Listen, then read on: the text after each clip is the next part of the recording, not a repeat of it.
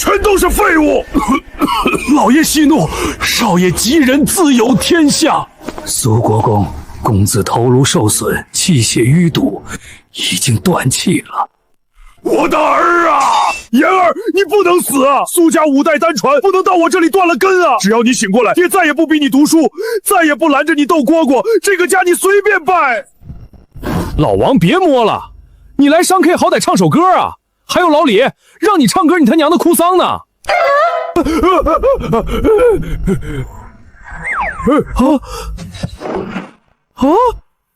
什么局？老王玩这么花，还有古装 coser。公子，是真的公子，有温度的。言儿，我的儿啊，你终于醒了！放手，要死了！我穿越了大前苏国公府，那个败家子儿苏颜，父亲是开国功臣，只要不造反就能一辈子吃喝玩乐，妻妾成群。哈哈哈哈！机会是给有准备的人，老子5年穿越指南没白做。言儿，你放心，等你伤好，爹就带你去面见陛下，让他给你做主。陛下会帮咱们吗？你可是陛下在下亲封的安宁公主未婚夫，他还能让自己女婿受委屈？啥？公主未婚夫？忘了也没事儿，爹给你说清楚，你和安宁公主的婚事是陛下亲赐的。爹，我有事和你单独商量。爹，这婚约咱们能不能不要？你说什么？你以前不是天天盼着娶公主吗？薛有伟敢下死手，肯定是上官中指使的。他心意安宁公主，一直想弄死我。上官家是皇后本家，咱们惹不起。再说娶了公主就不能随便纳妾，她要是怀不上，苏家怎么传宗接代？你说的好像还真有道理。只不过君无戏言，陛下已经昭告天下，这婚事改不了了。你好好养伤，爹会为你讨回公道的。公子，你吓死我了！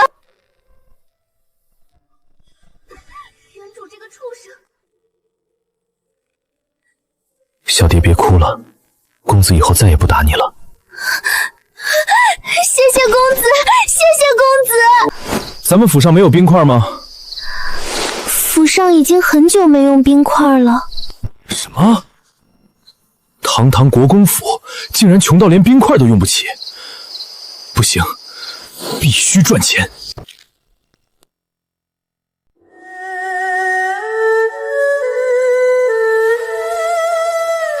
娘娘，夜深了。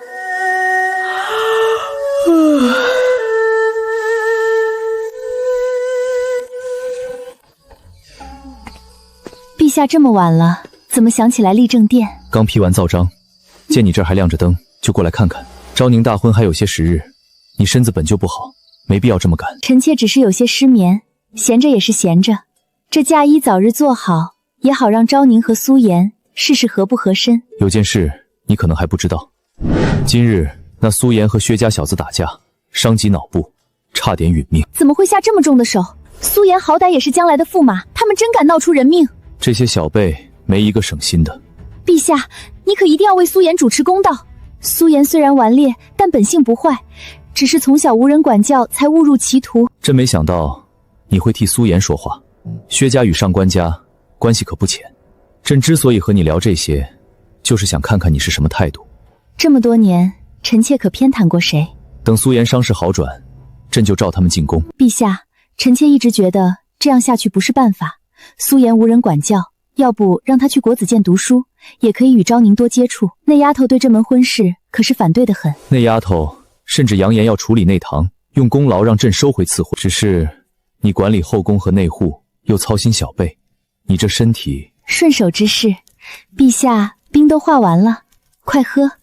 这冰在冬天烦人，在夏日却是个好东西，可惜贵。所有店铺都是亏损状态，这些人干什么吃的？公主息怒，帝都各行各业都被氏族掌控，咱们的店铺被挤压的很难生存。士农钢商，那些氏族嘴上鄙视商人，背地里却个个和商贾勾结。为了不嫁给苏颜那个顽徒，我夸下海口要解决内苏问题。可娘，花了上万两银子，不仅没赚钱，连母后给的本钱都快亏没了。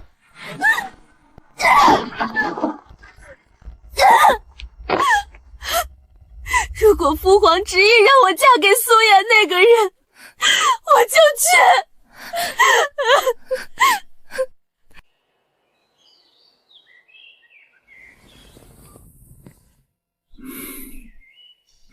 公子，小蝶不是故意睡着的，请公子不要责罚。放心，我不会责罚你。扶我起来。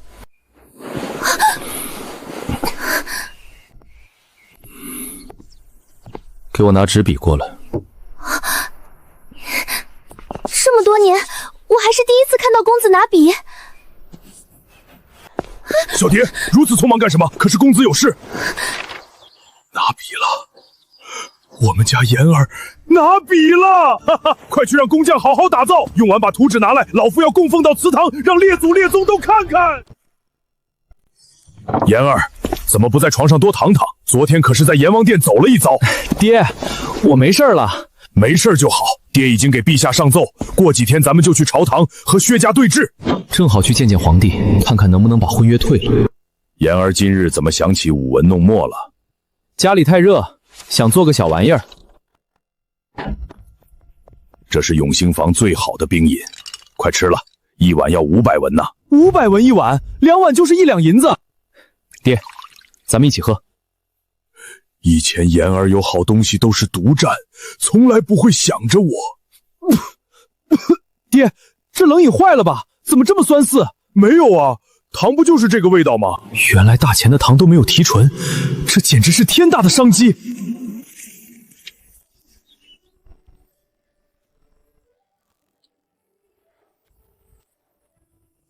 爹，我想做生意。不行，我们苏家满门忠烈，怎可沾上铜臭？这是祖训。怎么还有这种祖训？难怪苏家会败成这样。做生意亏的钱比赌博还多，我绝不同意。爹，只要你让我做生意，我以后再也不赌博了，而且我不用苏家出1分钱。这小子虽然不靠谱，但这次好像是认真的，而且他不用苏家出钱。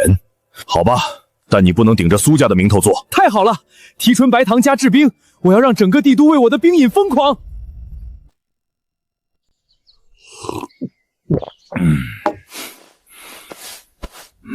上一世是孤儿，没想到穿越过来能有这么疼我的爹。等赚了钱，一定让他过上好日子。苏颜，太好了，我还以为你死了。有话好说，别动手动脚。你身上怎么有股屎味儿？我趁守卫换班，偷偷去薛国公府大门泼了屎。牛逼，牛逼为何是我？对了，李治，你有钱吗？还有几两，这点哪够？去找你母后要几百两，哥带你赚大钱。你又搞到好蝈蝈了，能不能有点出息？从今以后，哥们儿不赌了，你也别赌了。斗蝈蝈纯属玩物丧志。这是苏颜能说出来的话。听哥的，等咱们有钱了，带你玩更好玩的。几百两拿不到，最近内度空虚，父皇母后的吃穿用度都缩减了，我每个月也就50两，50两也行，总比没有好。公子，东西做好了。苏颜，这是何物？这可是好东西。小蝶，图纸呢？图纸给老爷了，他说要拿去供奉在祠堂，让列祖列宗都看看。我爹真是个人才。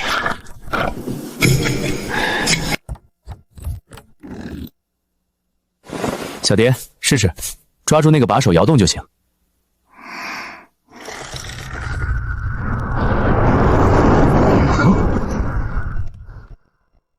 公子真的不需要太用力啊，还能接到风呢。这么几块破木片，竟然能摇出这么大的风！老夫做木工几10年，第一次做出如此精巧之物，多谢公子。你们这反应也太大了吧！记住，手摇风扇的制作方法绝对不能外传，否则后果自负。苏颜，这风扇能不能给我一台？皇宫里冰块根本不够用。老刘，府里6个木匠全力赶工，一天能做多少？回公子，一天能做20台。胡闹！妍儿不懂事，你们也不懂事吗？这些木头是老夫准备打造家具的，全被你们糟蹋了。果然，这小子的话就像放屁一样，根本不可信。老爷，不是这样的，公子设计的手摇风扇真是好东西啊！就这破木头架子能有啥用？别替那败家子说话了。老爷不信的话，我演示给您看。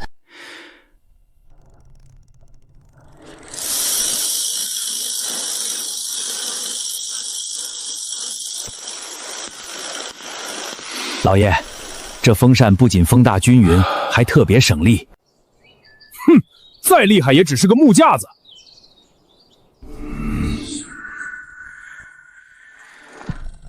把这玩意儿送一个到老夫屋里。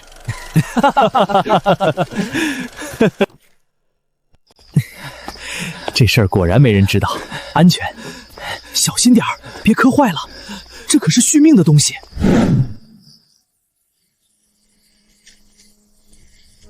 李治，你在那儿鬼鬼祟祟干什么？儿臣见过父皇，见过母后。儿臣去苏国公府探望苏颜，刚刚回宫。你好歹也是个皇子，整天和那败家仔鬼混，朕怎么生出你这么个废物？这是何物？此物名叫手摇风扇，只需轻轻摇动，就能吹出均匀的大风。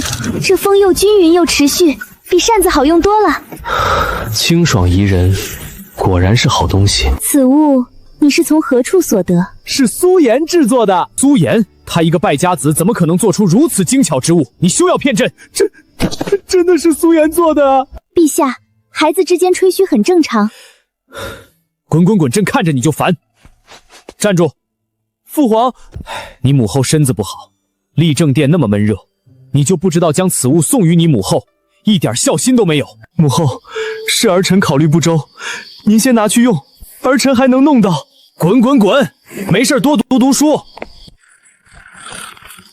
今晚朕就住立正殿了。50两是母后赏的零花钱，另外50两是风扇的奖励。母后用了风扇，心情大好。父皇当晚都去立正殿了。这2台给你，红的自己用，蓝的送给你父皇。你母后都用了，不给你父皇1台说不过去。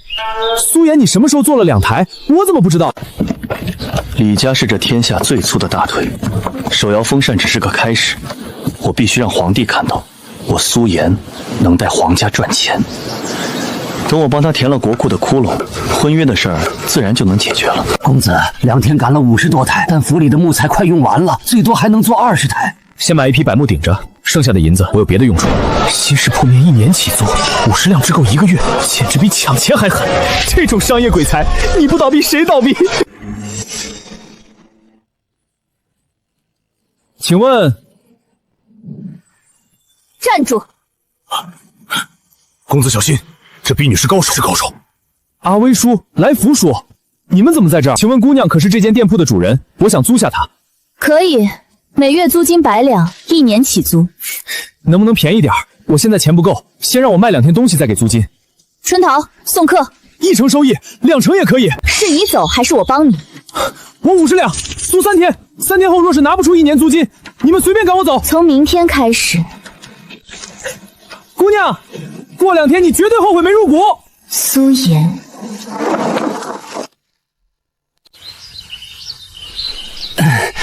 东家，实在对不住，我们没把店铺管理好。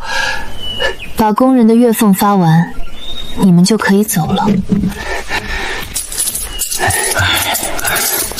哼，公主，刚才那人就是个无赖，还说您拒绝入股会后悔，真以为自己是商业天才。现在亏损严重，能租出去至少能回些本，哪怕50两也是一笔不错的收入。皇亲国戚做买卖犯忌讳，我做事只能畏手畏脚。店铺搞定了，父亲说不能用苏家名头，可没说不能用苏家仆人。我快吃吐了，走去伙房，公子给你做好吃的。见过公子。茄子切条，猪肉切片，再洗点酸菜，宰条鱼。他一个十指不沾阳春水的公子哥，要是会做菜，我把这把刀生吞了。烧火。败家子！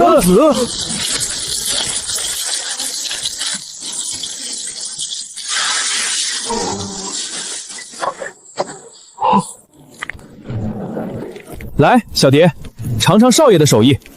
公子，快吃！好吃！公子，都来尝尝，把这个味道记住，以后就这么做。好吃，真的太好吃了，这好吃了！师傅，我师傅在御膳房干过，公子这道茄子比我师傅做的都好吃。哈哈哈哈！别夸了，接下来第2道菜。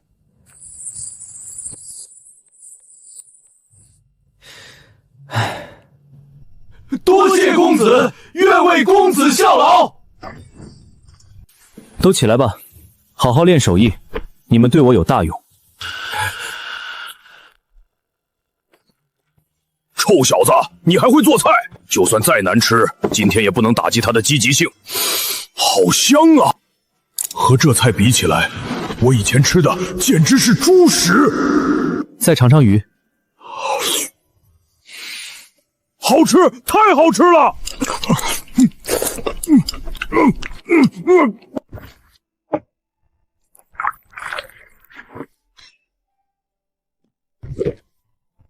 爹，陛下就长出你这种寡淡无味的酒。等我以后酿酒，让你尝尝什么才叫好酒。你个毛头小子，会酿个屁的酒！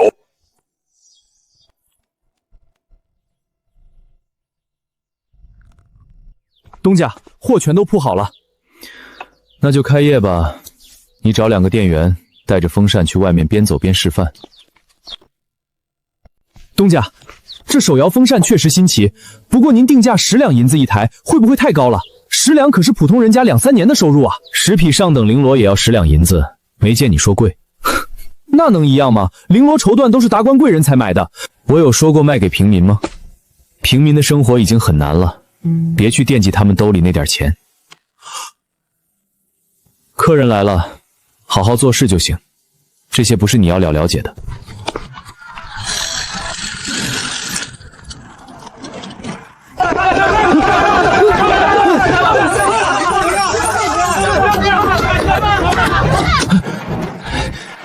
老板，我们大老远过来，你告诉我卖完了，今日不给个说法，老子把你店给砸了！我家老爷可是户部的，今天必须买到手摇风扇。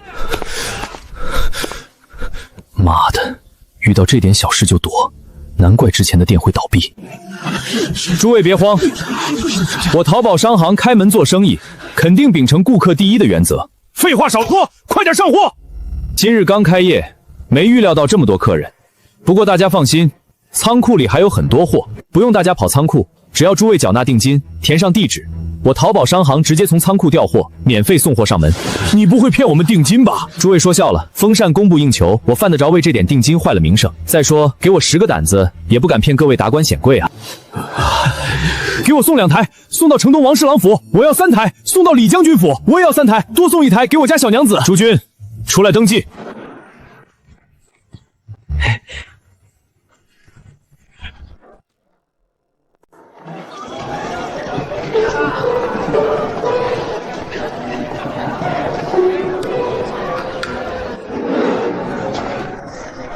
没想到这个无赖才第1天开业就能把货卖断货，10两一台，这里至少100多人，一天入账2000多两，1个月能赚几万两。春桃被他说中了，我好像真的后悔了。没吃饭吗？扇大点！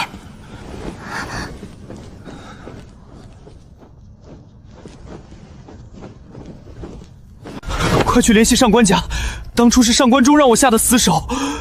放心，齐国公上官无极已经打点好朝堂，太子也会帮我们。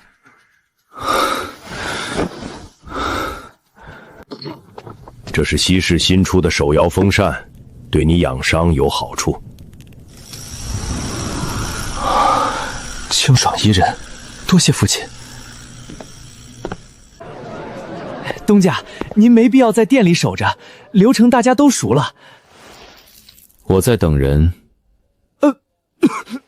是小的多嘴了。想探我底，希望你别犯蠢。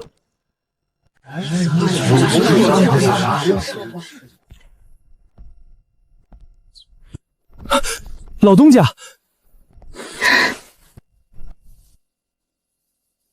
谈谈，请。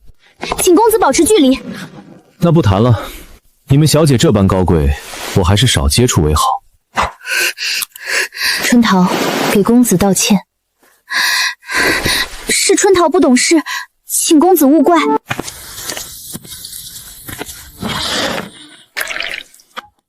请公子用茶。说吧。我想入股淘宝商行，不知公子可否给个机会？不行。公子不必着急拒绝，有什么要求都可以说。说说你有的筹码。我手中有20多家商铺，若公子同意合作，商铺随便你使用。20几家商铺，这女人来头不小。商铺对我没什么吸引力，我现在不缺钱。可是公子觉得这帝都的铺面真的这么好租吗？这就不劳姑娘操心了。我苏颜既然敢在帝都做生意，自然有自己的屁的人脉，也就认识一个不受宠的九皇子，但气势不能说。我敢断言，不管公子有什么人脉，都比不过我的人脉。是吗？那你的人脉是什么？现在不便告知公子，如果公子不信，我可以发誓。说实话，要合作也没问题。真的吗？别着急，我还没说完。既然是合作伙伴，总得让我知道你长什么样吧？这应该是最基本的礼仪。登徒子，放肆！你这小侍女，本公子今天不教训你，你是没完了。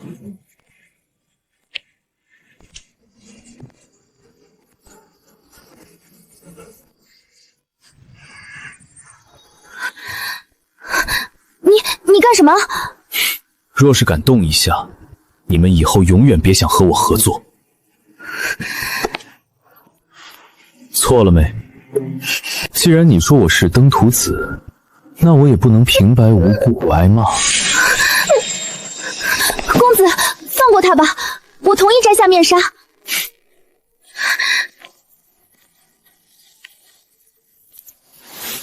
其实和我合作，你们绝对赚麻了。我可不止手摇风扇的生意，更赚钱的还在后面。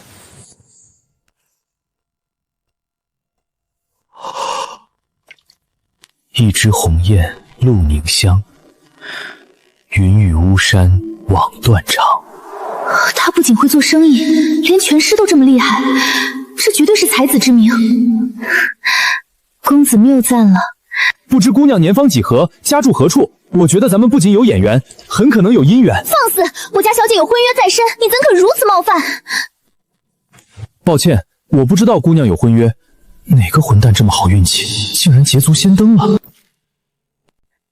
无事，而且婚约只是父辈定下，我没有认同。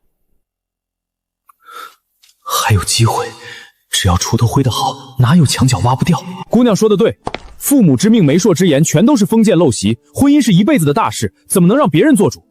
如果姑娘不愿意履行婚约，在下倒是可以帮忙。我相信以我苏颜的家世和能力，定能完胜你那未婚夫。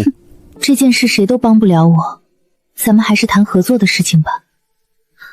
合作，必须合作，所有店铺都给我用，赚钱之后我给你30%利润。我还以为他会压价，没想到反而加了1成。哼，我没猜错的话，你一个大家闺秀出来做生意，就是因为婚约的事吧？想赚钱和父亲谈条件？巧了，你需要钱，我又最会赚钱，需要多少你说个数，我到时候当做聘礼去你家提亲。东家，有人找。终于来了。先别走，这是商业上的事情，身为合作伙伴，你应该在场。胡商，没错，我在店里等了3天，就是等他们。西市的生意只是小打小闹，胡商才是真正的大订单。在下刘迅，见过苏老板。大家都忙，客套话就免了，直接打开天窗说亮话吧。我看上苏老板的手摇风扇了，想大批量购买，一台我可以给到2两银子。刘老板这是在和我开玩笑。苏老板应该知道批发和零售的区别。8两银子一台，少1文钱都免谈。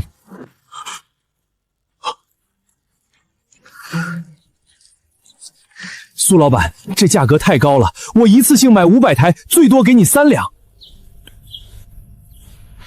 既然刘老板觉得贵，那就算了。诸君，送客。等等，苏老板留步。刘老板还有事。5两，最多5两，这已经是我的底线了。6两，6两总行了吧？苏老板，生意可不是这么谈的。我的生意就是这么谈的。我要定的是1万台，你们成本就50文左右，你卖我8两。你错了，成本只要30文。30文，30文卖10两银子，这简直是抢钱。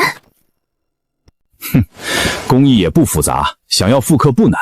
苏老板不会以为只有你们能做吧？没错，想要复刻并不难。哼，正是因为能够被复刻，我才要卖这么贵，不然等别人做出来，我还怎么卖钱？5两银子，我要3万台。8两银子，少1文钱都不行。行，就8两银子，3天之内我要货，产量跟不上，只能卖1万台给你，而且时间至少要5天。苏老板怎么不先多弄点库存？这门生意只是开胃小菜，后续还有更赚钱的。先把5成的定金交了。应该的。怎么？是不是发现主管帝都了？我比你想象中更优秀。臭美。所以手摇风扇的生意只能做1个月。1个月，至于个后面仿品出现，就是下沉市场的事儿。等价格越来越低，还能惠及穷人，挺好的。你是不是在担心后面赚不到钱了？放心吧，我不是说了吗？赚钱的路子远比你想的更多。是吗？这样吧，过2天你去我那里，我让你看个大宝贝。去你家？别乱想，只是我在西市边租的假底而已，你可以当做工作室，平时用来研究新产品的地方。在婚约没取消前，可不敢把它往苏国公府里，老爷子不打断我的腿才怪。这么早就走了，不多待会儿？还有事情要处理，公子再见。春桃，你说苏颜真有比手摇风扇还赚钱的办法吗？那人就是个大话精，而且还是个喜欢欺负人的登等徒子。虽然我不知道你为什么这么针对他，但自始至终都是你先挑事，他才做出的反击。苏颜愿意把这么赚钱的生意与我们合作，是我们占了他的便宜，所以不管你对他有什么不满，以后也不许对他无礼。奴婢知错了。起来吧，你就是见多了那些虚伪的才子，才会对苏颜有这么大的敌意。那些世族才子，表面上谦谦君子，背地里比谁都肮脏。奴婢只是觉得他也太不尊重公主了。他又不知道我是公主。而且低声下气就是尊重吗？那些对父皇毕恭毕敬的大臣，背地里可没少干坏事。苏颜愿意把利益分我一份，比那些对我磕头朝拜的人强了不止1星半点。知道了，以后我再也不和他顶嘴了。公主要用晚膳吗？不了，你让人把手摇风扇带上，我要去见母后。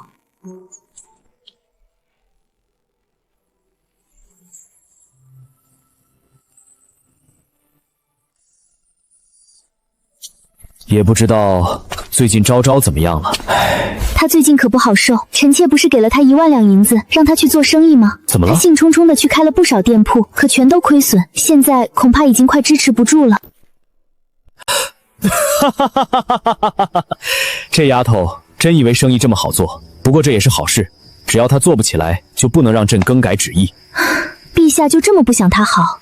昭昭没赚到钱，就无法解决内土的困境啊！朕不是这个意思，朕只是觉得这丫头越来越不听话了，连朕的旨意都敢违抗。其实昭昭并不是不听话，她这孩子性格从小就要强。那苏颜的名声实在太差，一边是对功臣的弥补，一边是自己的亲女儿。陛下，那苏颜赐婚之前，那苏颜虽没亮眼表现，却也没如今这般声名狼藉。谁想到赐婚之后，她每日除了疤就是疤。你不是说要让那苏颜去国子监读书吗？再等等吧，看看这事儿还有没有回转的余地。陛下，娘娘，安宁公主求见。让她进来。母后，昭昭来看您了，见过父皇。难得你还认我这个父皇。父皇说什么呢？昭昭什么时候不认您啦？母后，您看看父皇，他就知道冤枉我。那你说说，有多久没见父皇了？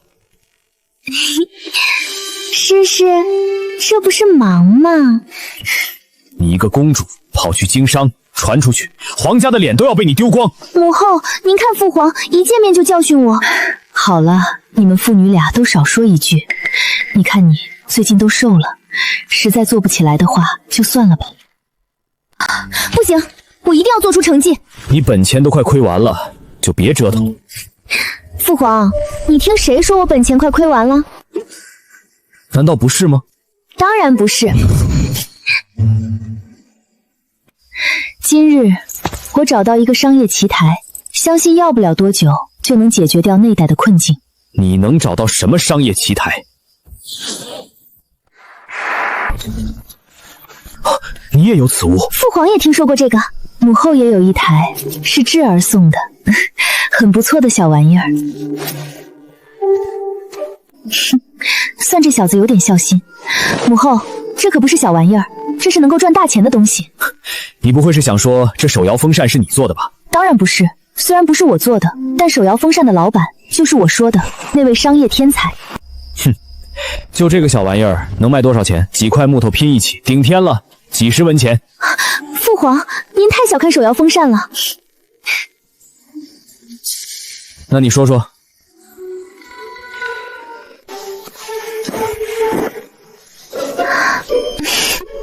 哼，还卖起关子来了。这手摇风扇一台就要10两银子，成本却只要30文。这能卖得出去？怎么卖不出去？父皇去打听打听，现在手摇风扇有多供不应求，此物比扇子好用多了。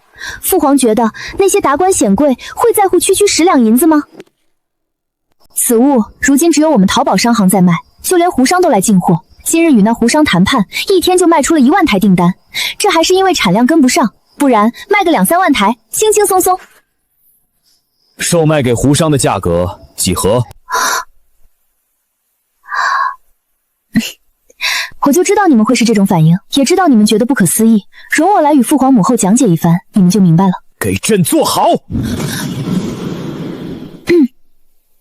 其实能卖到这么高的价钱，原因就在于时效和商业竞争之间。连父皇都知道，手摇风扇成本低廉，制作又简单。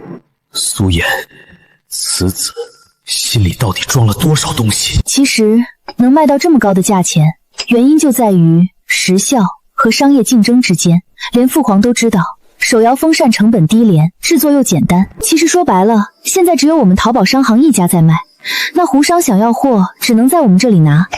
等仿品出来以后，价格就会崩盘，到时候就能惠及到普通人了。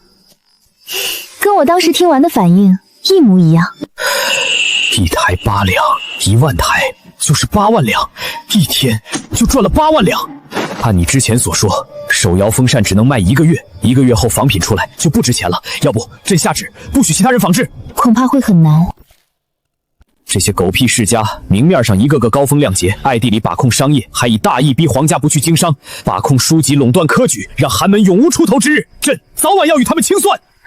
昭昭，你之前所说的商业天才，就是这淘宝商行的老板？没错，就是商行的老板，名叫苏颜。此人是寒门还是世家？这个我就不太清楚了，不过他年龄不大，看他的谈吐，家世应该不会差。而且他还会作诗哦，读书人竟然去从商，这就是他和别人不同的地方。虽然只能赚1个月，但此人能有如此商业救绝，的确是个人才。父皇，这还只是淘宝商行前期的试水，后续还会有新的买卖。新的买卖？好了好了，这次你的确是立了大功，为你母后分担了不少压力。说，有没有什么想要的赏赐？请父皇收回赐婚旨意。休想！是父皇让我说赏赐的。其他什么赏赐都行，婚事就别想了。臭父皇，坏父皇，说话不算话。你母后已经决定，过几天就把苏颜召进宫来，父皇也会敲打他，把他安排到国子监去读书。我相信那小子会改变的。我不嫁，就是不嫁。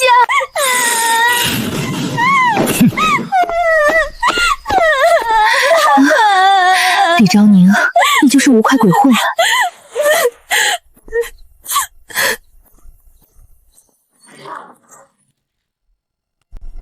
这丫头啥都好，就是脾气倔。你们父女俩都一个德行。不过她这次的确是立了大功，朕却这般狠心对她，这心里难安啊。我倒不担心这个，我更担心的是昭昭口中的那个苏颜。那苏颜怎么了？你没发现他说起苏颜时的语气都不一样了吗？你是说，陛下，去查查此人的底细。如果是寒门出身，倒还好；可若是世家，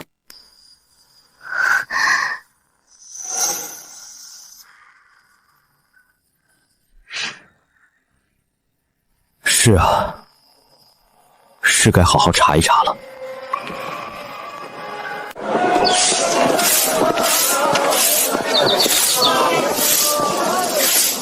这时候如果有个冰镇西瓜，就爽了。公子，什么是冰镇西瓜？是一种又甜又多汁的水果。手摇风扇卖不了太久，接下来该弄奶茶了。这玩意儿品类多，夏天冷饮，冬天热饮，配方攥在手里，别人不好仿。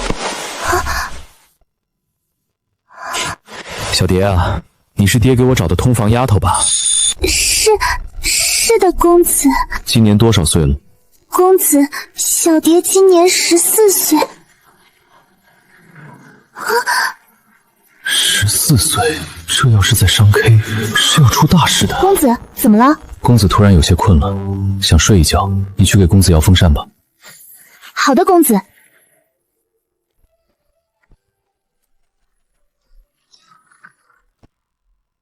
男人可以好色，但不能当禽兽。小蝶，让你去问的事，去问了吗？问了，南市有几个硝石商，他们都要800文1公斤左右。这么贵？硝石制冰成本摊不下来，看来得自己想办法提存了。来人，老板，你让下人去做件事。老板请吩咐。去各家肥鼎收他们茅厕和吃坨周围的泥土。老板，这等污秽之物会别缺一带来，去搜集即可。是。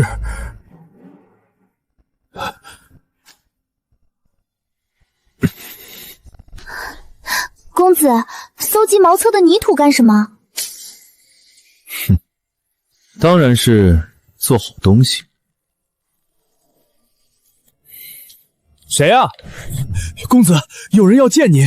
谁？不知道扰人清梦是很不礼貌的行为吗？是个戴面纱的女子。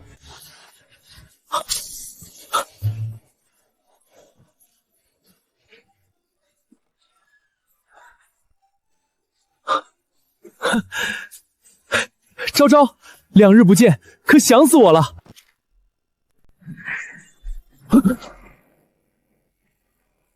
等本公子与你家小姐成婚，第一个换掉你。你蹭何不紧咬虽然讲不穿，来人少，无天在本心。手换我！公子何必与侍女一般见识？好吧，我们家昭昭发话了，本公子大人有大量，就放过他了。快进去说。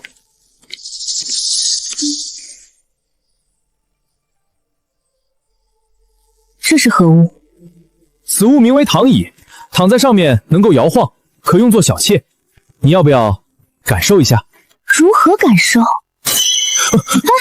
你倒做什么？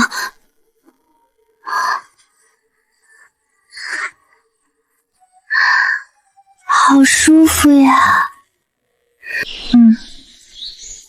嘿嘿，昭昭若是喜欢，我让人给你打一个。那就多谢公子了。和我客气啥？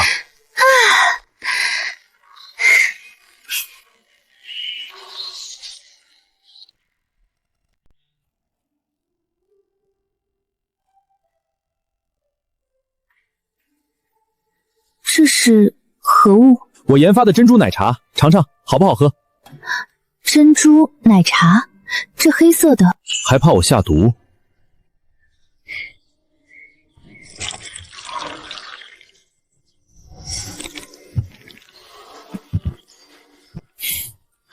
你可是我的心尖尖，我怎么可能下毒害你？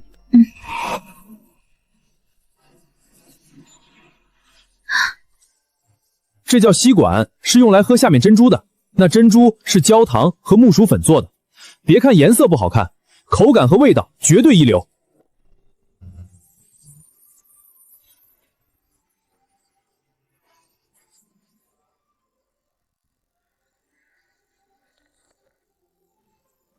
好喝。淡淡的茶香加上浓郁奶香，简直绝配。还有那珍珠软糯可口，太好喝了。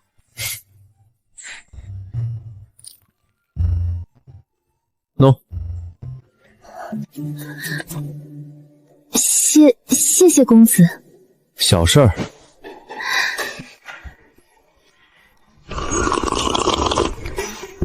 这奶茶也太好喝了，比双雪狼的冷饮都好喝100倍。哈哈，那是自然，我这珍珠奶茶绝对吊打市面上所有的冷饮。为何你这奶茶里面甜味如此纯净？跟我来。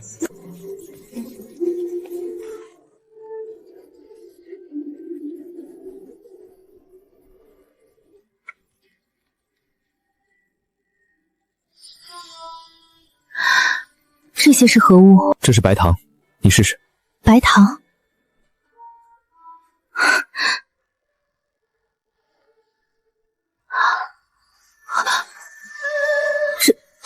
这糖居然能够如此纯净。只是提纯而已，并不是很难的事情，而且提纯的成本并不大，咱们完全可以批量制造。盐和糖是天下最大的消耗物，如果成本可控，这不是奶茶，这不是一桩买卖，这是动摇根基的产业。发财了！白糖生意如果做起来，你是不是就可以退婚了？应该可以吧。那等退婚后，应该可以告诉我你的身份了吧？等退婚后，我就去你家提亲，好不好？以后再说。不会吧？难道我针对才认识没几天的人动了心？不可能，我可是公主，什么样的青年才俊没见过？这应该只是仰慕他的商业才能，是仰慕，不是倾心。不是倾心。可惜啊，现在人手不够，产量跟不上来。工人的话，我倒是可以想想办法。你若不是起个永主，并不是什么人都可以用的。那好吧，都听你的。我有我的人选，这事儿就交给我来办。奶茶，你准备多久开业？这2天就开业，不过你要先把店铺位置告诉我，我让他们去准备。这是所有商铺的位置图，你看中哪个商铺，给我说，我立刻让他们收拾。还是西市这个吧，和手摇风扇的店铺距离近。那我们就先回去安排。哎，先别着急走啊。公子还有事？马上就到晚膳时间了，吃完饭再走吧。不好吧？有什么不好的？合作伙伴谈完生意，吃顿饭不是很正常吗？况且我们清清白白，问心无愧，谁敢说闲话？本公子撕乱他的嘴！清清白白，有无生人。没错，我们清清白白，问心无愧，那就依公子的意思。没错，我家小姐食欲不太好，你的饭菜可别弄得太敷衍。别的我不敢说，就饭菜方面，连御膳房都没我家好吃。你就吹牛吧，哼，你吹牛吧。食欲不好，小时候养成的毛病。那就给我们家昭昭准备点开胃的菜，保证让你食欲大开。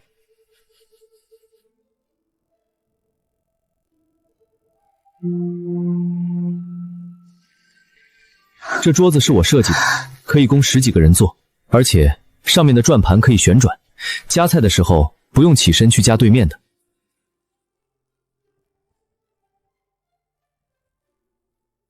小蝶，点蜡烛。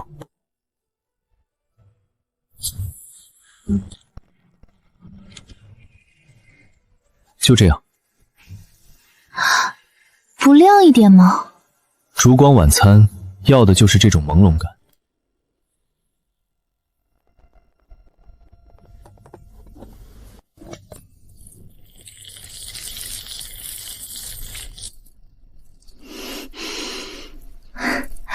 好香啊！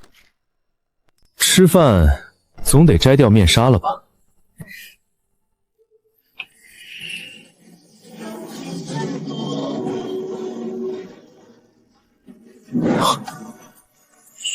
公子，失礼了。我给你介绍一下这些菜吧。好，这叫红烧鱼，是用鱼裹上粉炸过之后再红烧的，尝尝好不好吃？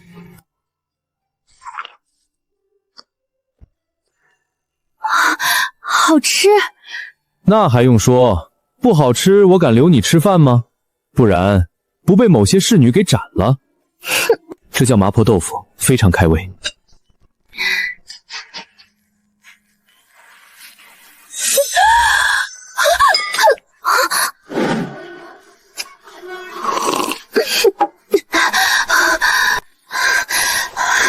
好麻，好辣！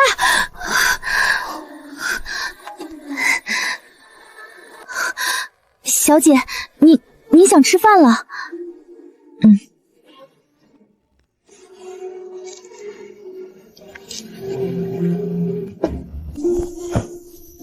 用得着这么大的反应？小姐，很久没碰过米饭了。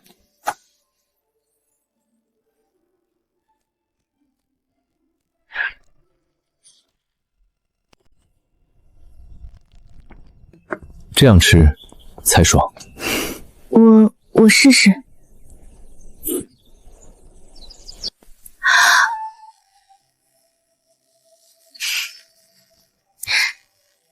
这是鱼香肉丝，也是非常下饭的菜。酸甜可口，我喜欢这个。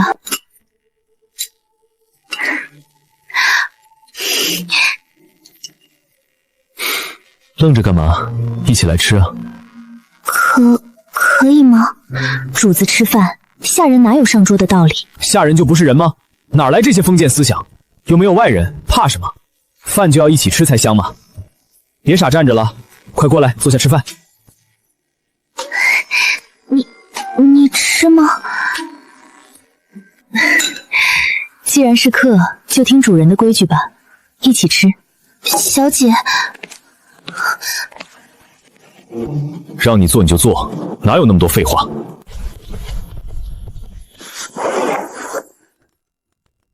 要我给你夹菜？不用，现就是招式的。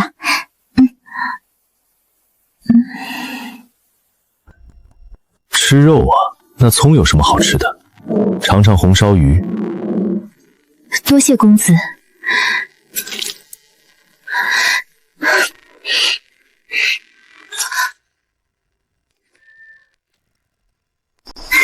母后，见过父皇母后。这么晚了，怎么想起来母后这里？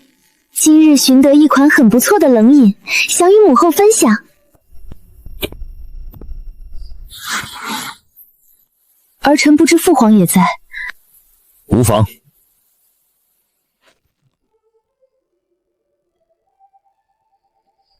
这是何物？我们淘宝商行下一个产品，名为珍珠奶茶。母后快试试。珍珠奶茶用竹管喝，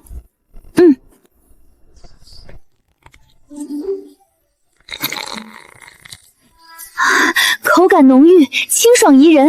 本宫从未喝过如此甘甜醇厚的冷饮，好喝吧？有这么好喝吗？那珍珠软软糯糯，如同汤圆一般。陛下要不要尝尝？哈哈，能被皇后如此称赞，朕倒是好奇起来了。当真甘甜可口，比之双血堂的冷饮都好喝数倍。那是自然，这可是我们淘宝商行的新产品。手摇中膳卖得这么好，才过去2天又出了新产品，而且这奶茶比双血藤的还好喝。这些都是那个苏妍制作的？没错，苏妍不仅做生意厉害，还会做很多新奇玩意儿，甚至连饭菜都做得比御膳房好吃。御膳房可是朕请来的各地名厨，他家的饭菜也能和御膳房比？父皇不信的话，可以问春桃。我的好公主，你这不是要我死吗？陛下，公主今日吃了一整碗米饭。父皇、母后，若是你们不信，等淘宝商行的酒楼开起来了，咱们一同去试试。你们还要开酒楼？肯定啊，那些菜真的很好吃，酒楼开业绝对能爆火。那朕倒是挺期待的。白糖的事现在还不能说，那是最后的筹码。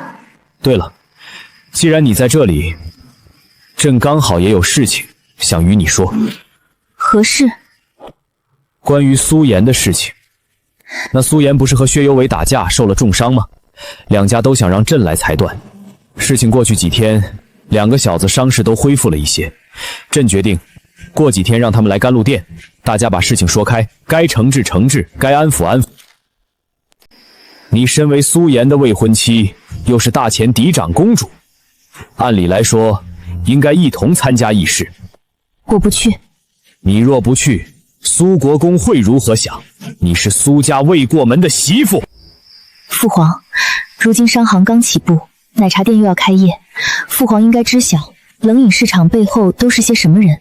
女儿公务在身，分身乏术，没有精力再关心其他事情，请父皇不要为难女儿。你想气死朕吗？好了，昭昭也是在给皇家做事，没时间，情有可原。这次就不去了，我相信苏国公水货会理解的。好了，朕不逼你还不行吗？多谢父皇。哎，下去休息吧，这段时间你也辛苦了。你看到了吗？他刚才怎么对我的？陛下不用如此着急，苏颜籍贯还有2年时间，咱们可以慢慢来。我相信昭昭会想通的。父母之命，媒妁之言，他身为公子，享受皇家带来的光环，更应该知道婚姻不是由着他胡闹。如果昭昭真把内堂的事情解决了，陛下还会不会收回旨意？这正是朕最为纠结的地方。朕以为他只是小打小闹，没想到真有做起来的势头。那什么苏颜，倒是个不可多得的人才。陛下，可查出那人的身份？墨雨还未来回来。陛下，墨雨求见。哈哈，刚说到他就来了，快让他进来。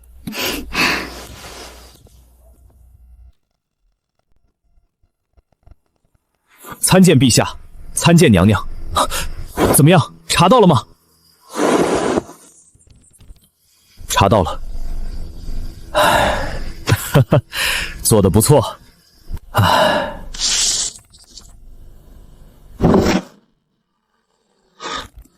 陛下，怎么了？你看看。陛下，这是不是弄错了？娘娘，卑职经过反复确认，手摇风扇的制作工坊就在苏国公封地，工人也都是那些佃农，就是驸马苏颜。这苏雨就是苏颜。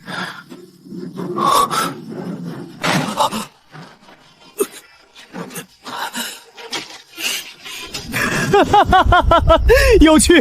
昭昭这丫头，怎么也想不到，她想要退婚的对象，竟是她这般看好的商业天才。陛下，要不要告诉昭昭？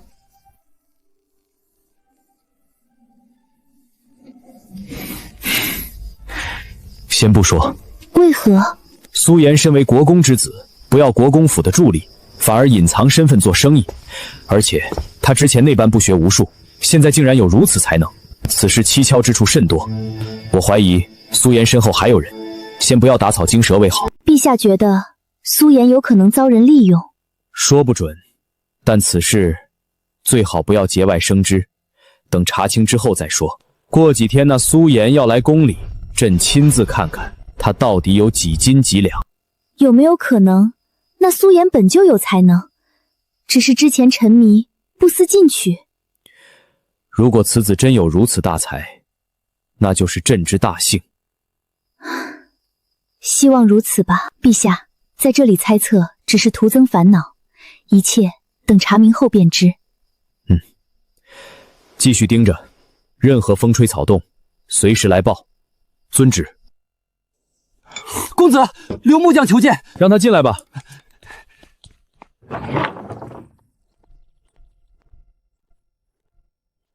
公子，老刘，手摇风扇产量跟上来了吗？跟上来了。那些佃农熟悉之后，每天制作3000台没什么问题。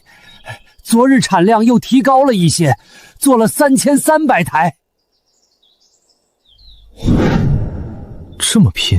公子制定的计件规则，让他们干劲十足，做得多就赚得多，没有谁会偷懒。毕竟这些都是见得到手的真金白银，大家对公子都感激涕零。让他们好好干，月底本公子给他们发奖金。是，公子。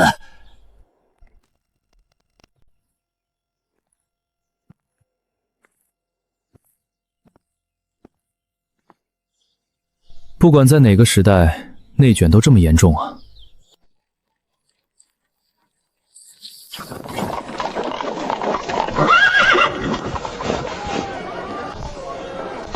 阿威，来福。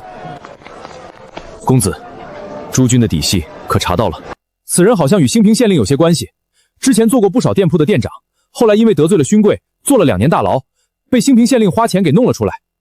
原来是个惯犯。不过，这昭昭用人的时候都不查一下对方底细。兴平县令与薛家有些来往，他妻子是薛家旁系，有世家撑腰啊，这不是巧了吗？又是这个薛家，我和薛有伟的事儿可还没完呢。这2天他可有异动？倒是没什么动作，每天都正常出工，也没和其他人联系。可还有其他发现？没有。是，继续派人盯着。我有预感，此人会帮我一个大忙。客官，香甜可口的珍珠奶茶，要不要试试？只要2两银子就能买到1杯。滚蛋！2两银子1杯，你是金子做的？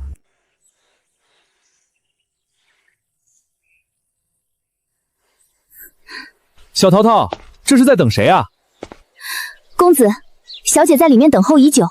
小淘淘啊，我还是喜欢你那桀骜不驯的样子。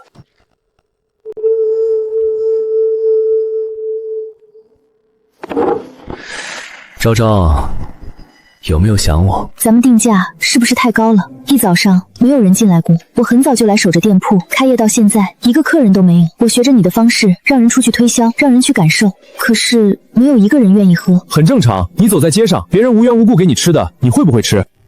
那怎么办？只需用一个小计策即可。什么计策？请托。托？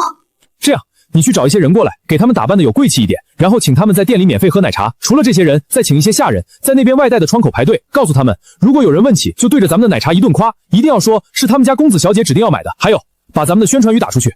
宣传语？6月的第1杯奶茶送给最爱的人喝。他的第1杯奶茶是给了我，应该只是巧合吧？他只是在说宣传语，一定是这样。最后，你找几个普通打扮的人去烟花柳巷那边聊咱们的珍珠奶茶，让他们去透露琼江玉露店开业活动，只要喝完咱们奶茶，就拥有作诗的资格。这些诗句会张贴在那面墙上，供所有客人鉴赏，并且投票，1个月期限，谁做出的诗票数最多，就能获得1000两银子奖励。1000两？小财迷，1000两而已，比起咱们的利润，9牛1毛。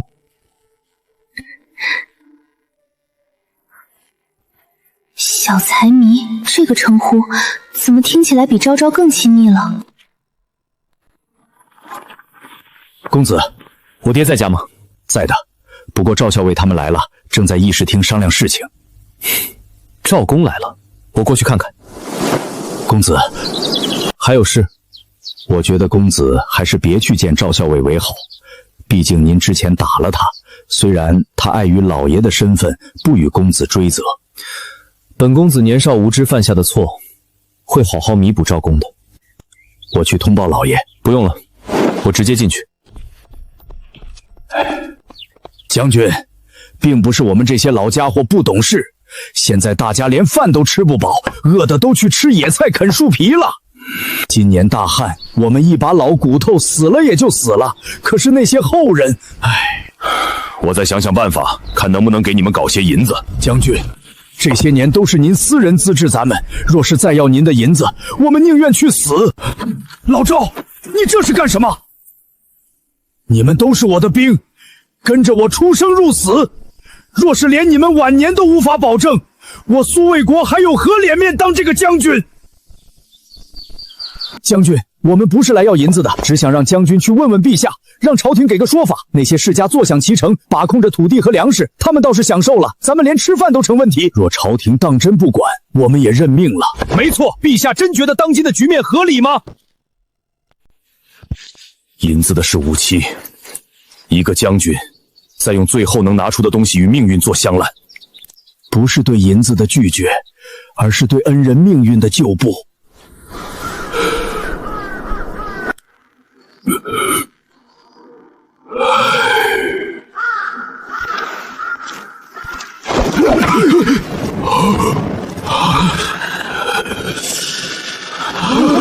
你来干什么？快出去！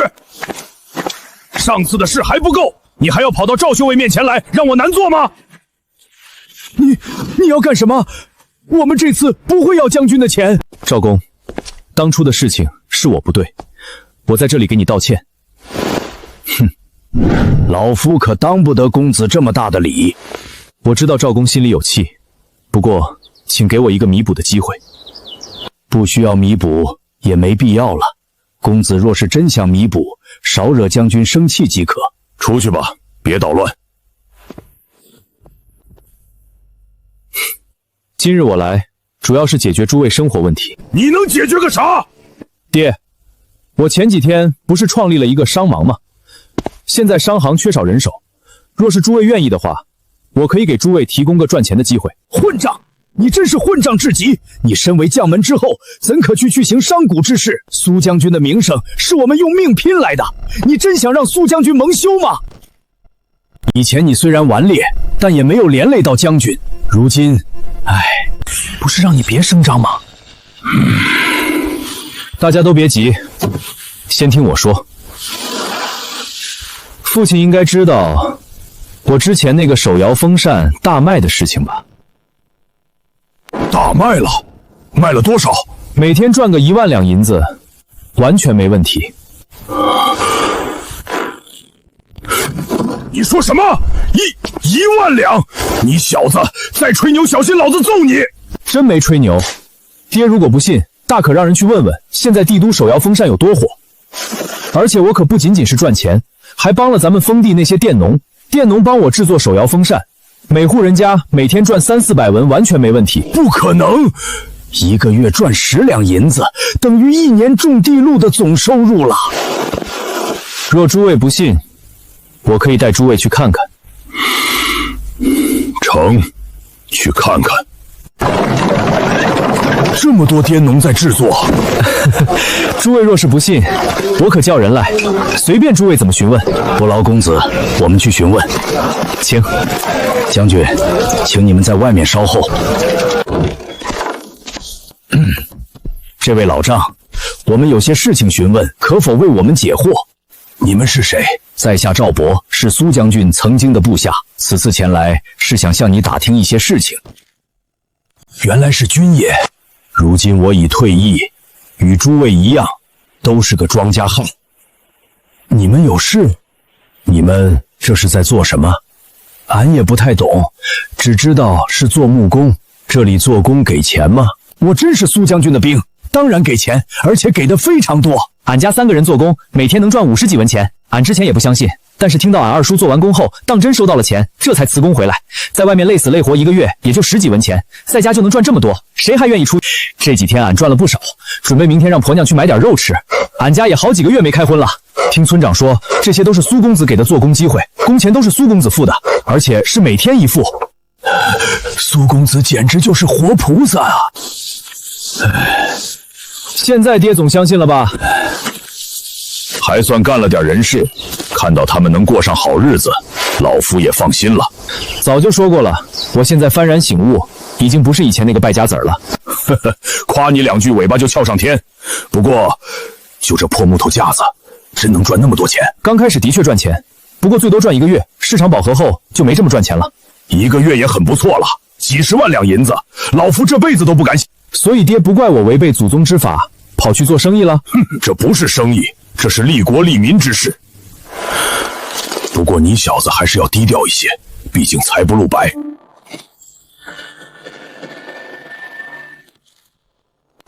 公子能让平民过上好日子，不是寻常商贾能够比的。我等佩服，行商贾之事却能济世救民，公子的确值得我们敬佩。之前是我们这些老东西多有得罪，请公子勿怪。以前是我不懂事，还望诸位莫怪。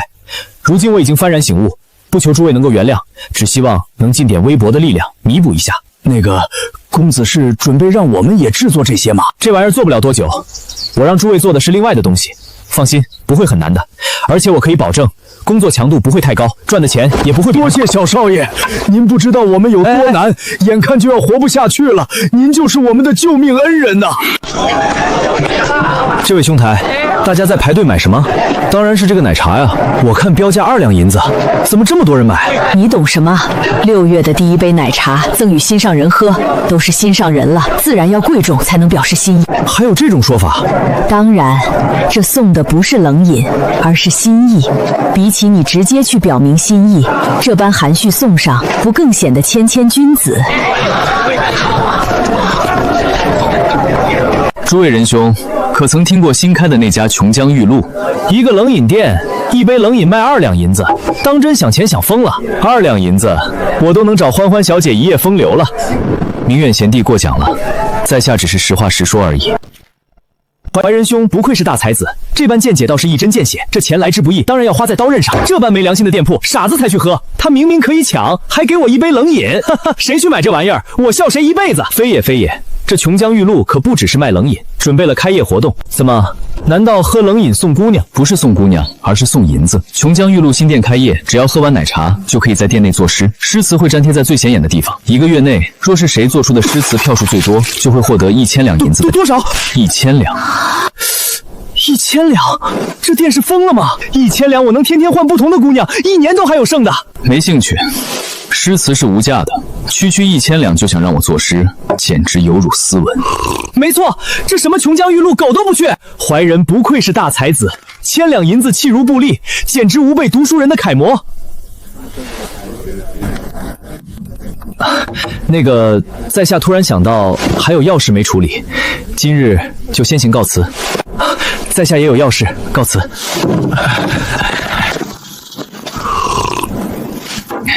既然大家都有事，今日就这样吧。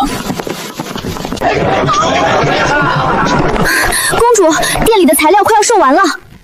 那些托撤走了吗？已经全都撤走。现在排队的都是真实顾客。2两银子一杯的奶茶，竟然会如此畅销。不止如此，奴婢听说有人排队购买之后，高价卖给其他人，甚至5两银子都有人愿意买。所以你现在还说苏颜公子是无赖吗？他的确是个商业天才，也不是无赖，但他绝对是登徒子。我能感觉到他对小姐有企图，他能把想法明着说出来，总比那些伪君子强。公主，您不会真喜欢他了吧？你胡说什么？我怎么可能对一个刚见了几面的动心？我只是单纯欣赏他的才华。哦，去帮忙吧。是。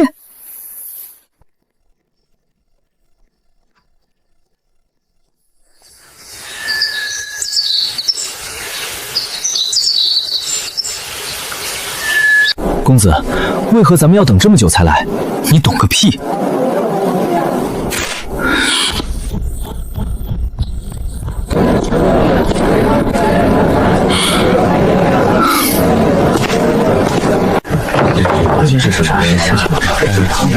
小二，还有座吗？这位公子，没座了。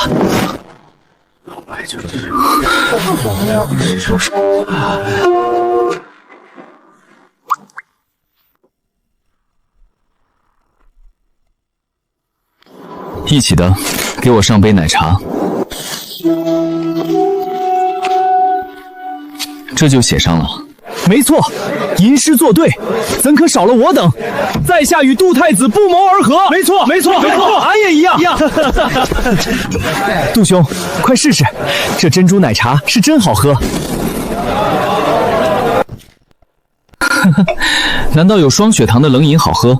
杜兄这话倒是没说错。珍珠奶茶完胜双血糖的冷饮，喝了此饮，我等才知晓何为冷饮。如何？奶香浓郁，清爽可口，当真顶级冷饮。哈哈，我等最开始也还疑惑，为何冷饮能够卖到如此价钱？喝完之后才明白，这味道绝对值得。难怪老板敢把店名取为琼浆玉露，这奶茶味道当真不错。诸位的诗词都做得如何了？杜兄也想参与这个活动。当然，不过我可不是因为奖励，而是想与诸位比试一番。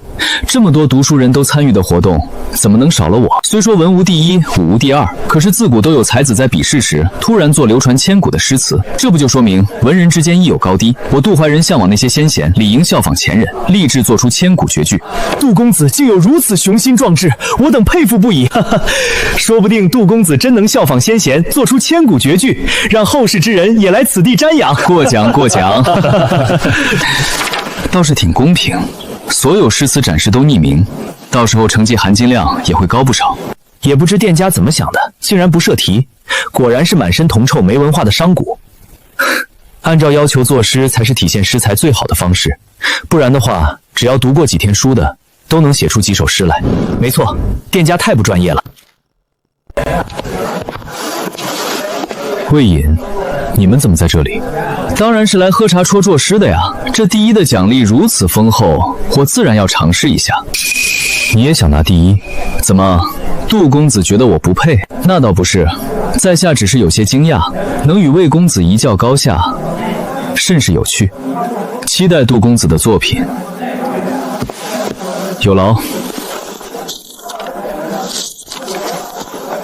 可别胡说，魏隐还是有些水平的。他的诗词在借物喻人方面有着非常独到的理解，那也比不过杜公子风流潇洒的诗词意境。杜公子才是我辈读书人的楷模。既然魏隐参加这个活动，我可不能随便写一首，容我斟酌一二。一天卖了4000杯，加上店内的收入，将近9000两银子。苏公子当真是商业奇才，店里这么忙，那苏雨连新店开业都不在，也不知道还会不会回来。有什么委屈的？你还是没有摆正咱们的位置。现在是咱们求别人，就要有求人的态度。奶茶加上手摇风扇，我们每个月至少有10万两银子的收入，已经能够帮助内部渡过难关了。那公主要不再和陛下提退婚的事情？算了，还是等白糖生意吧。退婚后，公主真要将身份告诉苏公子吗？到时候再说。就是不知她听到我是公主后，还敢不敢上门提亲？公主，太子殿下有请。大哥找我。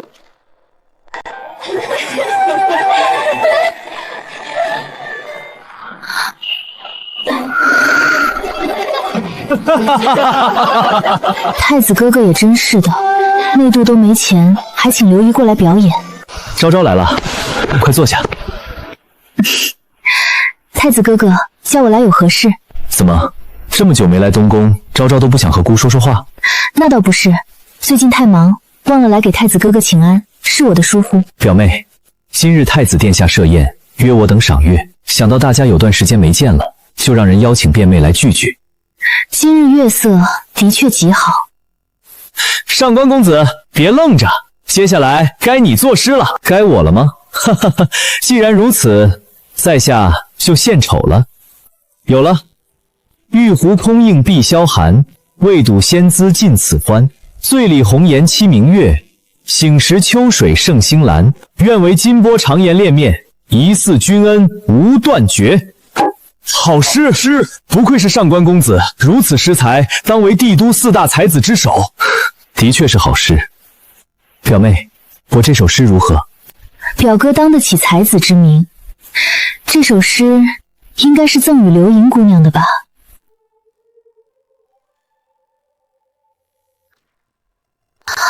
安宁公主说笑了，有您在，奴婢如萤火之光。表妹，这首诗自然是送给你的。表哥，你醉了。表妹，我知道你在顾虑婚约的事情，不过你放心，我会想办法让陛下收回旨意。只要没了婚约，就没人能够阻止我们了。表哥，若你真心帮我，我会很感激；但若是以其他目的的话，我劝你最好死了这个心。表妹，你真这般绝情？你醉了。表妹，上官公子，请自重。放肆！你一个下人，竟然敢拦本公子！都是兄妹，没必要这么剑拔弩张。昭昭，表弟也是出于好心，你的事情我们都在想办法。我相信大家一起努力，一定会让父皇收回旨意。多谢太子哥哥，我还有事，就先走了。表弟，昭昭应该是最近烦心事太多，我相信等婚约结束后，他会理解你心意的。我知道，表妹一定是因为婚约在身，她这般在乎自己冥界之人，我不该这时候表明心意，是我鲁莽了。放心，就算那苏颜这次没死，她名声也早就烂了。故意与大臣们通气，这次父皇召见之时，大家一起弹劾他，定会让父皇收回赐婚。这次他绝不会再有那么好的运气。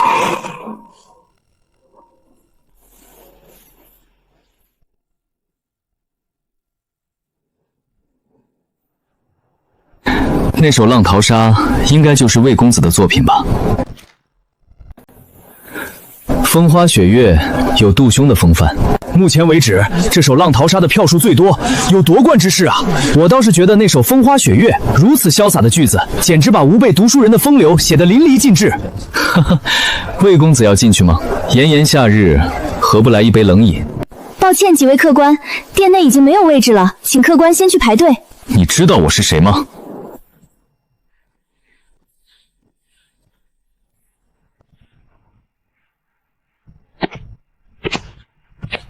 这魏隐不愧是魏征之子，行事作风挺不错的。杜怀仁与之相比，就差了很多。要不要派人去敲打一下这个杜怀仁？不用节外生枝。春桃，你说我该怎么办？我不是没想过，退了婚，父皇还会让我嫁给另一个能带来利益的人，那个对象很可能就是上官中。我其实要求不高，只要对方品性有些才学，为人正直即可。可我接受不了男子去那烟花之地与娼妓苟合，这会让我觉得恶心至极。公主，走一步看一步吧，说不定有转机呢。还能有什么转机？公主不是说白糖生意做好之后就能帮陛下的大忙吗？到时候只要公主不想嫁，陛下应该不会强迫。昭昭，你未来夫婿看你来了。春桃，开门。昭昭，有没有想我啊？公子说笑了。怎么了？是不是有人欺负你？没有。如果有人欺负你，就和我说，我把他打得满地找牙。如果是你惹不起的人呢？开什么玩笑！除了当今皇帝，还有我苏颜惹不起的人。这是何物？这是我给你准备的礼物，此物名为香皂，可以用来沐浴，清洗身上的污渍，而且里面我加了茉莉花，洗完后身上会有花香。沐浴的东西？怎么，这么热的天气，难道你们没觉得身上的汗洗不干净？的确有这种烦恼。来，我教你用。想什么呢？我是要教你使用香皂，如果昭昭不介意的话，我也可以教你怎么沐浴哦。登徒子，女孩子玩刀弄枪的，以后看你怎么嫁得出去。哼，谁说我要嫁人了？我要伺候小姐一辈子。用不着，等我娶了你家小姐，就把你给嫁出去。小姐，你看，她就知道欺负人。好了，你们怎么一见面就吵？将在东吕内宫特别神挺不？还不是这丫头没眼力劲儿，动不动就拔刀。再说了，愣着干嘛？去打盆水过来。我可以去打水了吗？去吧。是。她是我的侍女，保护我是她的职责。公子何必为难一个侍女？我也没为难她呀，是她总在针对我。我告诉你，这玩意儿可是个好东西，待会儿你拿它洗手试试，保管你用完之后爱不释手。公子，这香皂如何使用？很简单，先把手打湿，然后将香皂涂抹上去，用清水冲洗即可。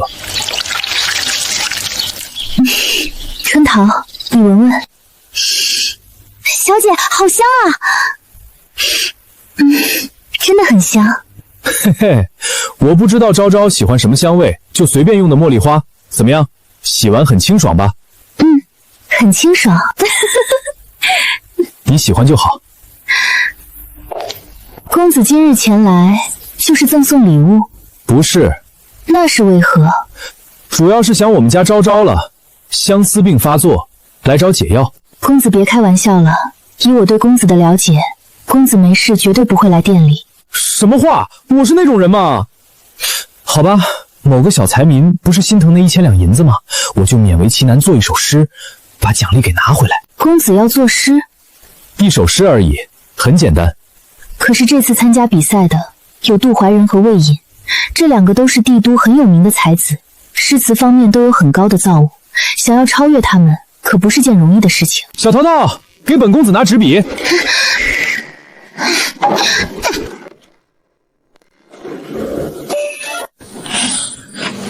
公子，怎么了？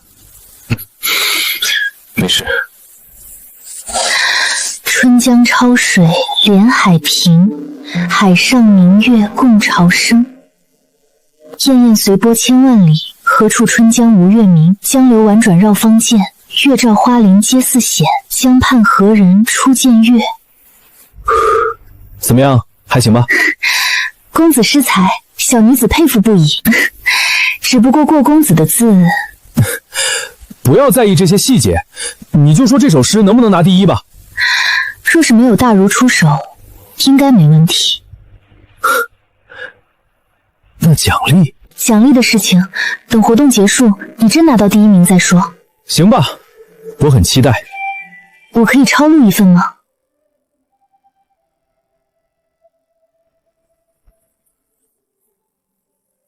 以后咱们成亲，写字的事情就交给你了。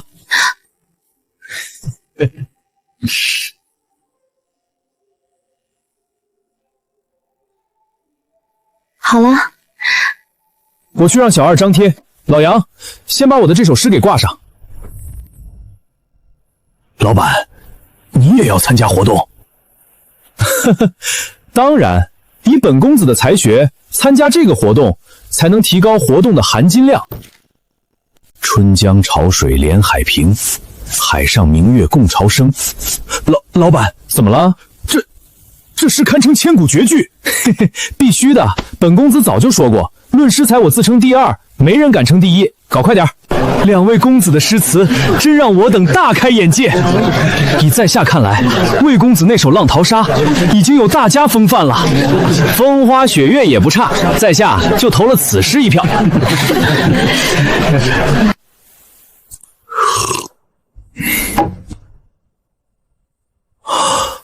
哇，这是谁的诗？太棒了吧！千古绝句，这是千古绝句！什么？有千古绝句？哪儿？在哪儿？这是何人写的诗？江畔何人初见月？江月何年初照人？好诗，好诗啊！此诗定是哪位大儒的佳作。好一首《春江花月夜》。老夫钻研诗词数10载，能窥见此诗，此生无憾啊！好诗，真是好诗，诗仙临世。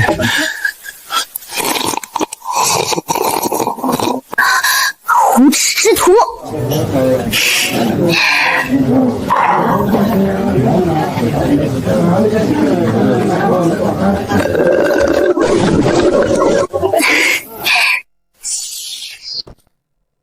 我听到说千古绝句的，去看看。呵呵，真以为千古绝句是这么好写出来的？这位兄台，劳烦让我看看。见过魏公子，您请。好诗！本公子倒要看看，究竟是什么样的诗能被你们称为千古绝句？试试香皂。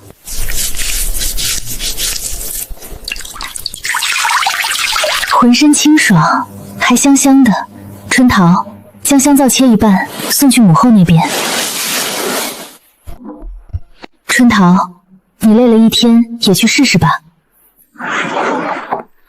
公主，奴婢就不洗了吧。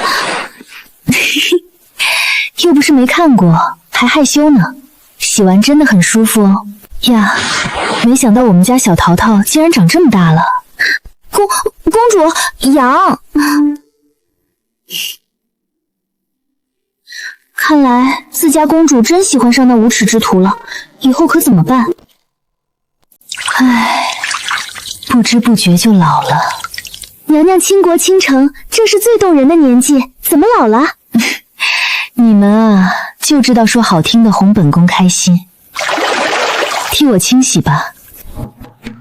娘娘，安宁公主送了东西过来。安宁那丫头又有什么新玩意儿？安宁公主说这东西是给娘娘沐浴使用。拿进来吧。这是何物？此物名为香皂，安宁公主沐浴后觉得很好用，特让奴婢给娘娘送过来。还是安宁那丫头有孝心。如何使用？将此物涂抹皮肤上，搓洗之后清洗干净即可。果然是个宝贝。此物清洗身子后，不仅清爽无比，皮肤水润滑腻，身上还会留下花香，真是让人心旷神怡。娘娘，我去准备药液。不用，这香皂洗完浑身轻松，用不着那些药液了。陛下，皇后刚沐浴完。陛下今日不是应该去刘贵妃那里吗？怎么跑来立正殿了？朕来找皇后，自然是有要事相商。皇后身上佩戴香囊了？没有，刚才昭昭送来了个名为香皂的宝贝，用来沐浴后不仅浑身清爽，还会留下香味。陛下还未沐浴吧？要不也试试？那朕就试试。臣妾来服侍陛下沐浴。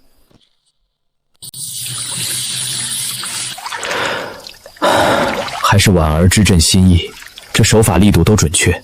陛下别太劳累，还是要保重龙体。唉，你最知朕，应该明白朕想要做什么。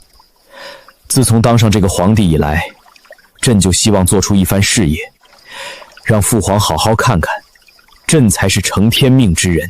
当年朕立不世之功，父皇却还是把太子之位给那李成。朕心中虽不服气，但也知长幼惧。可是那李成咄咄盛逼，若朕不反抗，今日死的就是朕。世人都说朕弑兄逼父，得位不正，可他们哪想到朕的苦楚。幸好有婉儿愿意倾听朕的这些牢骚。陛下何故这般说？臣妾身为陛下的妻子，虽无法为陛下分忧，但倾听是分内之事。你呀，总是这么贤良淑德。朕听闻苏妍那小子最近把那个什么奶茶店给弄出来了。那小子鬼门关走了一遭后，变化是真大。他那奶茶店一杯的2两银子，那些世家的公子小姐还心甘情愿排队，说是什么6月第一杯奶茶送给心上人，算是摸透了那些世家的心理。对于世家来说，2两银子能含蓄地表达爱意，倒是不贵。可不止于此，那奶茶店开业弄了个活动，让读书人作诗，第1名有1000两银子奖励。根据朕的了解，那奶茶店现在生意火爆，一天有上万两的流水。商行越赚钱，对咱们皇室好处就越大。如果真有这么多，那等月末分红，内户危机即可解避。陛下可查清楚那苏妍的底细。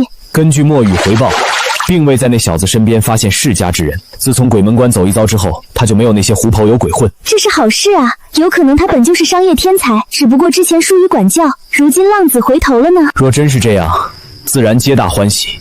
那就再观察观察吧。既然内渡的事情已经解决，千秋节也可以照常举办了。如此也好，也能堵住外面的风言风语。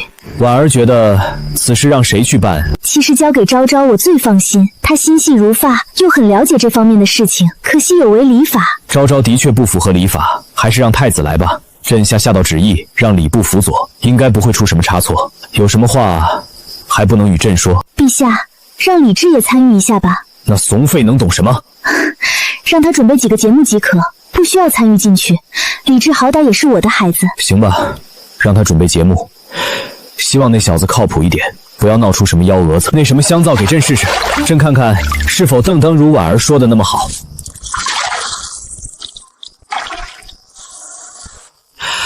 啊，果然清爽无比。不是好宝贝，昭昭可不会拿给臣妾。陛下。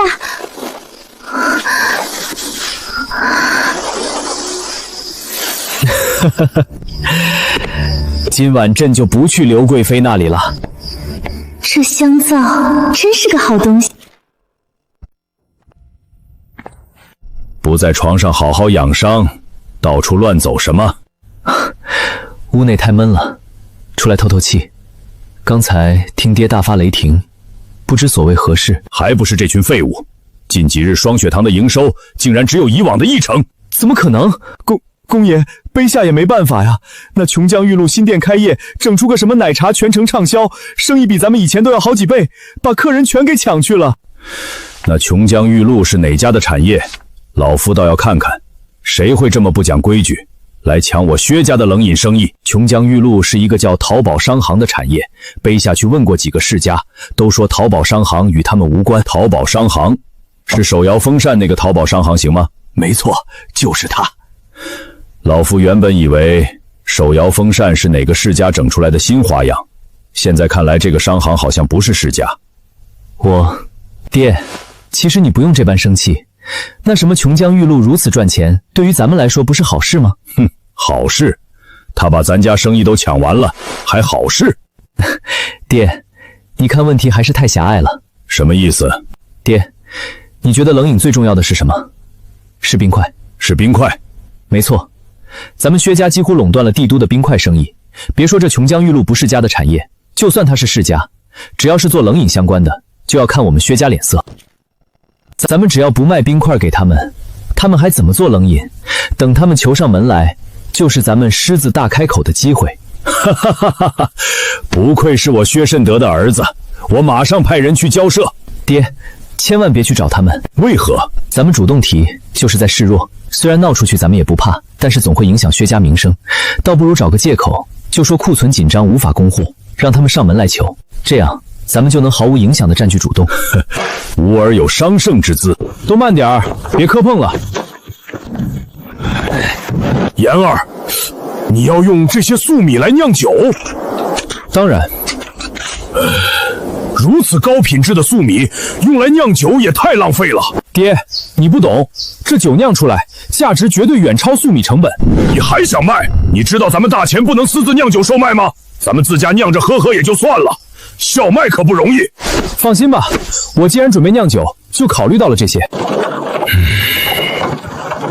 这边，谢这边。言儿，你还买了这么多葡萄干嘛？酿葡萄酒啊！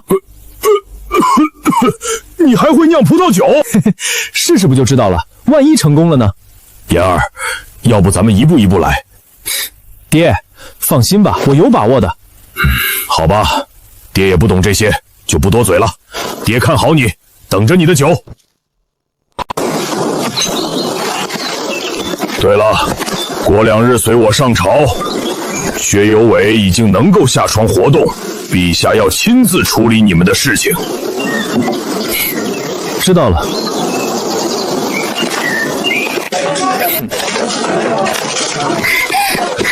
子，九皇子找您。你这小子没事找我干嘛？你们按我刚才说的去做，记住，一定要清洗干净，密封要做好。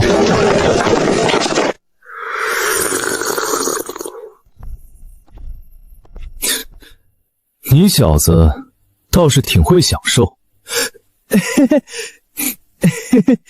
你可终于回来了，给你带的奶茶。不知道是哪个黑心商人把这玩意儿卖2两银子一杯，兄弟这次特意带来给你尝尝，可别说兄弟亏待了你。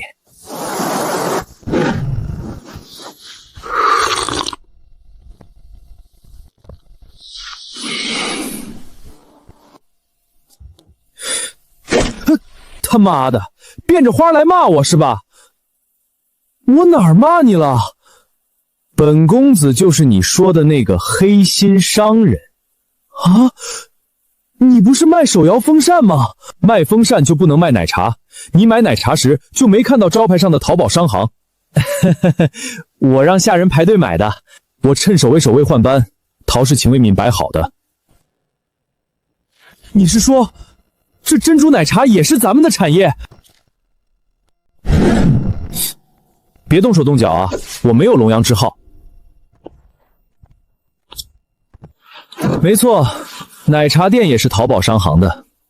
不仅如此，后续我还会开更多店铺，你就等着数银子吧。那我能分到多少银子？按照现在的营业额，去除成本之后，你每天应该能分到1000两。1000多两，还是每天？怎么，嫌少？不少，哥，你是我亲哥呀！别乱说，你亲哥是太子，你想让我死啊？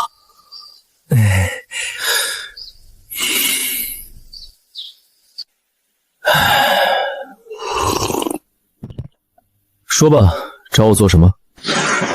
兄弟，这次你可要帮帮我。帮你什么？母后生辰准备举办千秋节，到时候会宴请群臣，举办盛大的宴会。陛下让你举办千秋节？不是，让大哥和礼部负责，母后让我也参与一下。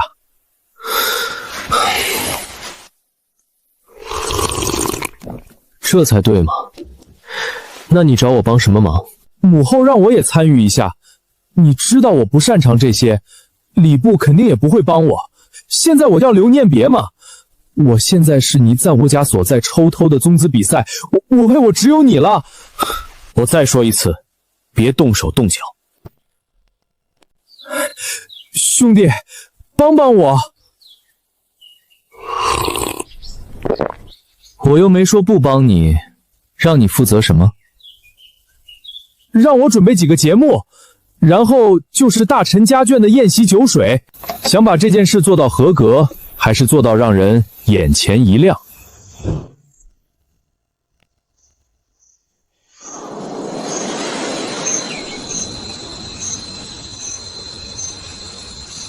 什么意思啊？要做到合格很简单，只要按部就班即可。但是要让人眼前一亮，获得陛下和皇后娘娘的夸奖，就需要别出心裁的安排。我当然希望获得父皇母后的夸奖。你表现的比太子都好，不怕太子记恨上你？大哥应该不至于因为这点小事记恨吧？既然你想要做好，那我就帮你做好吧。我就知道你会帮我的，好兄弟。要怎么做？你不用操心，交给我即可。不过，别人问起时，你一定要一口咬定是你操办的。苏颜将功劳给李治，需要如何，我只是帮你打杂。这么大的功劳，你不要？咱们是兄弟，帮兄弟办事，义气先，功劳赏赐什么的都不重要。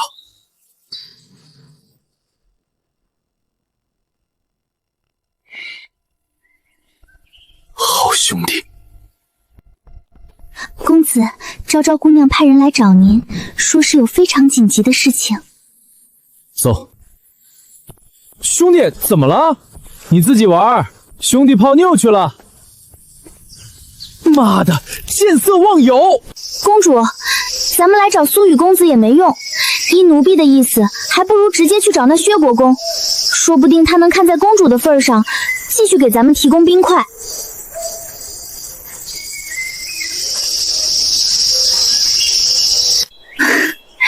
若是真如此简单，之前那些生意也不至于亏本。可是公主那人做这手的一外，严重就是脏尸。如果能够动用皇家力量，我只要把皇家招牌打出去，做生意怎么可能会亏？可是父皇刚登基才几年，外面各种流言蜚语不断，若此时传出皇室从商，那些宵小之部定会借此大做文章，说父皇当了皇帝还与民争利，这对一直想做明君的父皇来说，是比国库空虚更让他难堪的事。可是苏雨公子能有办法吗？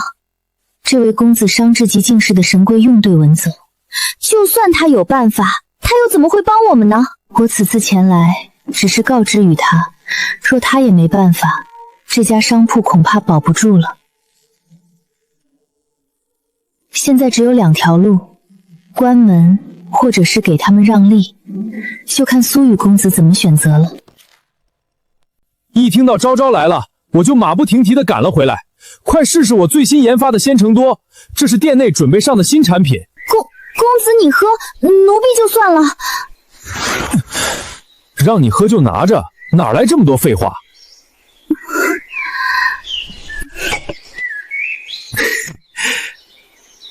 快试试味道怎么样？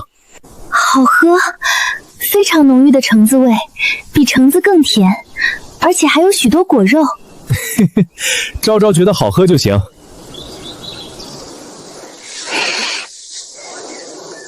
怎么，感动的快哭了？怎么了？有啥急事？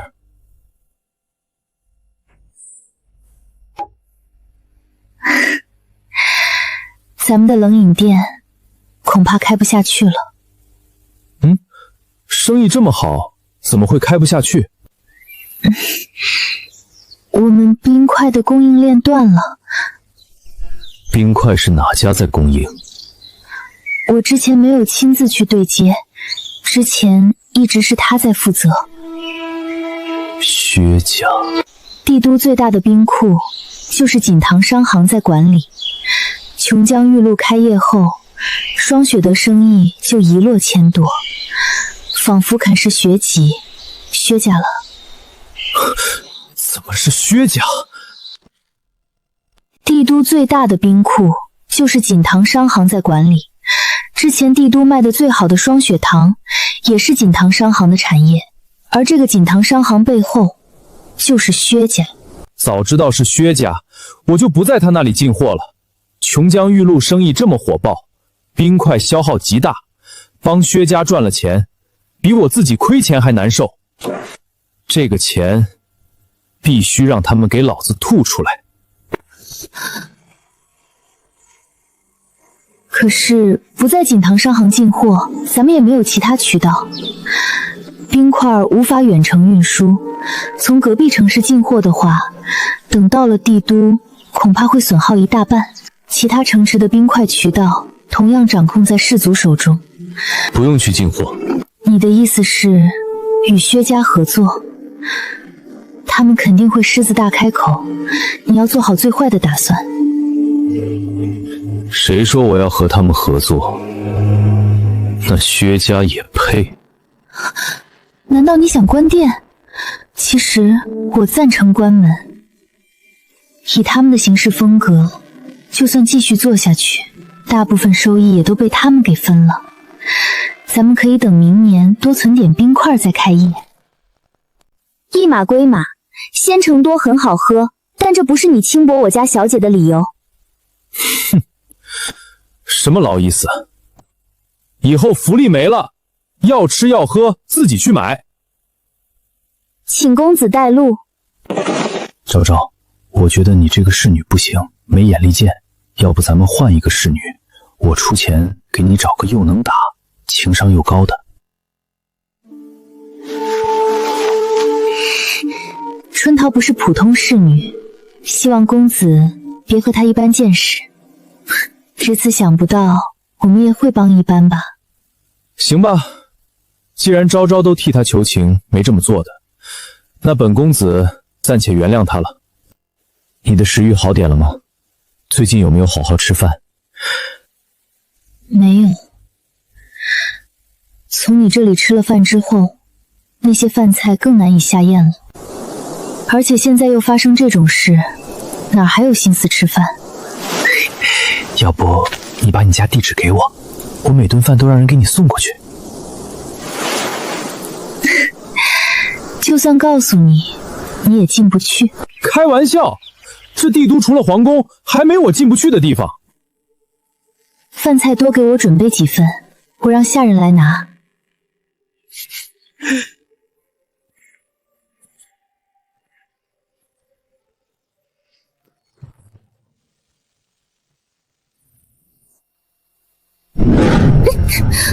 苏颜，你什么意思？我家小姐千金之躯，你带她来如此污秽之地。你家小姐都没说什么，你小丫鬟急个啥？是有些臭味，不过这里可不脏。来人，把我准备的桶拿过来。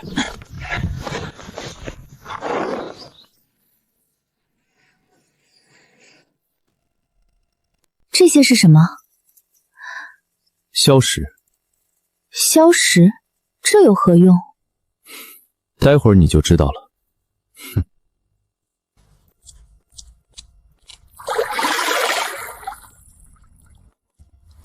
把消铲入大桶之中，把木架子摆上，小桶掉进去。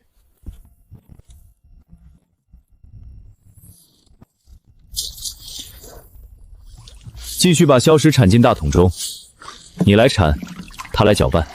公子，这是在做什么？别着急，再等1刻钟，就能见证奇迹。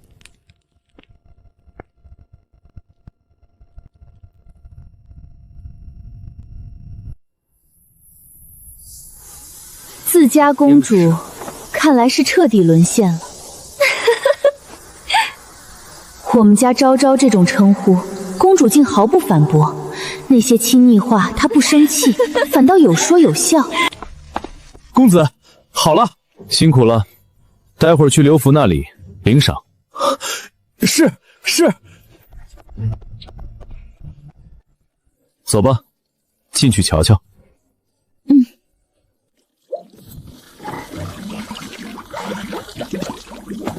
你看，里面是什么？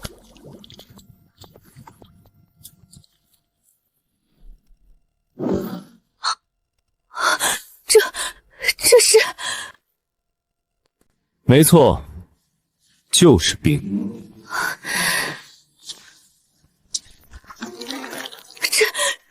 真的是冰！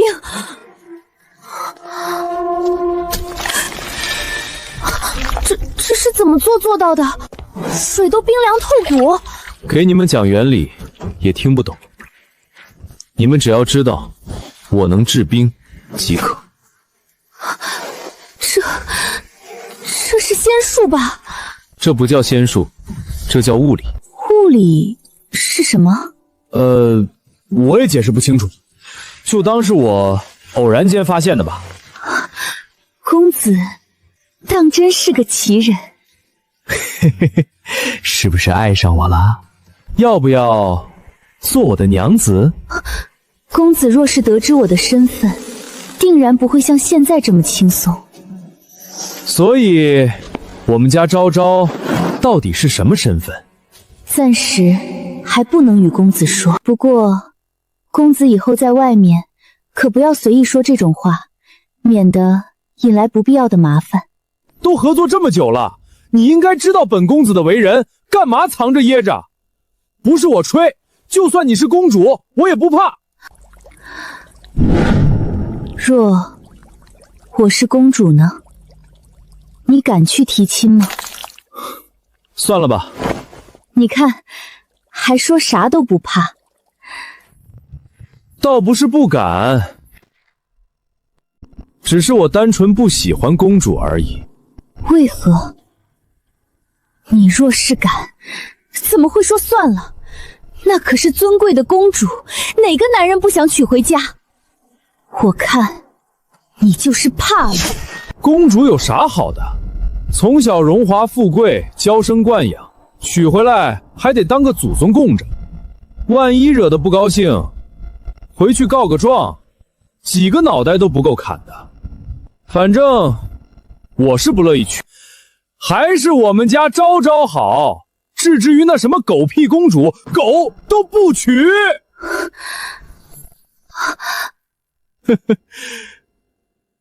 怎么了？你不会真是公主吧？怎么可能？你见过哪个公主像我这样在外面到处跑，还亲自做生意？这倒也是，如果是公主的话，恐怕连皇宫都出不了，怎么可能在外面这么招摇？还是回归正题吧，咱们一天能弄出多少冰块？我早就提前准备好了足够的硝石，满足奶茶店平日里的需求还是没问题的。既然如此，就不叨扰公子了，我先去店里看看。小李，不吃了饭再走。先把店里的事情安定下来。人是铁，饭是钢，钱哪有身体重要？那待会儿我让人把饭菜给你送到店里去。多谢公子。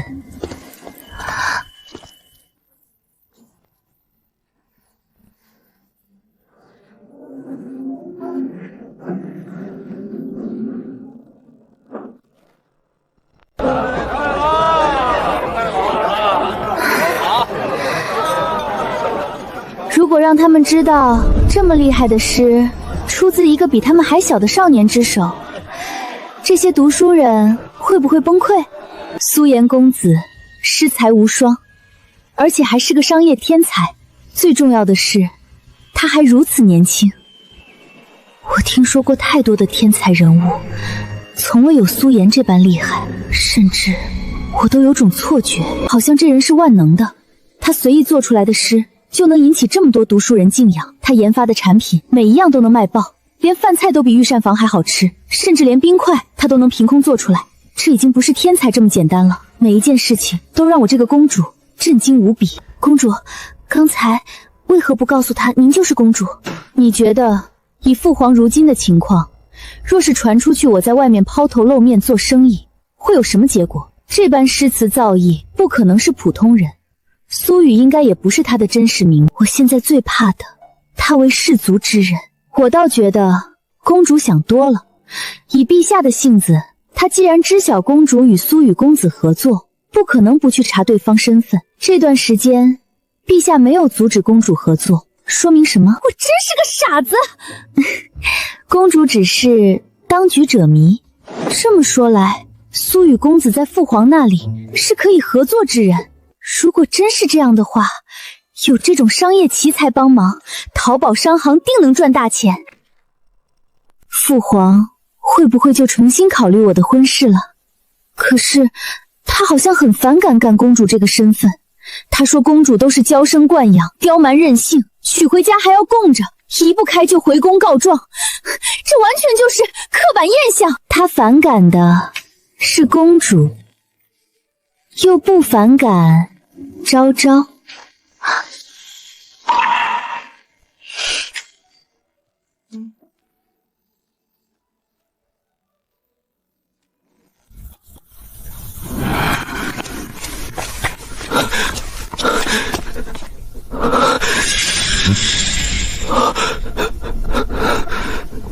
锦书房说，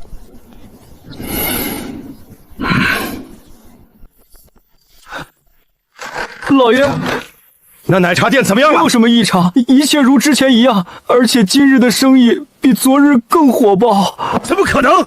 都已经给他们断供了冰块，他们怎么还能做冷饮？爹，稍安勿躁。难道还有人给他们提供冰块？不可能，整个帝都的冰块都是薛家供应，他们就算不惜代价从其他城池进货，走官道1天时间也不可能送过来。那是怎么回事？生意一点影响都没有，也没来求我们提供冰块。才第1天而已，我猜他们肯定有剩余的冰块，之前没有用完，现在只不过是故作镇定罢了。冰块是冷饮的必需品，咱们掌握着主动。可是，如果他们选择关店呢？这么赚钱的生意，每天入账上万两，谁会舍得丢掉？五儿说的没错，所以父亲不用着急，等着即可。哼哼。琼浆玉露闻风鼎盛，孩儿只是去那里与众读书人吟诗作对而已，而且孩儿花费的钱都是自己卖诗赚的。2两银子，你知道2两银子能买多少米吗？烟柳之地读书人多，素来闻风鼎盛，为父也没什么可说的。可这冷饮店哪来什么闻风？哪有人天没亮就要去上班的啊？臭小子，提起精神，待会儿可是要去面圣。你让回去果子上坐去了。知道了。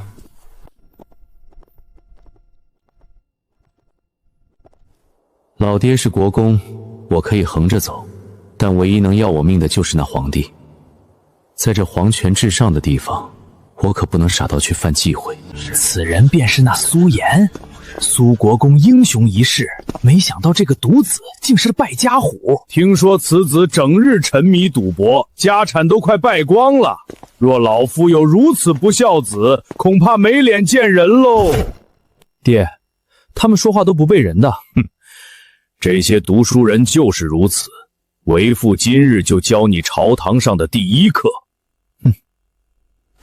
只会在背后嚼舌头根子的狗玩意儿！来来来来，有本事和老子打一顿！苏国公息怒，苏国公别莽撞，这里可是待漏院，你若敢动手，陛下定会龙颜大怒。老子打了就打了，陛下要杀要剐是他的事情。苏国公不愧是威武大将军，好大的威风！上官大人，救我！苏国公，我看就算了，大家同朝为官，以和为贵。以和为贵？这些狗东西骂我儿子，老子揍他天经地义。读书人就事论事，可不像某些粗人，只知道舞刀弄枪。今日朝堂之上，老子不与你等计较。不过出了皇宫，私下里别让老子撞见，不然见一次打你们一次。看着他这般不管不顾护着我的样子，心里倒是真有些暖。这个爹，我认了。时辰已到，请诸公上朝。待会儿你就在外面待着，等陛下处理完政务，叫到你的时候再进来。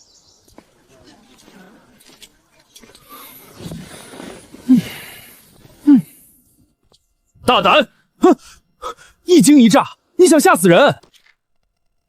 大明宫外岂容你如此放肆？我站累了，坐一下也不行。里面诸公都只能站着，你凭什么坐？虽有没祖变的，你可不孝谱了。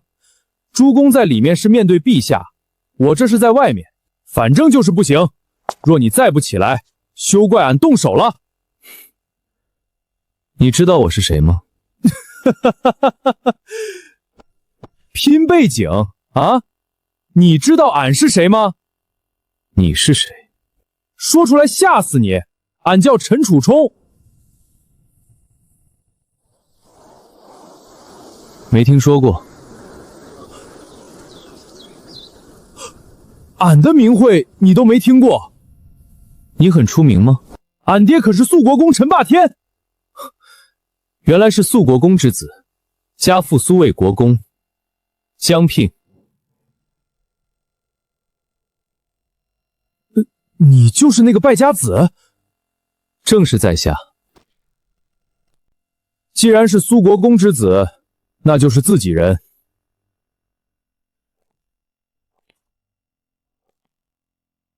俺听说你差点死了，怎么看着气色挺不错的？早就恢复了。陈都尉，殿前喧哗若是被陛下知晓，咱们全都要受罚的。你要做便做，反正俺提醒你了，你不听自行担责。多谢。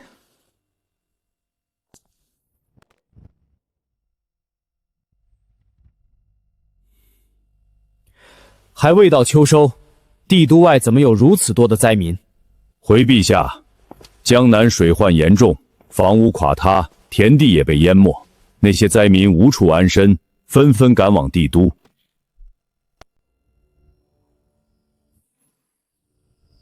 江南水患，灾民却跑来帝都。朕记得之前给了赈灾银两，那些地方官为何没能妥善安置灾民？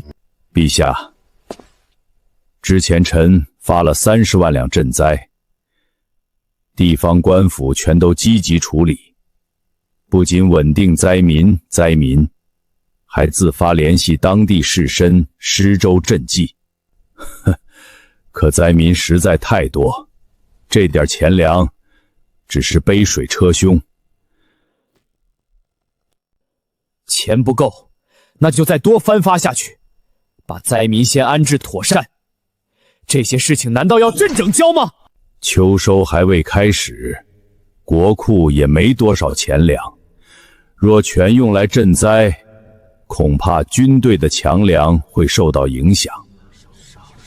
那薛尚书觉得这些灾民应当如何处理？依臣之见，为了帝都的安全和秩序，应当驱赶灾民。哼，驱赶到哪里去？是要让他们去落草为寇，还是把他们赶尽杀绝？你这是要让朕做昏君？臣万死。此事散朝诸公自行讨论，一定要想一个万全之策出来。臣等遵命。今年恐怕是最难度过的一年。陛下，苏国公之子的事情还未处理。宣苏颜薛有伟觐见。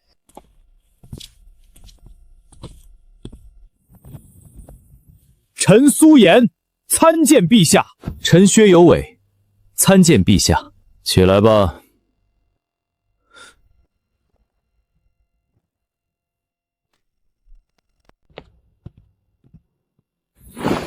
臣苏颜参见陛下。臣薛有伟参见陛下。起来吧。刚才在外面还听到他的咆哮，现在却完全听不出喜怒。帝王的养气功夫，还是说之前那暴怒是装的？陛下，请为臣和犬子做主。臣5代单传，就苏颜这一个儿子，那薛有伟却差点要了犬子性命，请陛下严惩。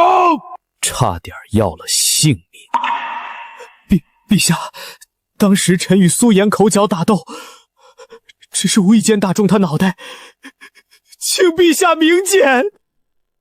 无意会让下人出手束缚住我，再瞄准我脑袋打。我什么时候让人束缚住你了？有没有束缚，找当时房间内的那几个下人来一问便知。那几个下人何在？陛下，那些人没能及时阻止争斗，也没能保护好主子。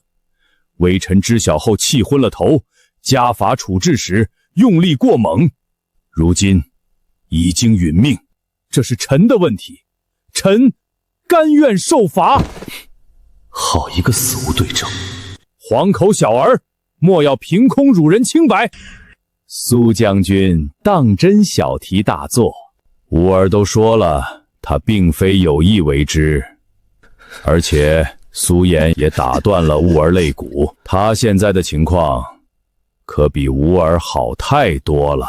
小儿之间的打闹还闹到陛下这里来，是觉得陛下当真这般清闲吗？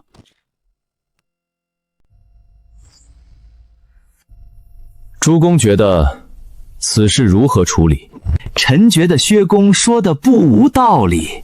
这件事，其实就属于小儿打闹，一时间没有把控好分寸，陛下小惩一下即可。臣附议，臣附议，臣附议，臣附议。陛下，这次是苏颜命大，若真有个3长2短，老苏家可就绝后了。臣下手都没这薛有伟黑。他二人虽未及惯，可已经不是小儿。薛有伟下死手是事实，寻常人家都要重罚，更何况他打的是国公之子，还是当朝驸马。此事应该从重处理，否则难以服众。薛有伟同样也是国公之子，而且还未及惯，若因为这点小打小闹就给他严惩，于情于理都不合适吧？有什么不合适的？杀人偿命，欠债还钱，天经地义。可苏颜现在好好的，薛有伟却有伤在身，真要说起来，应该惩罚苏颜才对。苏颜伤的是脑袋，薛有伟则是肋骨，哪种情况致命？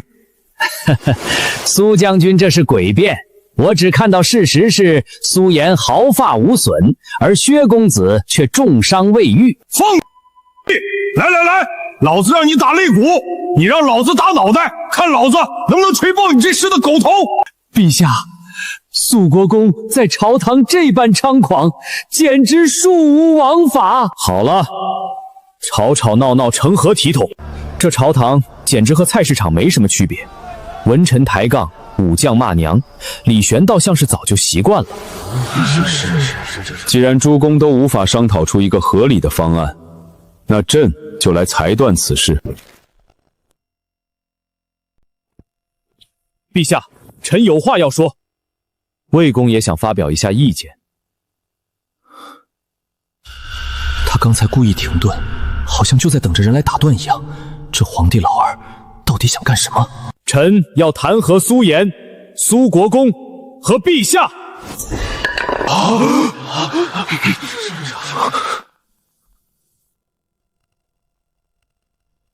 讲，臣先弹劾苏颜不学无术，身为国公之子，整日沉迷酒色财气，有损苏国公颜面。我说魏老匹夫，咱们好像没有仇怨吧？你这是什么意思？臣在弹劾苏国公教子无方，对孩子这般溺爱，为非作歹，祸乱帝都，枉为人父。魏征，过分了！这是人家家事，你也要弹劾？勋臣家事及国事，形势有些不妙。魏征这一插手，天平要倒了。臣附议苏颜在帝都已是声名狼藉，若再不加以约束，接下来恐怕就会成为下一个吴海。苏国公真应该多教育一下自己的孩子。没错，放任下去可不得了。他对我笑了，绝对笑了。臣还要弹劾的是，陛下苏颜这般纨绔子弟，陛下不仅不加以约束，反而还将安宁公主赐婚于他，如此助长歪风邪气，实属不应该啊！你的意思是，朕糊涂了？是，臣即便犯妄言圣裁之罪，也要请陛下收回旨意。臣觉得魏公所说不无道理，苏颜的品性大家都看在眼里，实在无法担驸马之大任。臣附议。还有这种好事？婚约之事，朕意已决。安宁是朕的女儿，她的婚事于情于理都应该朕来决定，诸位就不要再提了。他竟这般言辞拒绝，在朝堂诸公的压力下都不松口。陛下，臣觉得他们说的没错。臣自知声名狼藉，配不上安宁公主。若是成婚会让皇室蒙羞，这婚约还是算了吧。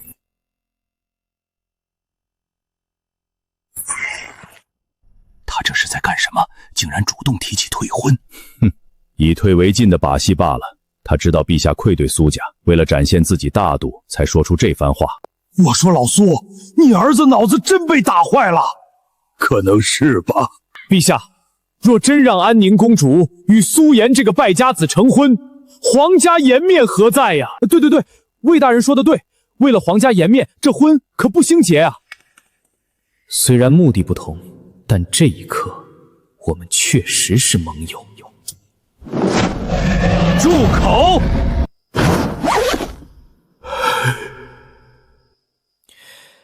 朕已经下旨赐婚，君无戏言的道理，卫青应该。朕算到了所有，让他们吵，让魏征弹劾，就是为了力排众议，替这小子做主，让他感激涕零。朕什么都算到了，唯独没算到这小子竟跟魏征一唱一和。若让他们再说下去，今日这婚真得退了。小子诗才无双，还是个商业奇才，朕怎么可能退婚？这等良才，必须绑在皇家战车上。陛下，不可让皇家蒙首啊！这魏征，不愧是大前第一谏臣，当真连命都不要了。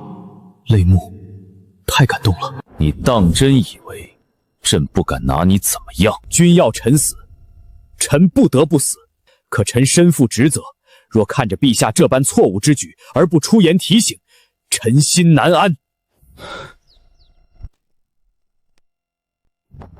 好，你非逼朕背信弃义是吧？这皇帝的情绪起伏也太大了点，有些浮夸，真真假假，假假真真，或许这就是帝王心术。陛下，魏大人也是为了皇家颜面考虑，这苏颜不是安宁公主的良配，请陛下三思。请陛下三思。这么多文臣一起施压，也不多我一个，还是从心吧。陛下应该不知苏颜在外的名声有多烂，臣这里整理了一份他的罪状，请陛下过目。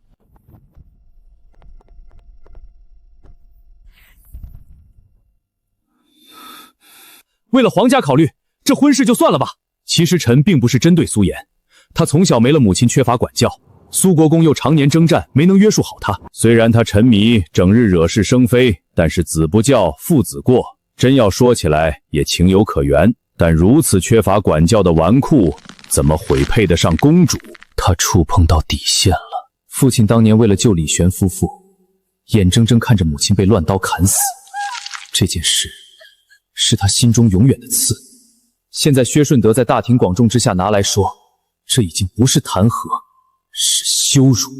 薛绍德，你他娘的什么意思？本官只是实事求是，难道苏将军觉得令郎受到过教育，或者名声很好？薛国公是吧？你可以说我苏颜不学无术，但你不应该说我爹娘。我本想在旁观中借百官的事把婚退了，但现在他蹬鼻子上脸。我在苏卫国身上真切感受到了亲人的感觉，这时若还沉默，就真不是人了。哼，事实就是如此，本官只是把实情说出来。上朝前，父亲叮嘱我朝堂之上不可放肆，他也教了我被冒犯后该如何处理事情。本官洗耳恭听，那就是入你娘的！庶子，你敢在大明宫打人？恕你什么？父亲，哈哈哈哈！果然是虎父无犬子，老子都快憋屈死了，这一巴掌扇得舒坦。臭小子，此子纨绔至极，已经猖狂到这等地步，大明宫打人前所未有，陛下若不严惩，恐难服众啊！请陛下严惩此子。这下婚怎么也得退了吧？放屁！老子就在大明宫打过人，谁说前所未有？老爹，这时候你来炫耀个毛线啊！够了。苏颜听旨，你给朕听好，朕不准你辞去驸马。不仅你不准辞，任何人都不准替你辞。从今日起，擅自辞去驸马之职者，死同叛国。小子，朕说了要把公主嫁给你，你跑不掉的。苏将军，你还很自豪？没错，就是很自豪。陛下就说，臣当年有没有打对人？你呀，这苏家在大明宫打人已经成传统了，是吧？虽然那巴掌下去，朕的确也很爽，但现在怎么收场？陛下，苏颜班是朝廷命官，按大前律放，情节最轻的都是流放。请陛下为臣做主。这老狐狸挨了一巴掌，现在想借题发挥，把婚事搅黄，还能让上官家欠他一个大人情，算盘打得倒响。苏颜，大明宫行凶，你眼里还有大钱，还有我这个皇帝吗？父亲当年去救陛下，母亲才殒命。这些年，父亲常年镇守边关，很少回家。这狗东西却用父亲为国尽忠之举来调侃，这般辱我父母，若我不有点表示，枉为人子。你要干什么？来人，阻止他！兄弟，牛逼啊！我陈楚冲佩服的五体投地。刚才在外面看戏看得津津有味，看到文臣占上风时还不爽，但这小子直接扇薛振德的老脸，太对胃口了，能动手绝不逼逼，简直就是吾辈楷模。哼！放开我！今日我就算是死，也要拉着狗东西垫背！他并没有生气，甚至还有些想笑。他绝对已经知道些什么，否则以原主之前做的那些事，他早该在文臣提出悔婚时第一个支持。现在却坐在那里看我和文臣争斗，完全是在做戏。既然如此，我就没什么好怕的。好了，都冷静点儿。薛有伟与苏颜之事，是薛有伟下重手在先，按照大前律令，故意杀国公之子，应当斩立决。苏颜大明宫打人，按大明律流放。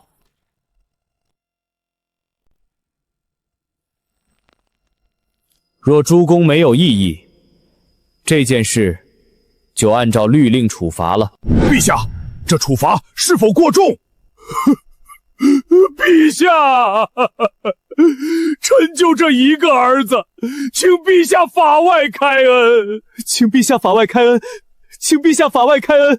朕想私下解决，诸公想按照律令，朕按照律令，诸公却又不同意，你们是在消遣朕吗？臣觉得大家都在朝堂做事，而且互相都有错，这件事就从长计议吧。哼，如何从长计议？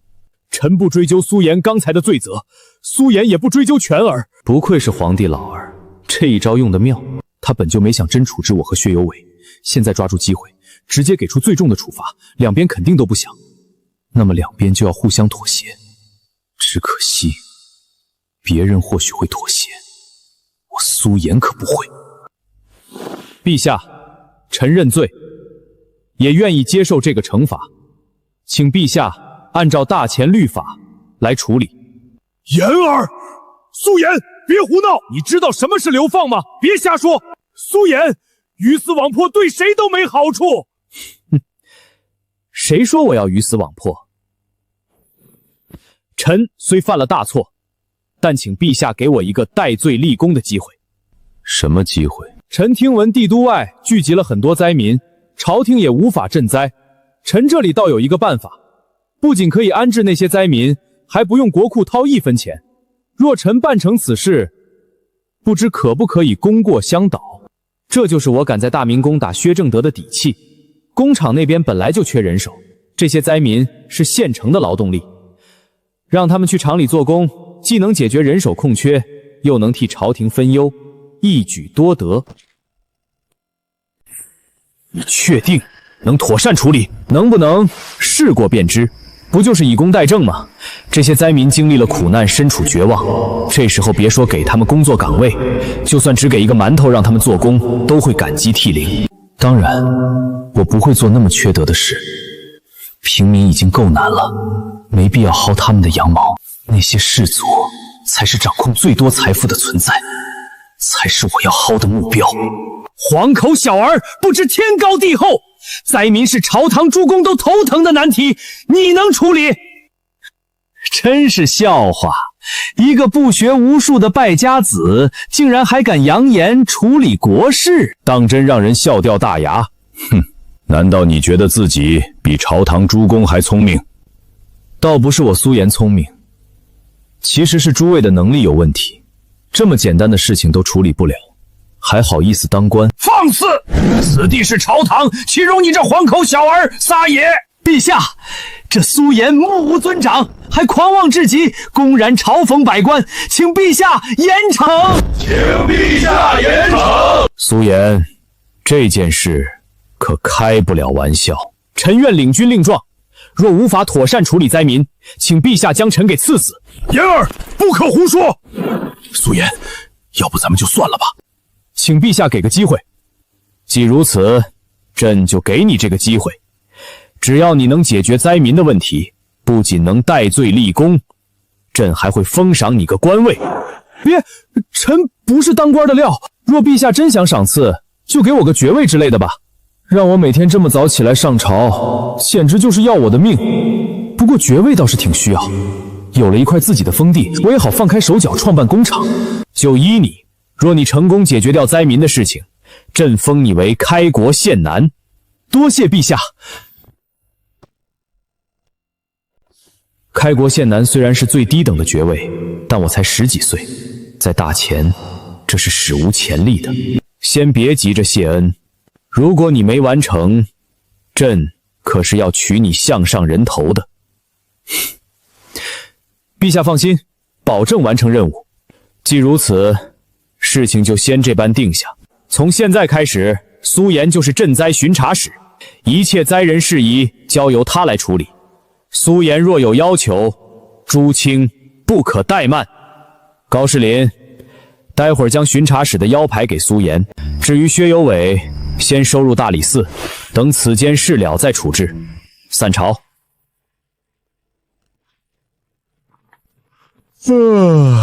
老爹，走吧，困死我了。你这小子真是什么活都敢接！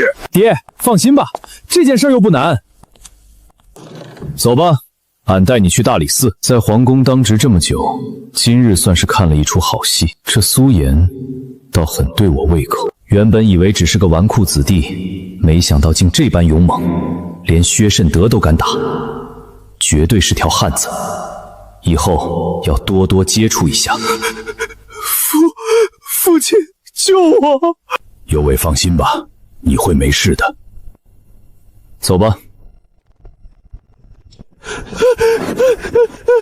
爹，一定要救我！我不想死啊！赵国公请留步，吾儿命悬一线，还请赵国公施以援手。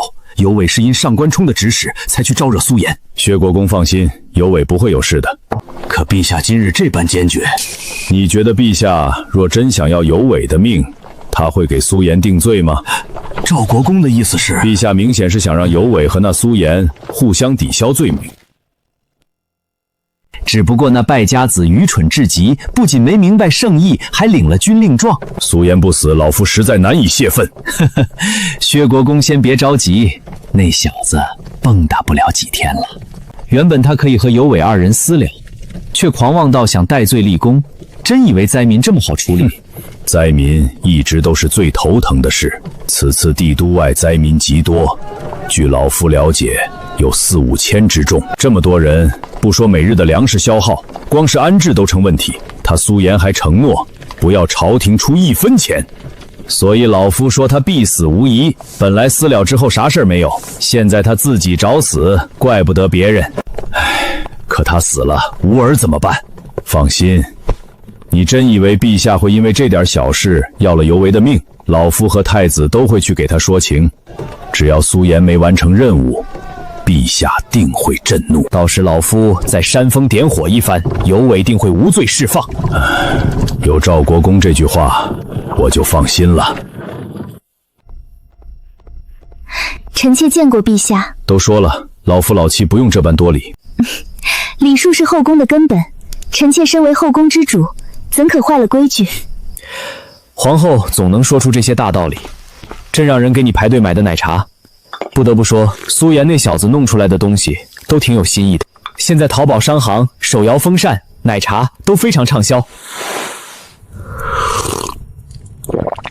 陛下今日可见到苏颜了？见到了。怎么了？原本朕准备让他欠个人情，谁知道这小子在大明宫大打出手，打了薛正德，直接打乱了朕的布置。朕猜到魏征会提婚约之事，本准备用薛有良打苏颜这事儿来转移百官的注意力，都铺垫好了，就等最后强势出手保住婚约，卖他个人情。没曾想，此子当真顽劣。其实朕挺开心的。为何？朕原本以为这小子从个纨绔子弟突然变成商业天才，其中有什么猫腻，甚至怀疑他和世家有关系。今日看他依旧这般顽劣，倒是放心了不少。他若真与世家有勾结，不可能在大殿之上把文臣都给得罪个断。那婚约之事如何处理的？被朕搪塞过去了。那小子大闹朝堂，又立下军令状要替朕解决灾民，吸引了所有人的注意。朕趁机便结束了早朝。他立下军令状要替陛下解决灾民。唉，朕给了他机会，他却执意如此，还用项上人头保证。朕就算想帮也没辙了。如果灾民真这么好结局，朕也不会头疼这么多年了。小孩子难免意气用事，陛下可不能真要了他的命。皇后放心，就算他完成不了，朕也不可能真要他的命。不过，为了堵住百官的口，一些惩罚在所难免，让他吃点苦头也好，以后也就懂谨言慎行了。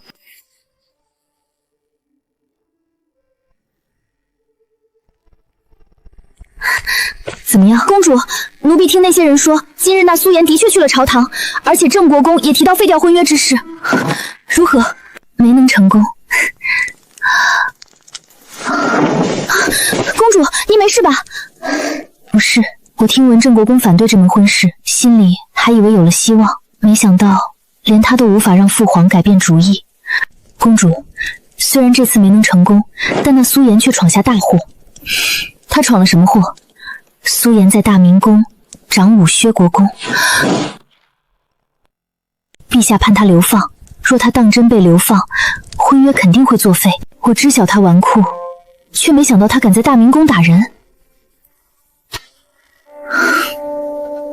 其实这也不怪他，是那薛国公公然提起苏颜王母，苏颜才会动手的。以前只知道他纨绔，没想到竟还有这份孝心。若父母被辱还能无动于衷，那才真叫人看不起。详细说说。那苏颜一进殿，薛国公便带头用公主您的婚约嘲讽他。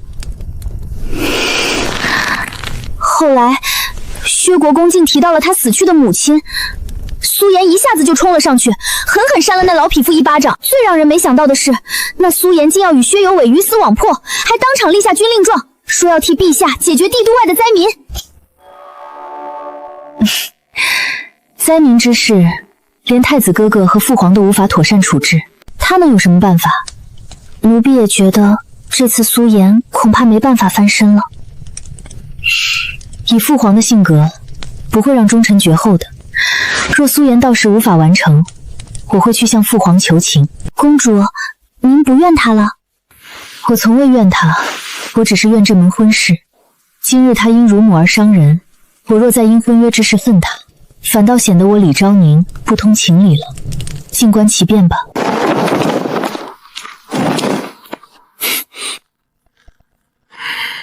跪下！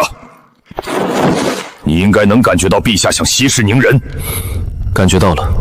那你为何还要与那薛有伟鱼死网破？我苏家5代单传，你若出点什么事儿，老子如何与列祖列宗与你娘亲交代？爹，你觉得我像那种没脑子的人吗？像。你这么说，就把天给聊死了。哼，你若有脑子，怎么会和薛有伟鬼混？那是以前，上次脑袋被砸之后，我突然就茅塞顿开，整个人都升华了。那淘宝商行不就是证明吗？我给自己解决了老兵的事儿，不是吗？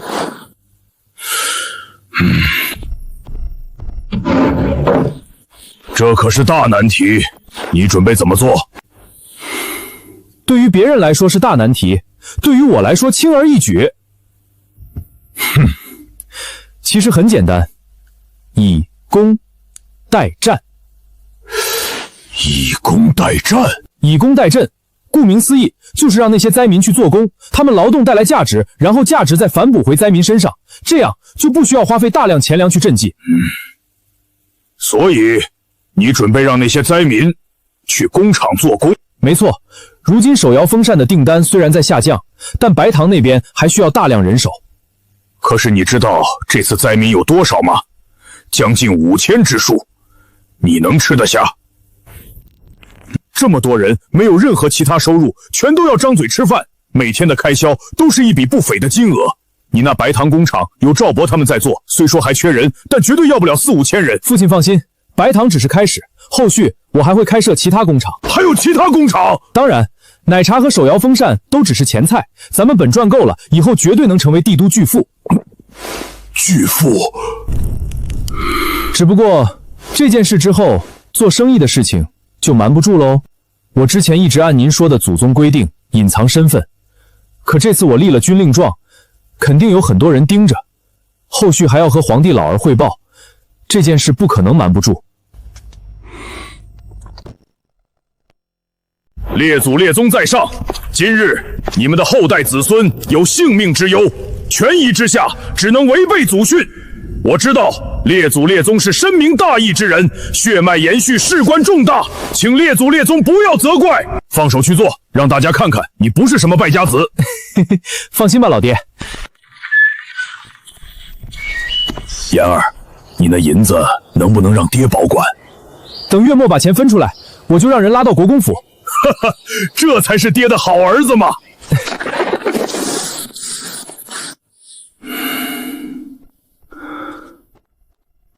老爷，怎么样？大半天时间一单生意都没有。废物，一群废物！给他们开这么高的工钱，竟然连这点生意都做不好。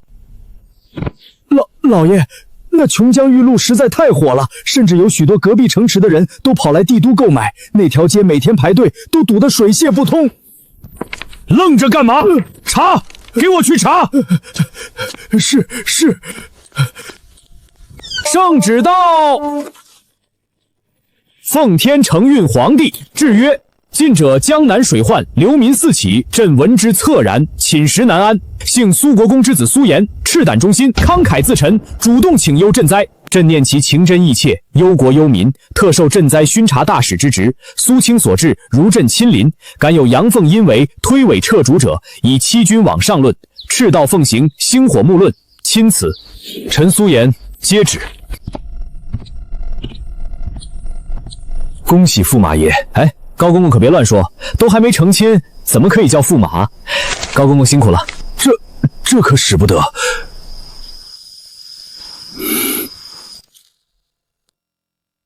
驸马爷，这东西咱家可不敢收啊。我与高公公一见如故，又不知道公公喜欢什么东西，就给些身外之物，希望高公公不要见怪。太多了，这些都是心意，怎么能用价值衡量？高公公不收，就是看不起我。那就多谢驸马爷了。圣旨已经送到，咱家要回去复命了。高公公慢走。既然任命已经下来，你就尽快处理吧。那些灾民也是可怜，早日让他们吃上饱饭，也算行善积德了。我收拾一下就去。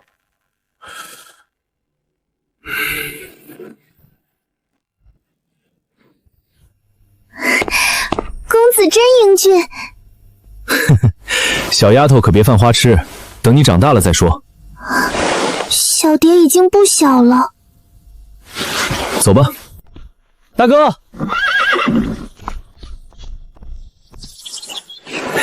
大哥，之前俺被流言误导，不知大哥竟是如此神勇之人。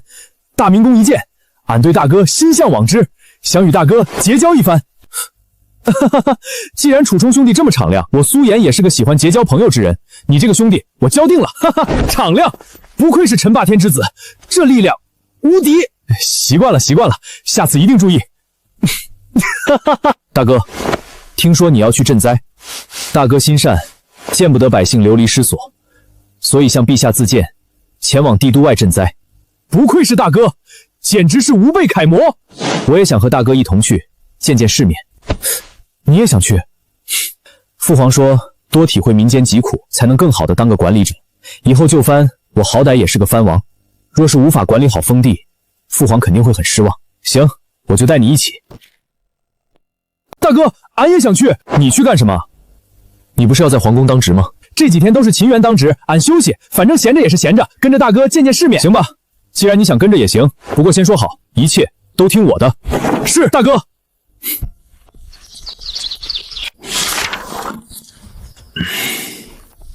陛下，歇会儿吧。圣旨送到了，驸马现在应该要出发了。奴婢听闻九皇子和陈都尉会一同前往。李治和陈处冲是。陈送完圣旨离开时，看到他们二人身影，就让人打听了一下。李治朕倒不意外，那陈处冲什么时候和苏颜混到一起了？之前苏颜在大明宫时，奴婢就见陈都尉对他称赞不比。怎么，他也想在大明宫打人？这些小子没一个让朕省心的。老高，你说苏岩那小子真有办法安置那些灾民？奴婢不敢妄断，朕倒是希望他真能把灾民安置好，毕竟那些可都是朕的子民啊，说不定真有惊喜呢。希望吧。我看你欲言又止，有什么话就说。陛下，奴婢万死。说。奴婢送圣旨的时候，驸马给了奴婢打赏，奴婢百般推脱，他却坚持要给。我当是什么事？这点小事你怕成这样？他既然愿意给，你收着不就好了？这小子有钱，若是寻常打赏还好说，但驸马给的实在太多，奴婢惶恐。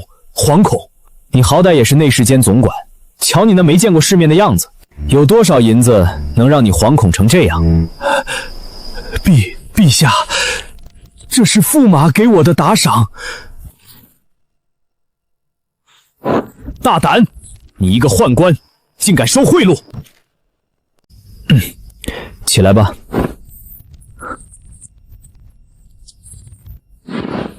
下次若是有旨意，还是你亲自去。奴婢遵命，多谢陛下。这帝都内外，简直就是两个样子。灾民年年都有，官府虽然一直在赈济，可杯水车薪，根本顾不过来。今年还算好的了，前几年那才叫灾民遍地。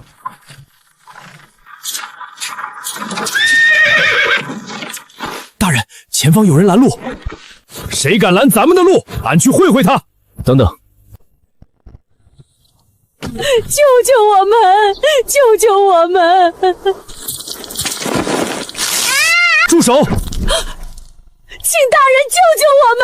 救救我们！怎么回事？大人，小心安全。大人，我们已经几天没吃饭了，求大人赏点吃的吧。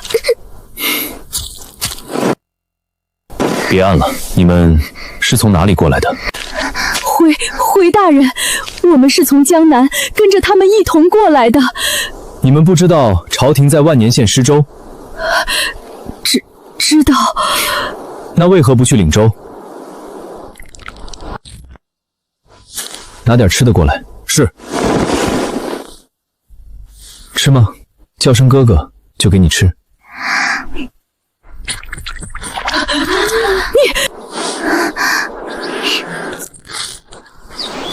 没礼貌的小丫头，连声哥哥都不愿意叫。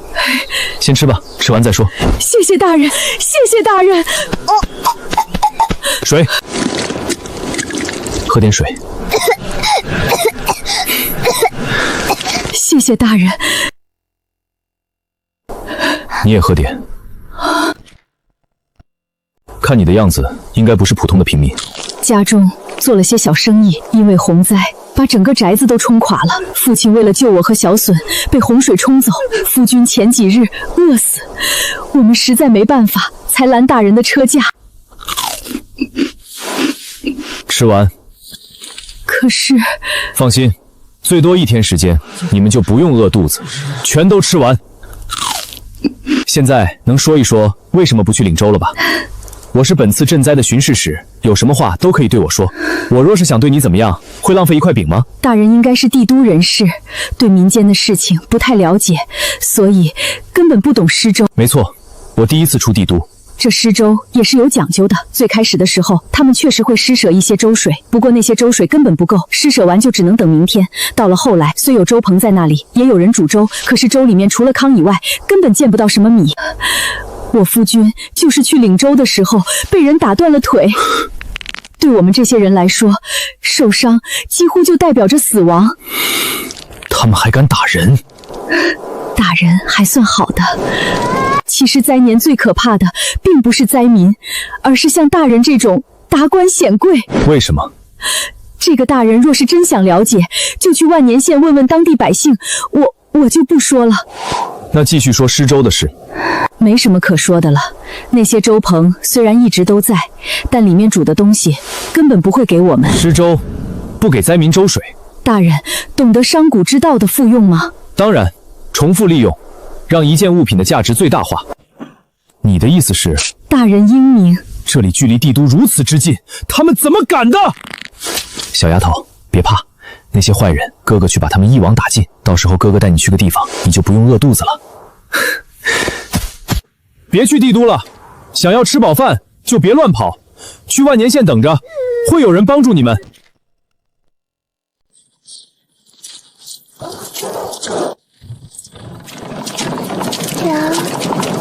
咱们要不要听刚才那位大人的？好不容易走了这么远，眼看要到帝都，现在又回去。我看那大人挺和善，说不定他说的是真的。哼，那些官员都一个德行，看他那样子才10几岁，说不定是哪家大官的公子哥。这种都是来做做样子，捞个赈灾名声的，哪能办得成事儿？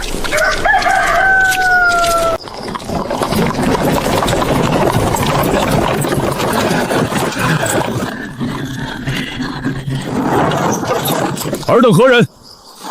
开门。原来是巡查使大人。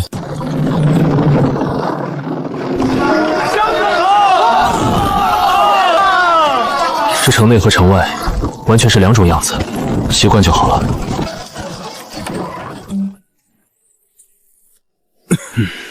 下官万年县县令朱全见过苏大人。朱大人不必多礼。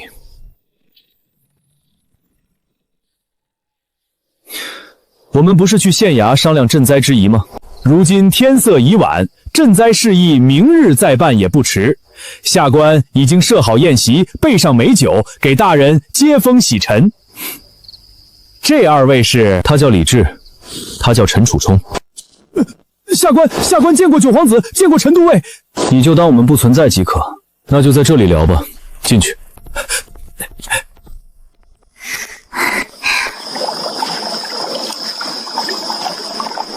请上座。这些都是本地酒楼的特色菜肴。他们是？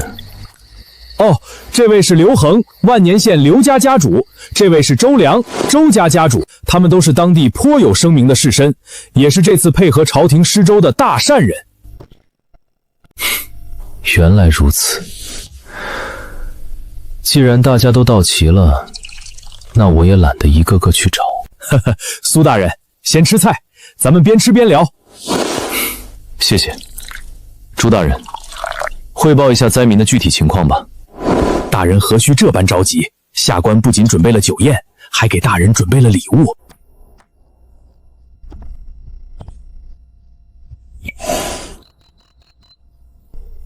品相不错，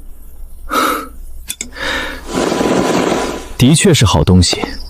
若九皇子喜欢，下官立刻让人再去寻一只，赠与九皇子。朱大人，灾民的具体情况现在可以汇报了吗？你什么意思？是觉得本王买不起？殿下恕罪，下官没这意思。本王只是称赞一句而已。是下官会错了意，下官该死。先把这些收起来。本官此次来是奉旨赈灾，自然要先了解灾民情况。大人稍等，我马上让人拿来。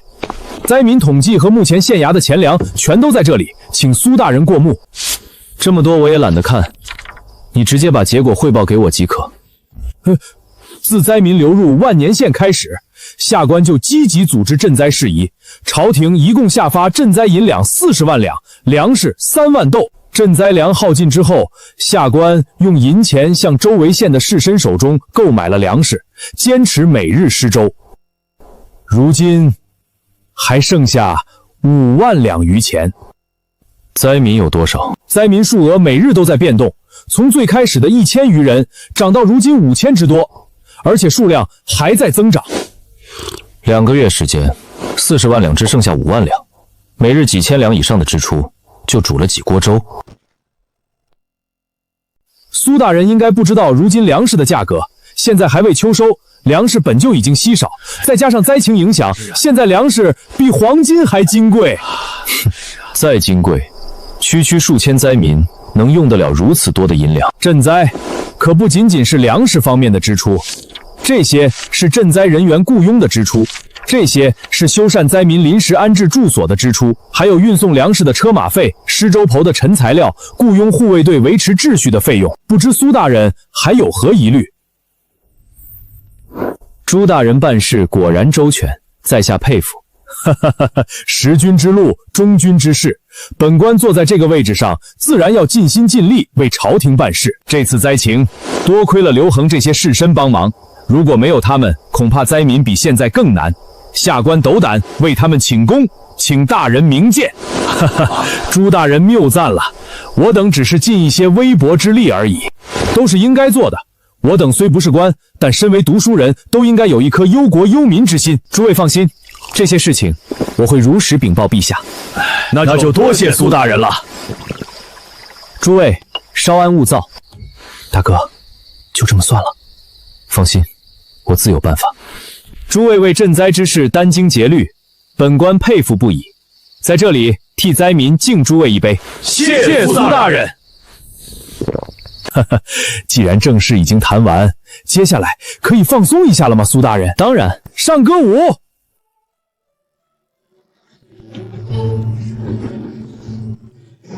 拿这个考验我，大哥，既来之，则安之。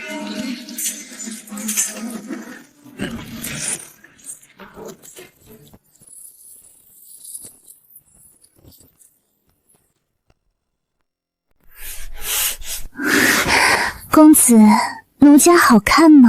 好看，身材外貌都很顶级。那公子为何对奴家无动于衷？偷偷告诉公子一件事，奴家还是……抱歉，我没有在大庭广众之下做这些事的爱好。这样啊，要不咱们去房间里？待会儿吧，我现在还有正事要做。大人，如何？大人料事如神。带进来。卑职在民间寻访，听到了一些关于人口买卖的事情。根据打探，最终找到一处仓库，这些就是被拐卖之人。朱大人，来解释一下吧。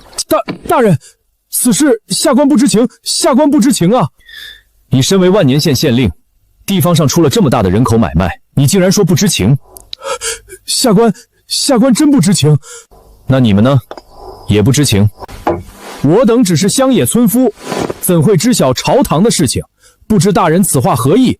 难道是觉得这些事情是我等做的？难道不是吗？真是笑话！我等平日里奉公守法，朝廷有难甚至掏空腰地相助，大人这般污蔑我等，是不是有些过分了？没错，苏大人这般侮辱我等，就算告御状，我等也要讨个说法。一人太甚！欲加之罪，何患无辞？都别这么着急嘛。把你们背后的人供出来，我可以让你们死得痛快一些。大人什么意思？这些奴隶全都是自愿的。大人若是不信，大可随意询问。不用这么麻烦。关闭大门，任何人不得出入。所有人双手抱头，蹲下。谁敢违抗，杀无赦。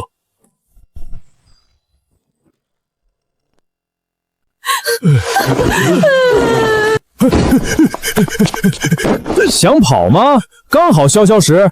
没听到俺大哥说吗？违抗者杀无赦。放了他吧。我这人不喜欢打打杀杀，所以你们最好听话。这次算是警告，下次没这么好运了。就凭本大人是陛下钦点的巡查使，见令如见圣上，想死的可以试试。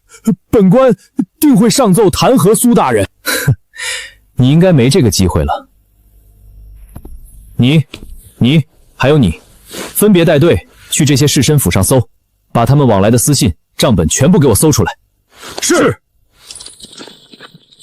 其他人去后院搜，敢阻拦者格杀勿练。欺人太甚，简直是欺人太甚！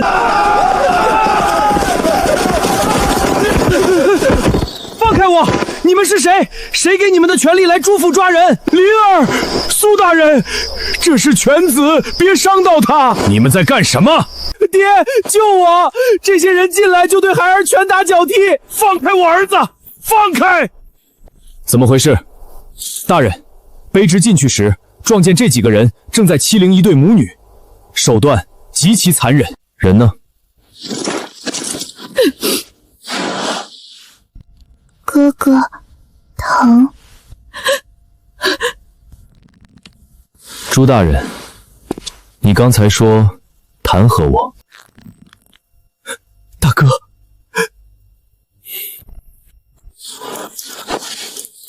全部带下去，分开关押。没有我的命令，任何人不得探视。大人，您现在可明白我说的那句话？众护卫，听令，请大人吩咐。杀，全杀了。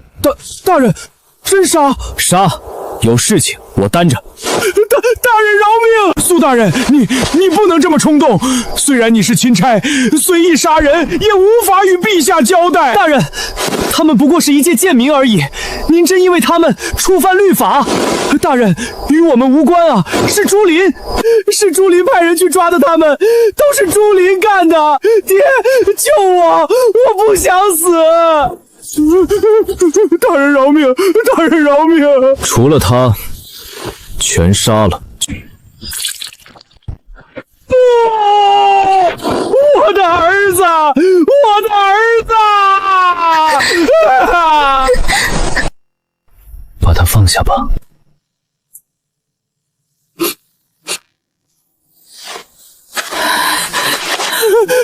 你要干什么？你可知道杀了我是什么后果？拿着。爹，救我！别杀我！别杀我！我给你银子，很多银子。你还我女儿！还我女儿！我的儿！够了。谢谢大人，谢谢大人，谢谢大人。抱歉，如果不是我让你回万年县，你也不会遇到这种事。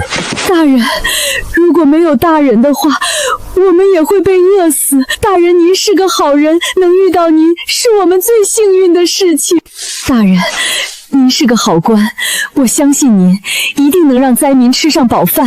我知道的，你先等等，我把事情处理好，就安排你和那些灾民。大人，对不起，让您费心了。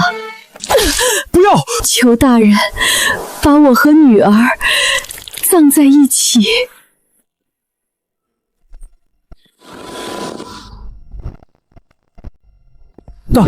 大人，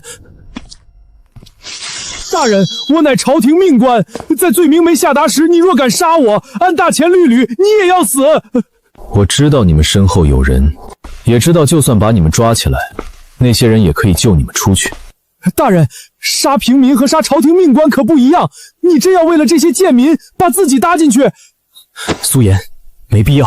你也觉得他们只是贱民？苏颜，如果你再拦我，兄弟都没得做。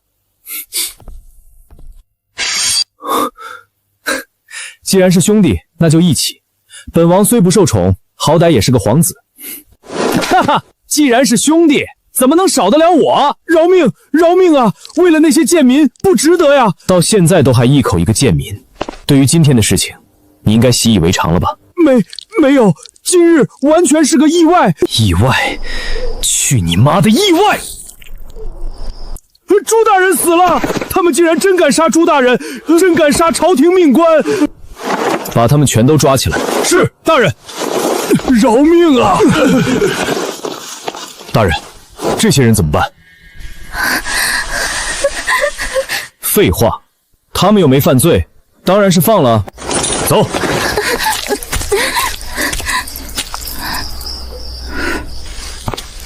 大哥，咱们这算不算闯了大祸？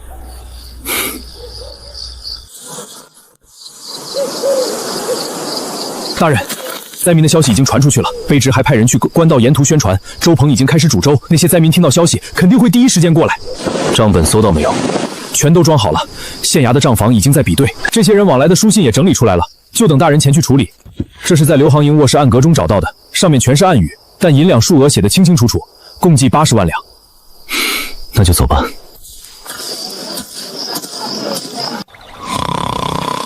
这些人做事很周密，信里详细记录了对灾民的筹划和实施，但从头到尾没有一个字提到朱权。明眼人都能看出这些士绅与朱权勾结，就算没有书信记录也没关系吧？你错了，没有证据的话，他们有各种办法给朱权洗脱罪名，特别是你父皇，他得位特殊，想要走人君的路子，最看重的就是这些。杀一个朝廷命官，哪怕所有人都知道他有罪，也得拿出白纸黑字的证据。大哥，怎么？你怕了？说不怕是假的。今日的事，若是传到父皇那里，他定会震怒。放心吧，我既然敢出手，就有一定的把握。若能找到他们买卖人口的证据，咱们就算理亏，也不会受到什么严重的惩罚。这朱权做掉脑袋的事情，不可能不给自己留退路。那些退路就是咱们脱罪的关键，只要做过，就一定会留下痕迹。我已经下令，整个朱府掘地3尺，都要把朱权的退路找出来。其实我更好奇，你为什么会知道他们做的事情？你还记得官道上遇到那对母女的时候吗？当时我在车里听着，你们也只是聊了一些灾情的情况吧。当时说他说一句话，灾年最可怕的不是灾民，而是达官显贵。起初我还没完全懂，但后来一路上看到那些灾民纷纷退避，你记得吗？我们的马车经过，他们不是上来乞讨，而是吓得逃进树林。人是有求生欲的，可他们对于官府的恐惧却超过了求生欲。你觉得是因为什么？我只是初步判断，所以让护卫去暗中打探，不打草惊蛇。直到宴会上，我看到那么多士绅，又查了账本，发现他们的账目虽有小问题，但大体上都能交差，我就断定他们肯定还有别的赚钱手段。所以这么多人要分钱，如果只是朝廷的赈灾款，分下去也没多少，他们把更赚钱的勾当给藏起来了。账目之所以没什么大问题，就是因为真正的大买卖根本没记在上面。那你怎么判断他们背后有人？他们举办这么奢华的宴会，毫不避讳，哪怕有你这个皇子在场，他们依旧毫无顾忌。你觉得这合理吗？一般来说，地方官员面对帝都来的钦差，至少要把表面功夫做好。可这些人非但没有避讳，反而弄了这么好的宴会来招待，用意很明显，他们根本不怕咱们把这些事儿说出去，要么是在给咱们示威，要么是有信心把咱们也变成他们的人。所以这个人是谁？听说了吗？万年县来了个巡视使，刚到就把县令给斩了。我听说那县令欺凌母女，巡查使大人二话不说下令诛杀，还让被欺凌的妇人亲自动手。好官啊！俺活了大半辈子，从没遇到这般为民做主的官。巡查使大人真是好官啊！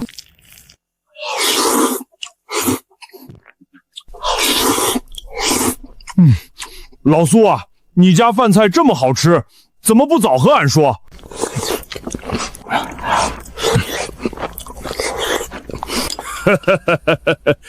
你好歹也是个国公，怎么像几辈子没吃过饭似的？来人，添饭！哈哈哈哈哈哈！这些都是妍儿弄出来的一个菜式，你们若是喜欢吃，以后就多来我这儿。你刚才说这些饭菜都是苏妍弄的？哼，爱信不信。我们家妍儿不仅会做菜，还会酿酒。老苏，你这人啥都好，就是喜欢吹牛。苏妍那小子连刀都提不起来，不带兵打仗，难道还想当个厨子？入你娘的！你那张嘴，吃着我儿的饭菜，怎么能说出这么刻薄的话？算了算了，大家好不容易聚聚，别搞这么大火气。俺一向心直快口，咱们几个的子嗣，有哪个像苏妍这般不学无术？俺也是让你多管管他，他现在已经改很多了。实不相瞒，最近他搞了个淘宝商行，风生水起。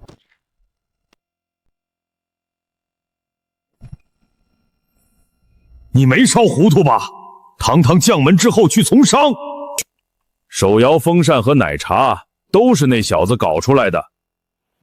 我家丫头每日嚷嚷着喝的2两银子一杯的奶茶，2两银子一杯的奶茶是苏妍在卖，按这算，每日能卖上万两银子吧？上万两银子，俺能喝几斤3列谷了。低调低调，这不前几天妍儿给了我几千两让我花，我就找诸位兄弟来喝酒了嘛。哎，能赚钱又如何？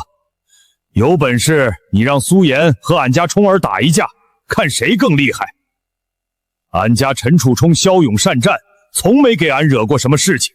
陈憨子，你这是吃不到葡萄说葡萄酸，帝都有几个能打过你家陈楚冲的？切，哈哈哈哈哈哈！这不就说明俺陈霸天教子有方吗？就你那混小子，也配和我儿子比？没看到有客人在吗？慌慌张张，成何体统？说！老奴听说公子昨日去万年县，当晚就斩杀数人，就连万年县令也被他给杀了。大哥，怎么回事？无照杀朝廷命官，这可是杀头的罪名！你他娘的倒是快说呀！万年县令与当地士绅勾结，牵涉了人口贩卖，还欺凌妇孺。公子见之大怒，就给斩了。如果是欺凌妇孺，杀了也就杀了。好小子，有种！这件事麻烦了，那些文官本就痛恨苏妍，现在他又闹出如此严重的事情，如何收场？老苏，你也别太担心，你家小子可是驸马，陛下再怎么也不可能砍他脑袋。哎，苏妍这小子当真让人不省心啊！看俺家楚冲从不出门惹事儿。苏国公，老奴话还没说完。他娘的有屁快放！没看到你们家老爷这么着急吗？杀县令之事，陈楚冲都尉也参与了。老陈，你刚才说你家楚冲从不惹事儿是吧？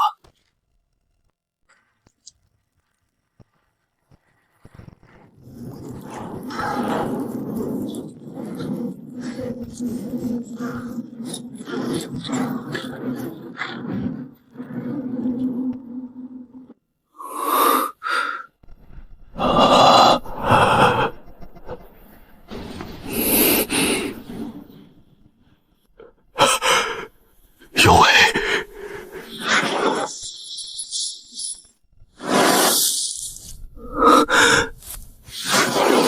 父亲，救我出去，救我受不了了，这里不是人待的地方。放心，你一定会出去的。饿坏了吧？快吃点东西。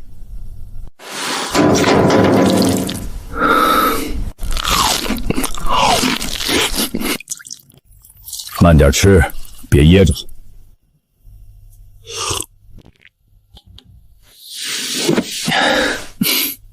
对了，父亲，冷饮店的事情怎么样了？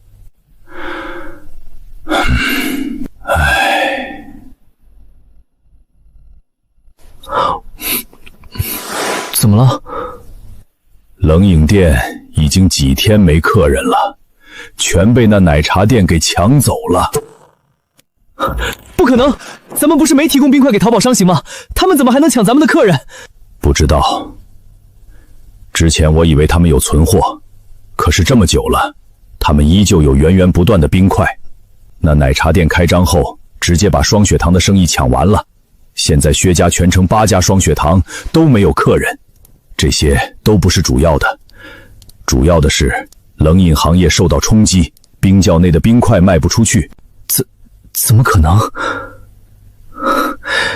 整个帝都的冰块都是薛家在供应，他们没道理还能弄到冰块啊！而且这样的天气，更不可能从其他地方城市进货。查到他们冰块到底怎么来的吗？每日拉冰块的车是从苏惠国的封地出来的，不仅仅是冰块，就连手摇风扇也是从苏惠国封地那边。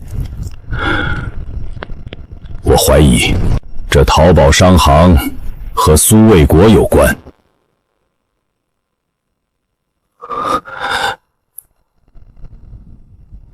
苏卫国，苏卫国只是一介武将，他还会开商行。就算是苏卫国，他又在哪里弄来的冰块？帝都最大的几个冰窖都是薛家的，除此之外，其他冰窖根本无法供应奶茶店那么多销量。难道他能凭空变出冰来吗？没道理的，全城的冰都在薛家手里，他们到底在哪儿搞出来的冰块？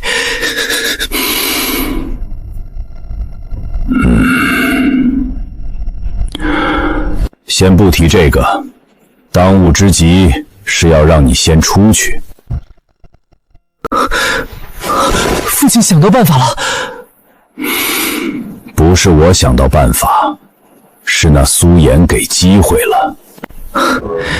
难道他没能处理好灾民？灾民不清楚，不过他杀了万年县令，无照杀官，可是大罪。你觉得这是不是你出去的机会？的确是那蠢货会做出来的事情。这次就算他处理好灾民，也无法洗脱罪名。朝堂诸公可不敢开这个先例。大家都是当官的，无照杀官关乎到所有人。我能想到，等苏颜回帝都之后，朝堂上那些官员会怎么弹劾他。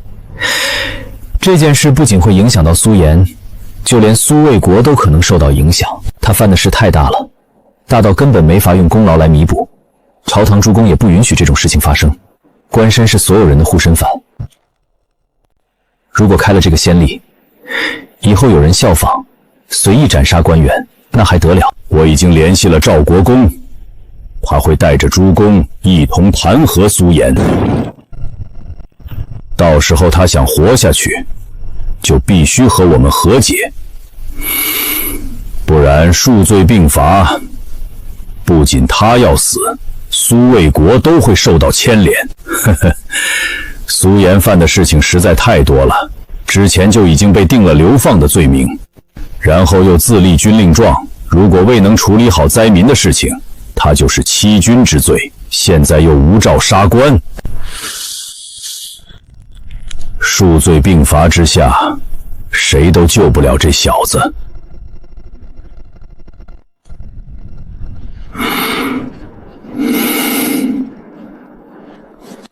就怕他明知活不了，鱼死网破。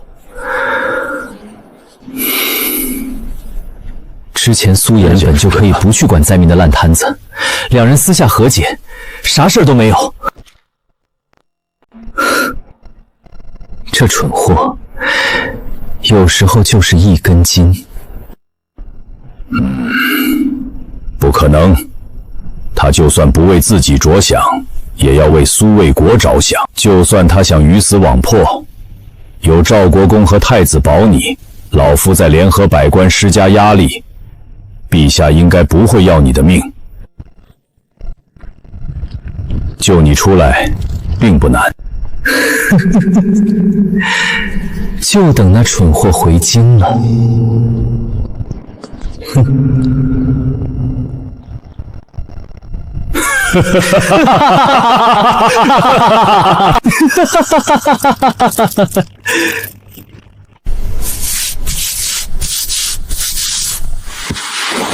多吃点儿，爹已经打点好了，之后每天都会给你送来饭菜。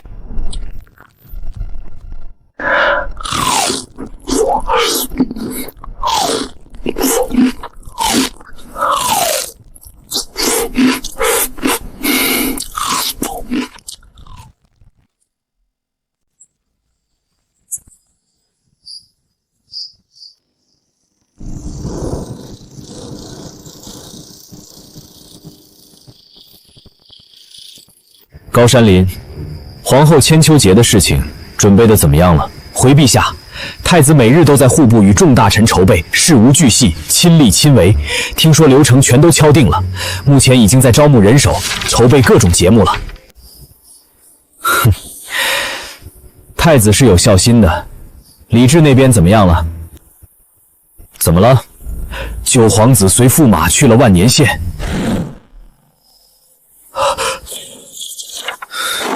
这逆子，自己母后生辰如此不上心，整日跟着苏颜那小子鬼混。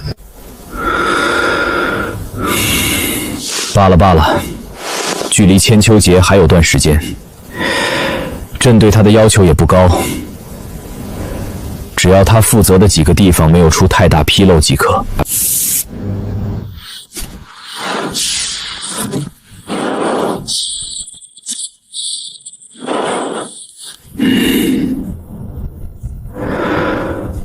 怎么又有弹劾苏颜的？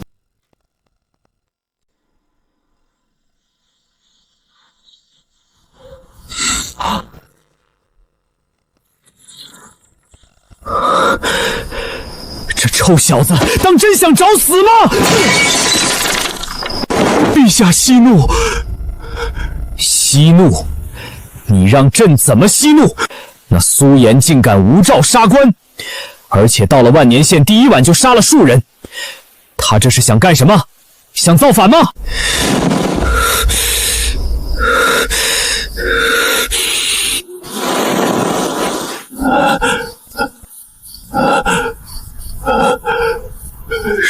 什么？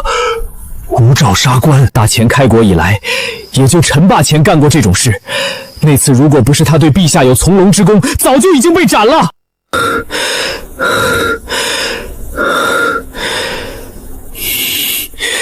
真是反了天了！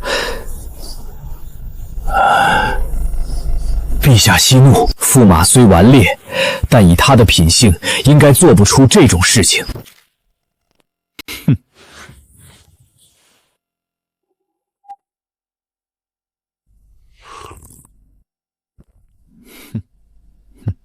朕也知那小子最多打人，但杀人还杀如此之多，定是有原因的。不过就算有原因，他不能禀报给朕，非要自己动手。哼，他们倒是聪明，知道拉皇子下水。拉皇子下水？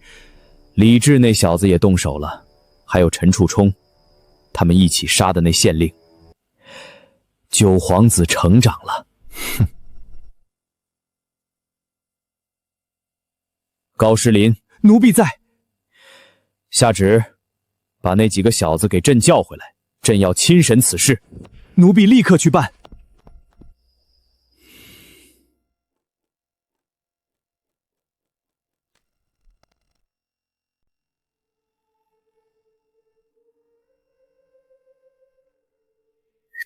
公主，是不是这些菜吃腻了？要不奴婢让他们重新添换一些菜式。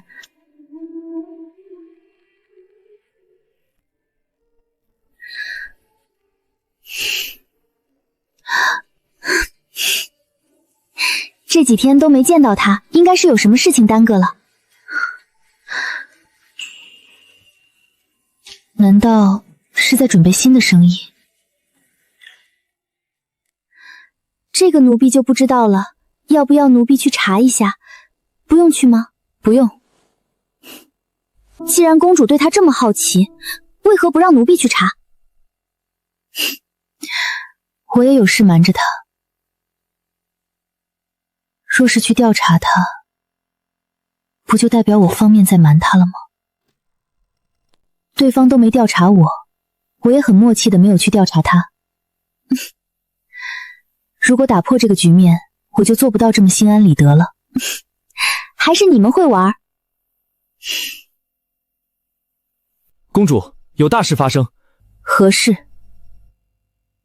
奴婢听外面都在传苏颜公子在万年县怒斩县令，如今已经闹得满城皆知。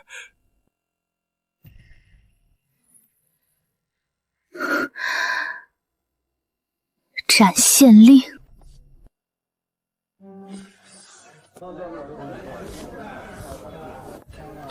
听说了吗？苏颜那个败家子儿把万年县令给杀了。早就听说了，那苏颜嚣张跋扈，刚到万年县就连杀数人。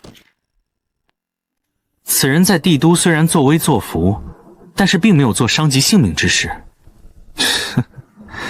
他恐怕是觉得捞了个钦差的职位，就可以生杀予夺。此子当真是个祸害。我听说那苏颜不是因为查出万年县令买卖人口，才宰了那个狗官的吗？我也听说那县令之子欺辱一对母女，苏公子二话不说就为民除害。没错，苏公子这般刚正不阿之人，尔等为何说他是个祸害？说吗？呵呵，国有国法，家有家规。他苏颜这般做，就是藐视律法。就算那县令该死，也应该交给刑部审查之后再定夺。他苏颜有什么资格杀人？若全天下人都像他这般目无王法，那天下不乱套了吗？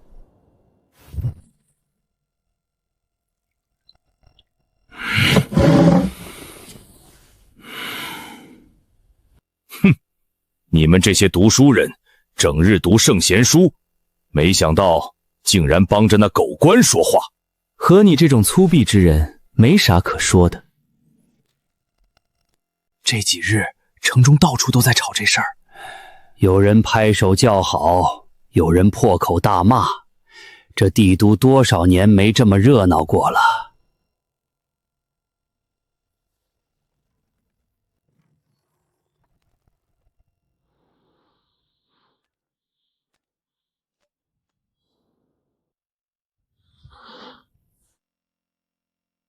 主人，为何没能杀掉他？属下办事不力，请主人责罚。责罚？你跟了我这么多年，从未失手，为何会在一个区区顽固手中失败了？他是个好人。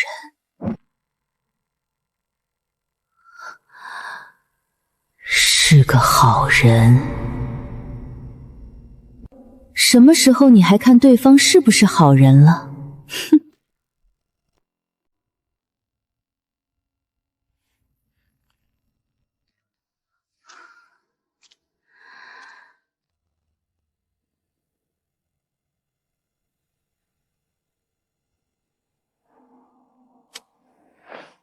你知道这一单失败让我们损失多少吗？属下万死！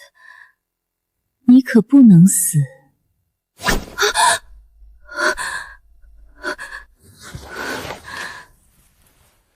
你死了，谁来给我赚钱？这是你第一次犯错，暂且饶你一次。你应该知道后果。多谢主人！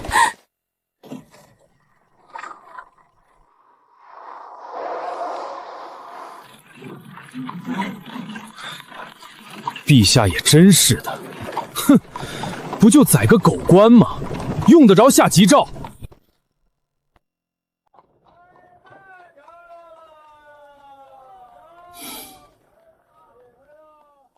灾民的事情都处理得差不多，留在那里也没啥用处。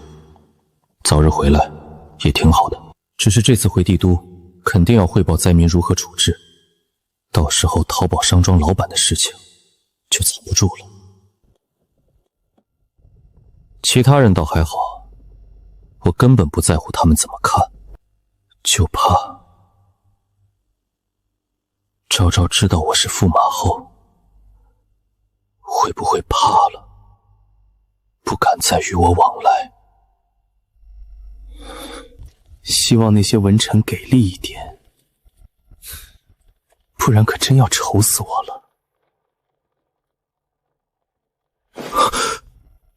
怒斩县令，不仅是因为当时被那些禽兽给气疯了，还有一个原因，就是给那些文臣一个理由，让他们逼着陛下把婚给退了。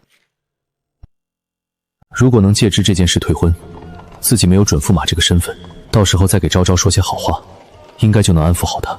毕竟他也瞒着自己，我都没有去追问他的身份，大家都做过的事情，那就能够彼此抵消。这次上朝，你们都不要说话，一切交给我即可。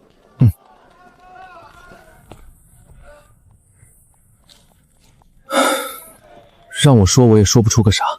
你来，正合我意。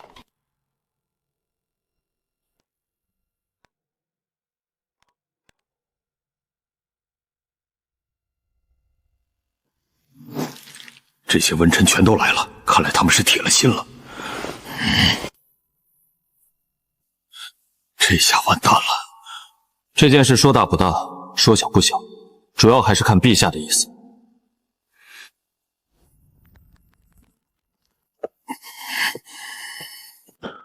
我儿子也牵涉其中，下担心也没用，待会儿见机行事吧。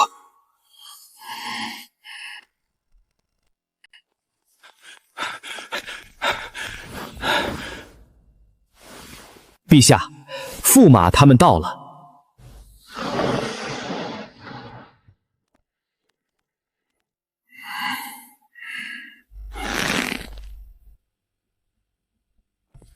宣赈灾巡查使苏岩，九皇子李治，禁军都尉陈楚冲。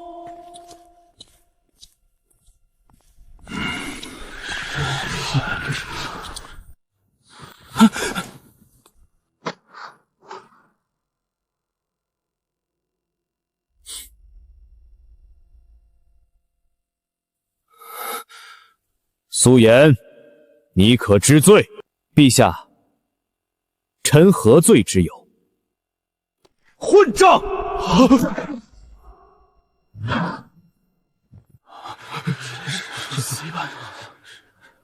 请陛下明示。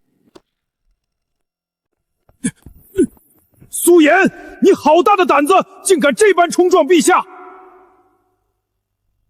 我与陛下说话，你这个老东西来犬吠什么？是不是上次没被打够？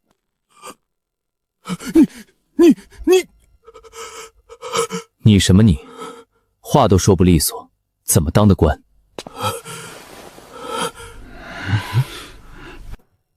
陛下，此子实在顽劣，闯了弥天大祸，却丝毫没有悔改之心。臣请陛下为其定罪。你在教朕做事？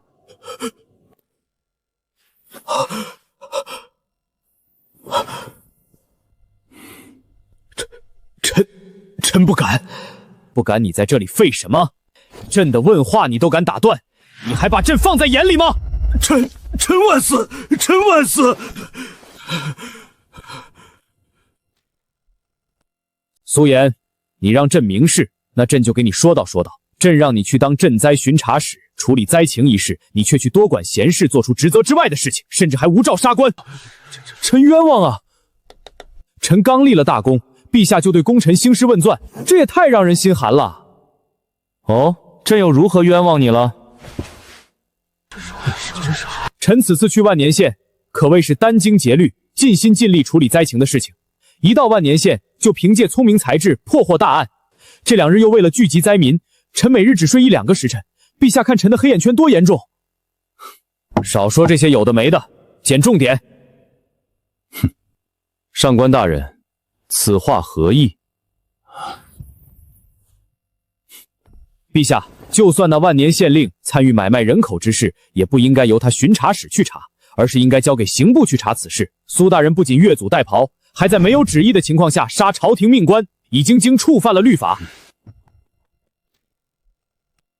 苏颜，你又作何解释？陛下，上官大人诬陷有功之臣，当真让人心寒啊！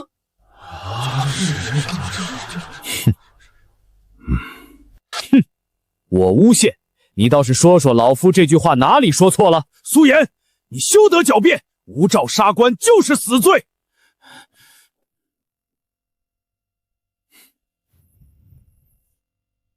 任凭你再怎么狡辩，无照杀官已是事实。没错，苏大人还是认罪吧。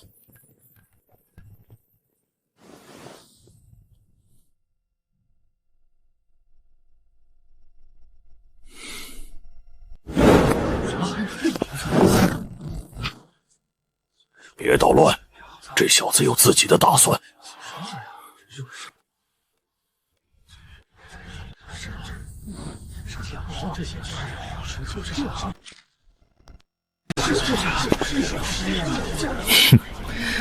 一群没脑子的蠢货，还是一群文臣，一个个自称圣人门下。圣人知道你们这些人如此愚钝，恐怕棺材板都压不住了。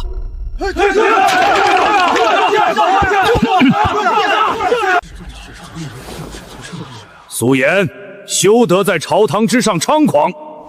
没有圣人之学，哪有我等庙堂大员？科举考的就是圣人学说，难道苏大人觉得我等通过科举当官还比不过你一个纨绔？哼，科举不是有手就行。放肆！太放肆了！辱骂圣贤，你该当何罪？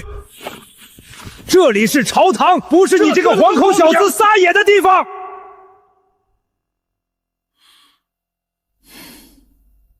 都说完了吗？请陛下斩了此人，为天下读书人做主。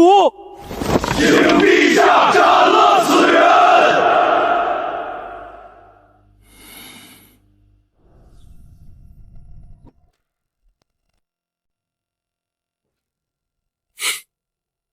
这么大反应，是不是在你们心中，圣人比陛下都重要？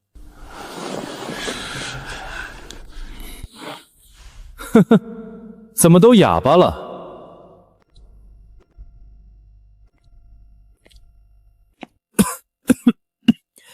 圣人之学主要是教化百姓，朕之职责是治理天下，分工不同，没有可比性。陛下，臣并不这么认为。为何？所谓圣人之学教化百姓，可又有多少百姓能读上书？依臣看来，这天下兴盛繁荣，百姓安居乐业，靠的可不是什么狗屁圣人，而是陛下您，是吗？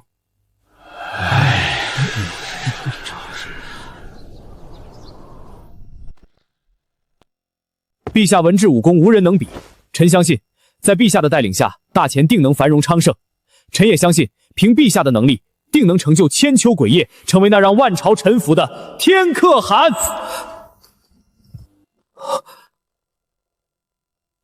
朕能做到吗？陛下，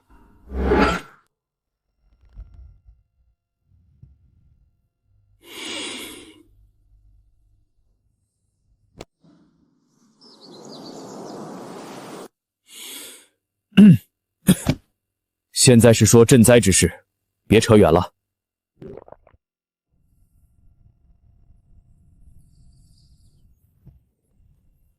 没错，苏大人，你就是在转移话题。圣人之学如何暂且不谈，苏大人无照杀官之事，应该给诸公一个交代。我给你们交代。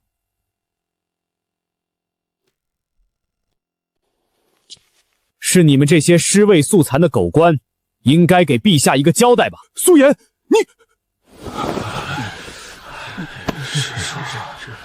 你们一个个在庙堂上高谈阔论，嘴上挂着仁义道德，自称清流，为国为民，可是万年县令借赈灾一事买卖人口，尔等竟然全都不知情。哼，买卖人口又与赈灾有何关系？没错，现在是说你无照杀官之事，别扯其他事情。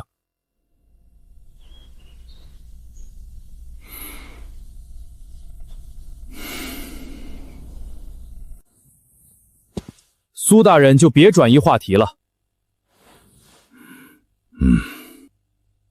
薛大人，你这个问题问得好。陛下，臣要弹劾整个户部官员尸位素餐，庸落渎职。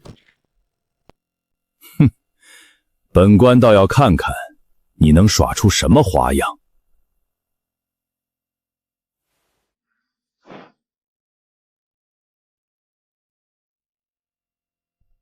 讲。陛下可知，为何朝廷花了那么多银两赈灾，可依旧有如此多的灾民？为何？因为地方官员根本不作为。笑话，本官一直都在关注万年县的赈灾情况，城外每日都会施粥，县令朱全联合当地乐行好施的士绅一同赈济灾民，这些都是有目共睹的。的确，城外是有粥棚，每日施粥，可薛大人是否知晓，那些粥每日重复加水，重复煮，但每日账本上都记录着钱粮消耗。不可能！户部一直有人负责监督事宜，从未发现你口中说的这个问题，而且账本全都能够对上。薛大人所说的负责人，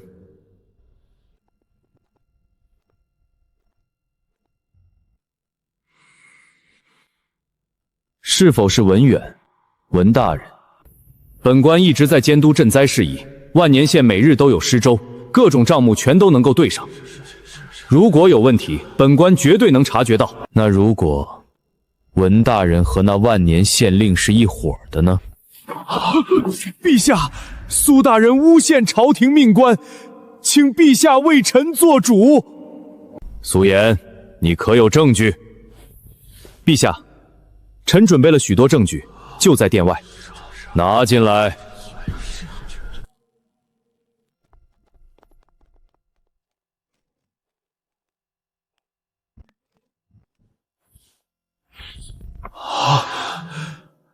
这些都是灾民的联名书，数千灾民都证实了假施粥这件事。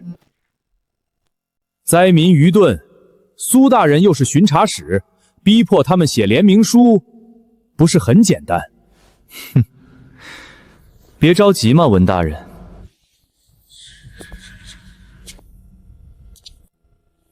我既然点了你的名，自然还有其他证据。陛下，臣此次赈灾，不仅发现贪墨灾款，还发现那万年县令借着灾情买卖人口。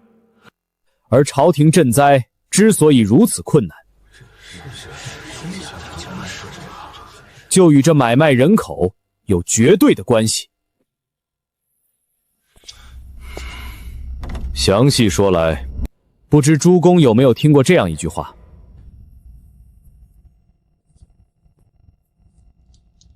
灾年最可怕的不是灾民，而是达官显贵。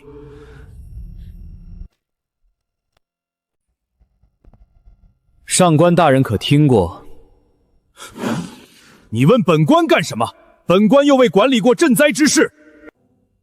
张记主，圣人学说中可说过与此事有关的话？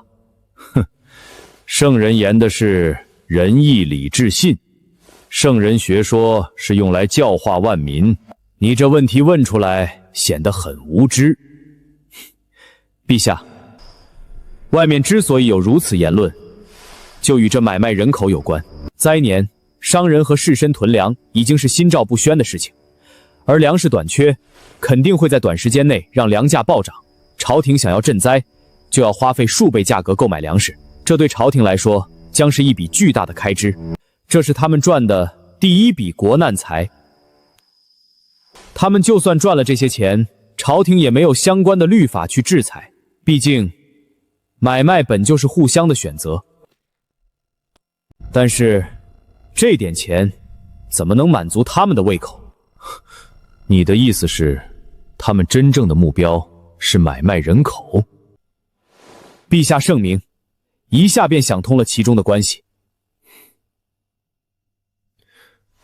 说重点。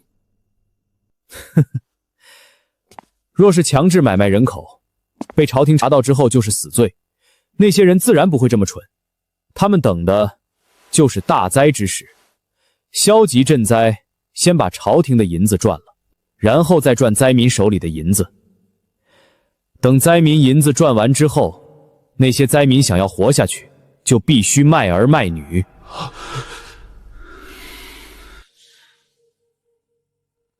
这时候，他们不仅不会压价，反而会用市场价去购买那些人口。为何？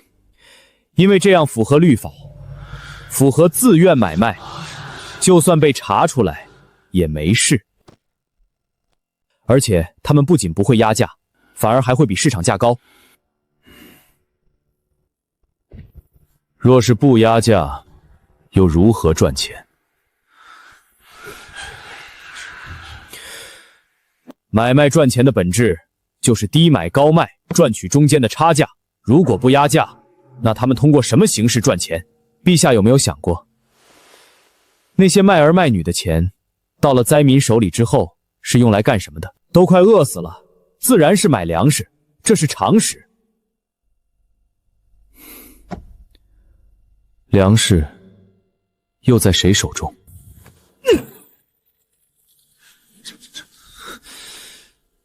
该死！这些人都该死！这些人赚朝廷的钱也就算了，他们竟然两头吃！好，好，好，杀得好！不愧是我苏家的种。此事俺老臣也赞苏颜。陛下，苏颜这是为民除害，不仅无过，反而有功。苏颜此举是大快民心之事。那万年县令和当地士绅罪该万死。苏颜此举是大快民心之事。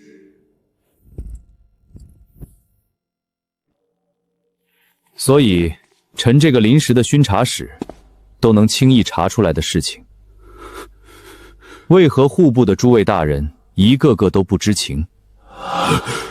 所以，薛大人和文大人到底是尸位素材，还是与贼人沆瀣一气？苏颜，你休得血口喷人！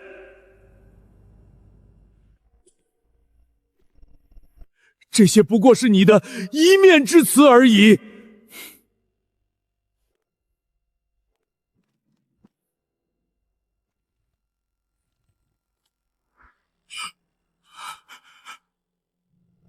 陛下，这些全都是万年县令与士绅勾结来往的信件。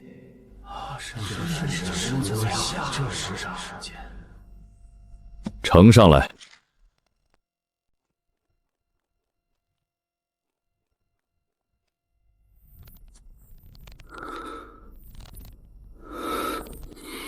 好，好，好，一个小小的县令，竟然敢这般目无王法！陛下，臣掌管户部琐事众多，不可能每一件事情都能管得过来呀。陛下，臣一时疏忽，一时疏忽。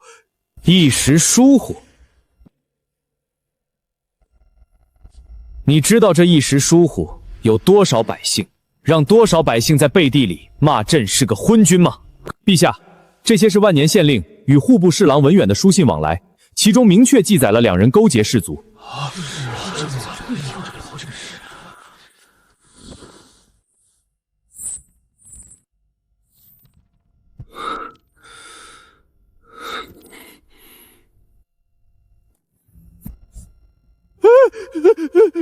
陛下饶命！陛下饶命！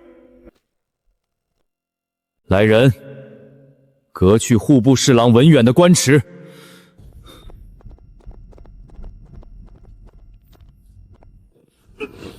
拖下去，凌职处死。其父母兄弟统统贬为庶民，世世代代永世不得为官。是，陛下，且慢。那万年县令在被臣拆穿买卖人口时，表现得有恃无恐。臣猜测，他背后之人应该不止文远，甚至已经形成了一套非常完善的产业链。只不过，臣在他府中只搜到与文远的书信，这文远背后之人，只有他才知道。臣请陛下彻查此事。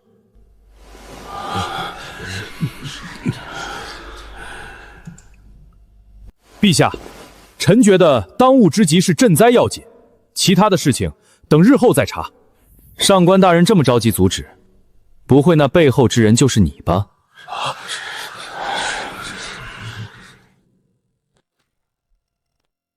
本官以民生为重，苏大人何必诬陷？上官大人难道不知，这些蛀虫不除，以后只要有灾情，又会陷入朕为难的境地。好了，此事等房相回来之后再行庭议。“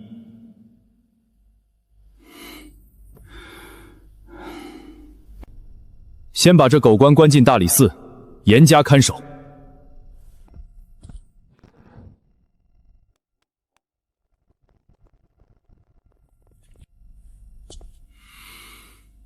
诸公觉得薛尚书此次应该判个什么罪？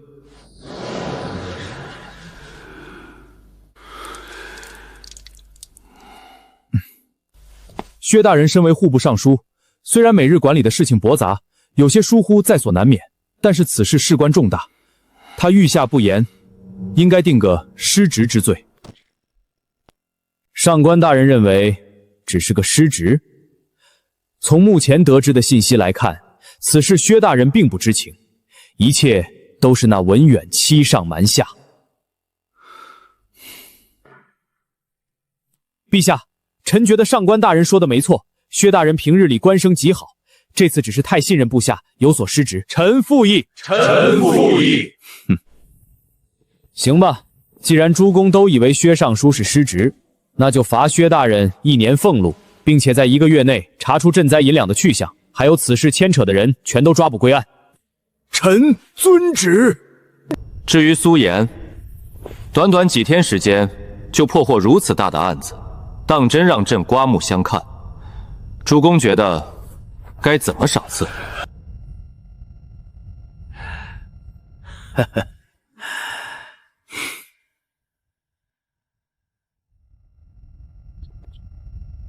陛下，国有国法，家有家规。那万年县令虽然罪大恶极，但他是朝廷命官，律法有令，朝廷官员应该由刑部审查。陛下定罪之后，再按照判决处置。苏颜无照杀官，已是僭越。上官大人说的没错，公是公，过是过，此事万万不可开先例，如何保证？臣附议。臣附议。你们非要咬着他一个错误不放。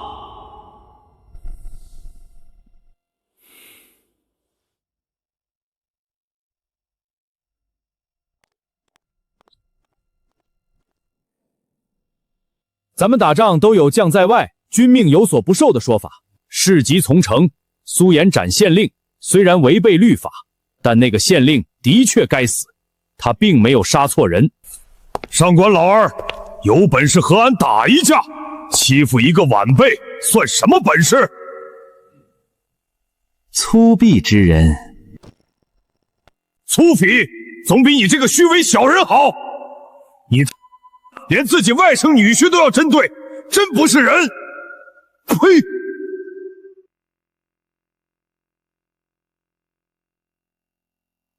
陛下，陈将军如此扰乱朝堂，殿前失仪，请陛下降罪。够了！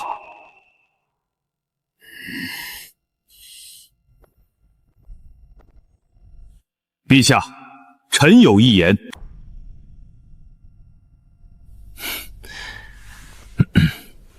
陛下，臣觉得李将军那句“将在外，君命有所不受”说得很不错。苏颜此举虽是不妥，但他同样也立了大功。魏臣苏颜，魏大人，你当初可是弹劾过苏颜的，现在又为他说话。上官大人说笑了，本官填和的是苏大人与安宁公主的婚事，可这次苏大人此次赈灾，查出官员贪腐，联合士绅买卖人口，实属大功一件。哼，那魏公觉得这件事如何处置才算妥当？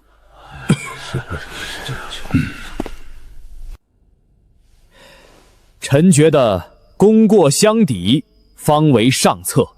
功过相抵，诸公觉得魏公这个田议如何？哈哈哈哈哈哈！陛下，俺老臣没意见。功过相抵，自然可行。不过，苏大人破获贪污的功劳，怎么能抵得了死罪？没错，无照杀官是死罪，岂是一个贪污的功劳能够抵消的？至少也要再加一条功劳，若是苏岩将灾民安置好，2公抵1顾才合理。如果只是查了个贪污案就能免去死罪，如何让天下苍生信服？这是会影响到律法威压的啊，陛下！苏大人之前可是下过军令状，一定能够安置好灾民。如果没能顺利完成，就是欺君之罪。按照大前律法，欺君同样是死罪。不管怎么样，今日苏大人这罪恐怕脱不了。哼！这是我家人。你笑什么？哼！既然要兑现，那就兑个彻底吧。当然是笑你们这群虚伪至极的狗官。欢迎来到对抗路。你，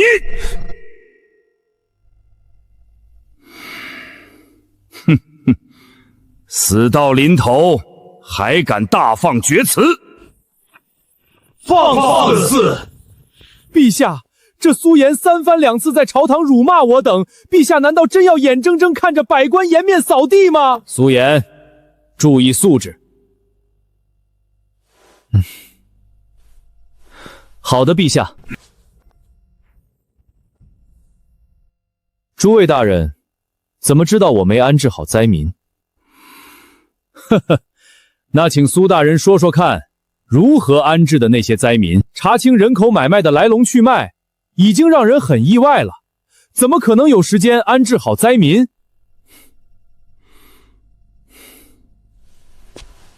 我为什么要和你说？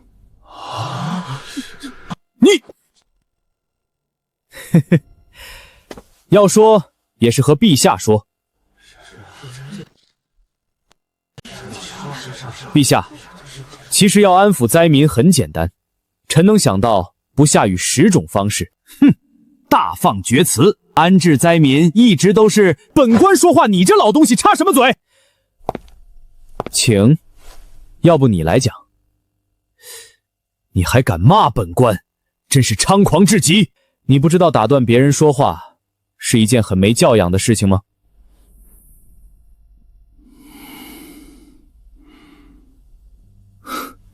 继续说。哼，臣用的法子叫以工代将。何为以工代将？嘿，臣前段时间开了一家商行，如今生意还不错，正是缺人手的时候，所以就让那些灾民去臣的工厂做工。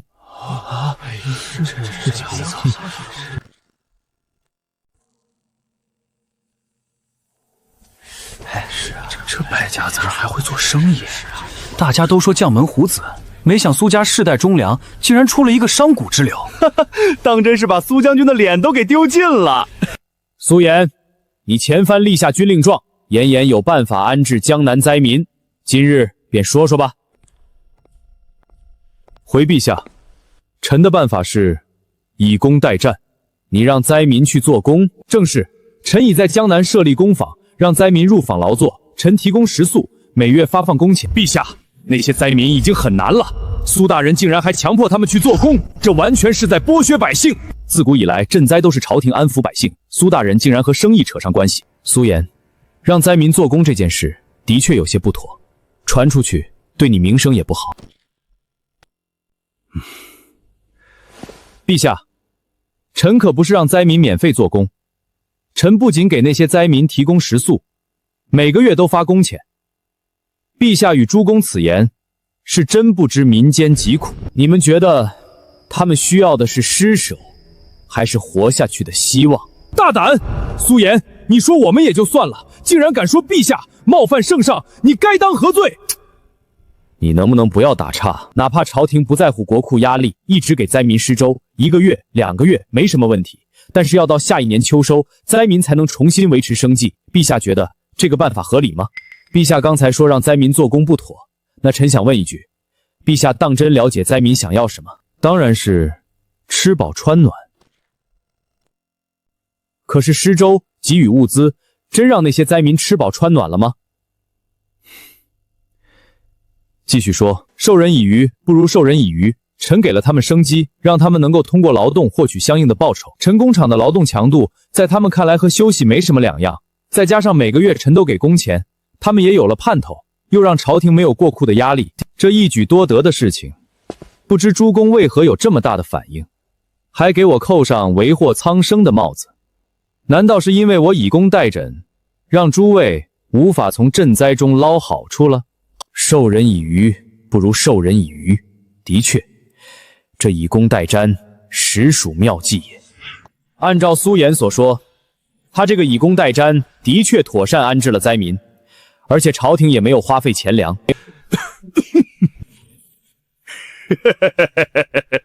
灾民有数千之众，你确定能发得起工钱？我说上官大人，你对我财力一无所知，不知诸位可曾听过淘宝商行？在下不才，正是淘宝商行的老板。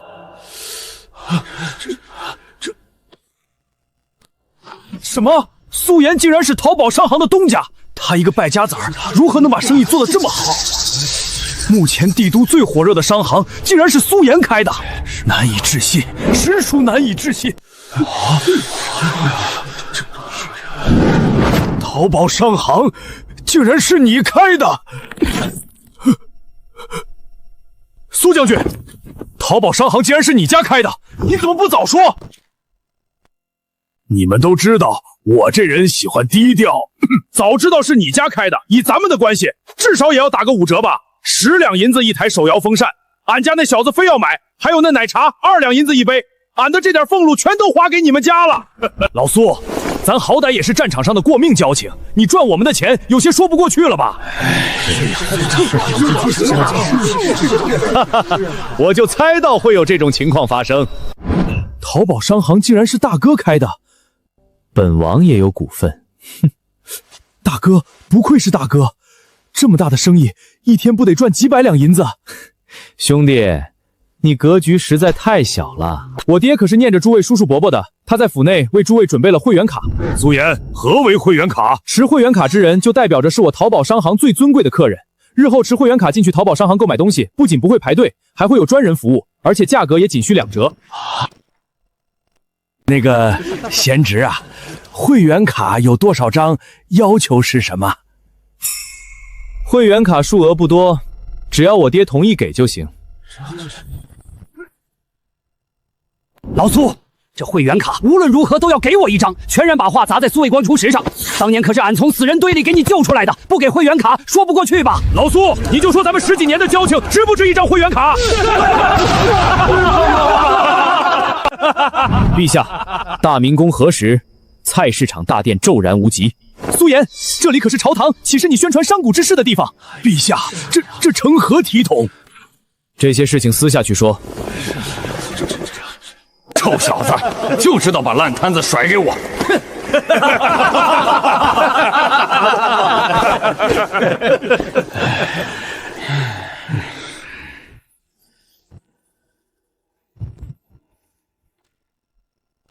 所以，上官大人觉得以我淘宝商行的财力，养几千人难吗？诸公若是有不同的意见，尽管与我说。既然诸公都没意见，那这件事就功过相抵。不过苏颜此次居功至伟，若全部抵消，倒是显得朕过于小气。这样吧，封苏颜为开国县男，10业就算了。苏国公府旁边的3000亩地给你，让你安置灾民。陛下，臣觉得不妥。魏公请讲。自古以来论功行赏，功过相抵最为合适。若是再有封赏，恐会让陛下落人口舌。如此大功，当不得封赏。陛下似乎忘了，苏大人此次赈灾是弥补他长郭薛大人的过错。真要说起来，他还有一过。陛下，魏公说的没错，苏颜大闹朝堂的事情还没定罪，如今赏赐恐怕不妥。陛下，功过相抵自然是应该的，但苏颜的功劳可抵不了他犯下的错。大闹朝堂若不处置，恐让皇权失威呀！陛下，确实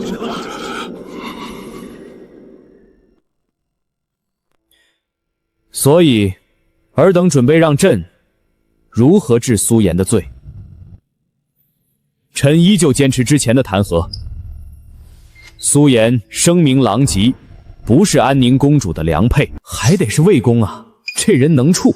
魏公的意思是，苏颜立下如此大的功劳，还是要让朕退婚。苏大人有功不假，陛下赏赐他爵位也没问题，但驸马之位关乎皇家颜面，臣请陛下三思。魏公所说不无道理，况且苏颜现在又从事商贾之事，自古以来士农工商，商人排在最末，怎可与公主成婚？请陛下三思。你们这是在逼朕做一个背信弃义的昏君！陛下，臣有话要说。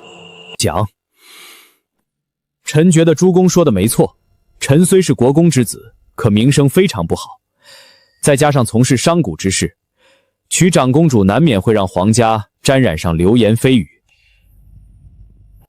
苏大人如此明事理，倒是本官之前错看了。哈哈哈哈！魏公此举也是为国为民。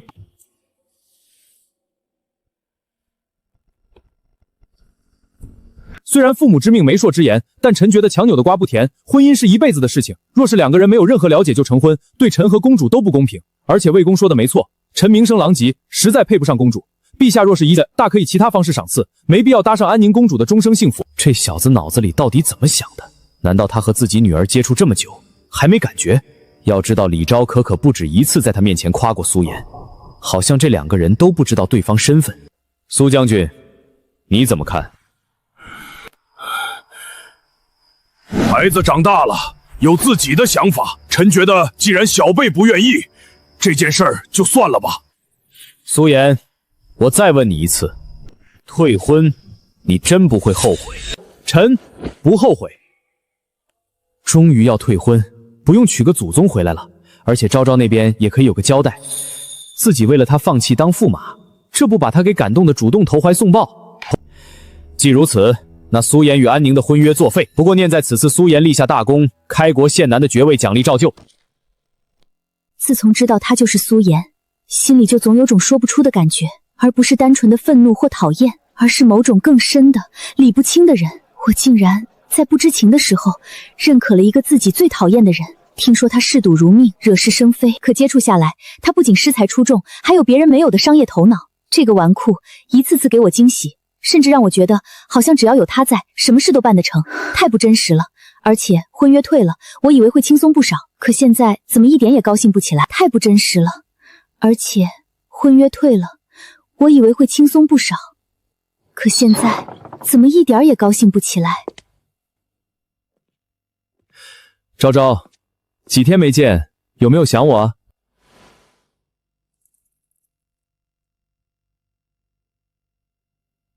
没想到苏老板竟然是国公之子。叫苏老板就有些见外了吧？你不能因为我的身份否定了我这个人吧？我本来就不是个正经人。也对，你本来就是个纨绔败家子。那是世人对本公子的误解。你见过败家子这么会赚钱的吗？那你怎么不解释？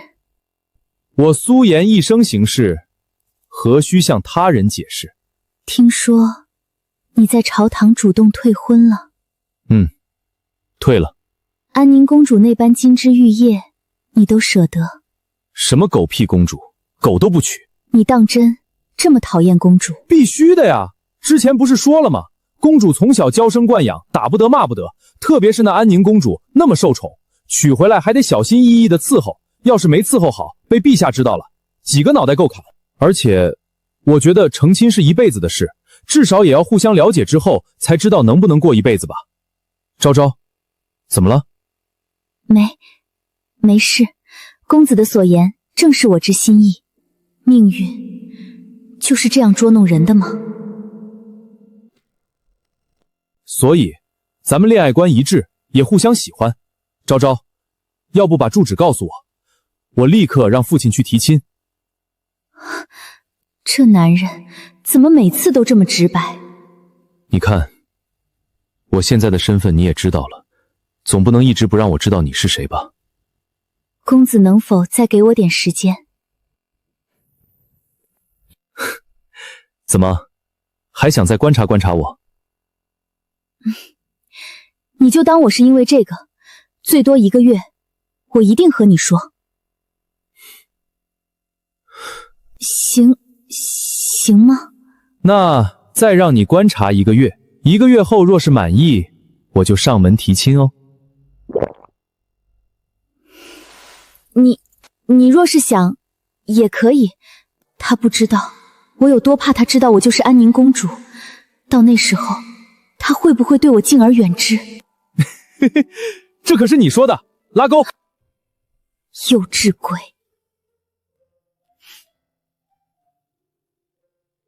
谁反悔谁是猪哦！他都侮辱圣人了，那些读书人视圣人为信仰，怎么可能还心甘情愿花钱？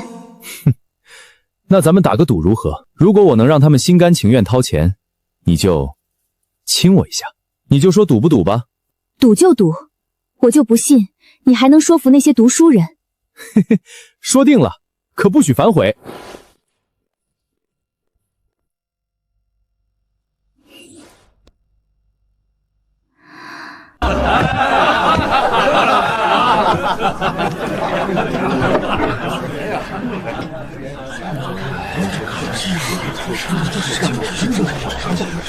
就是他！圣人岂容轻辱，有辱斯文！出来！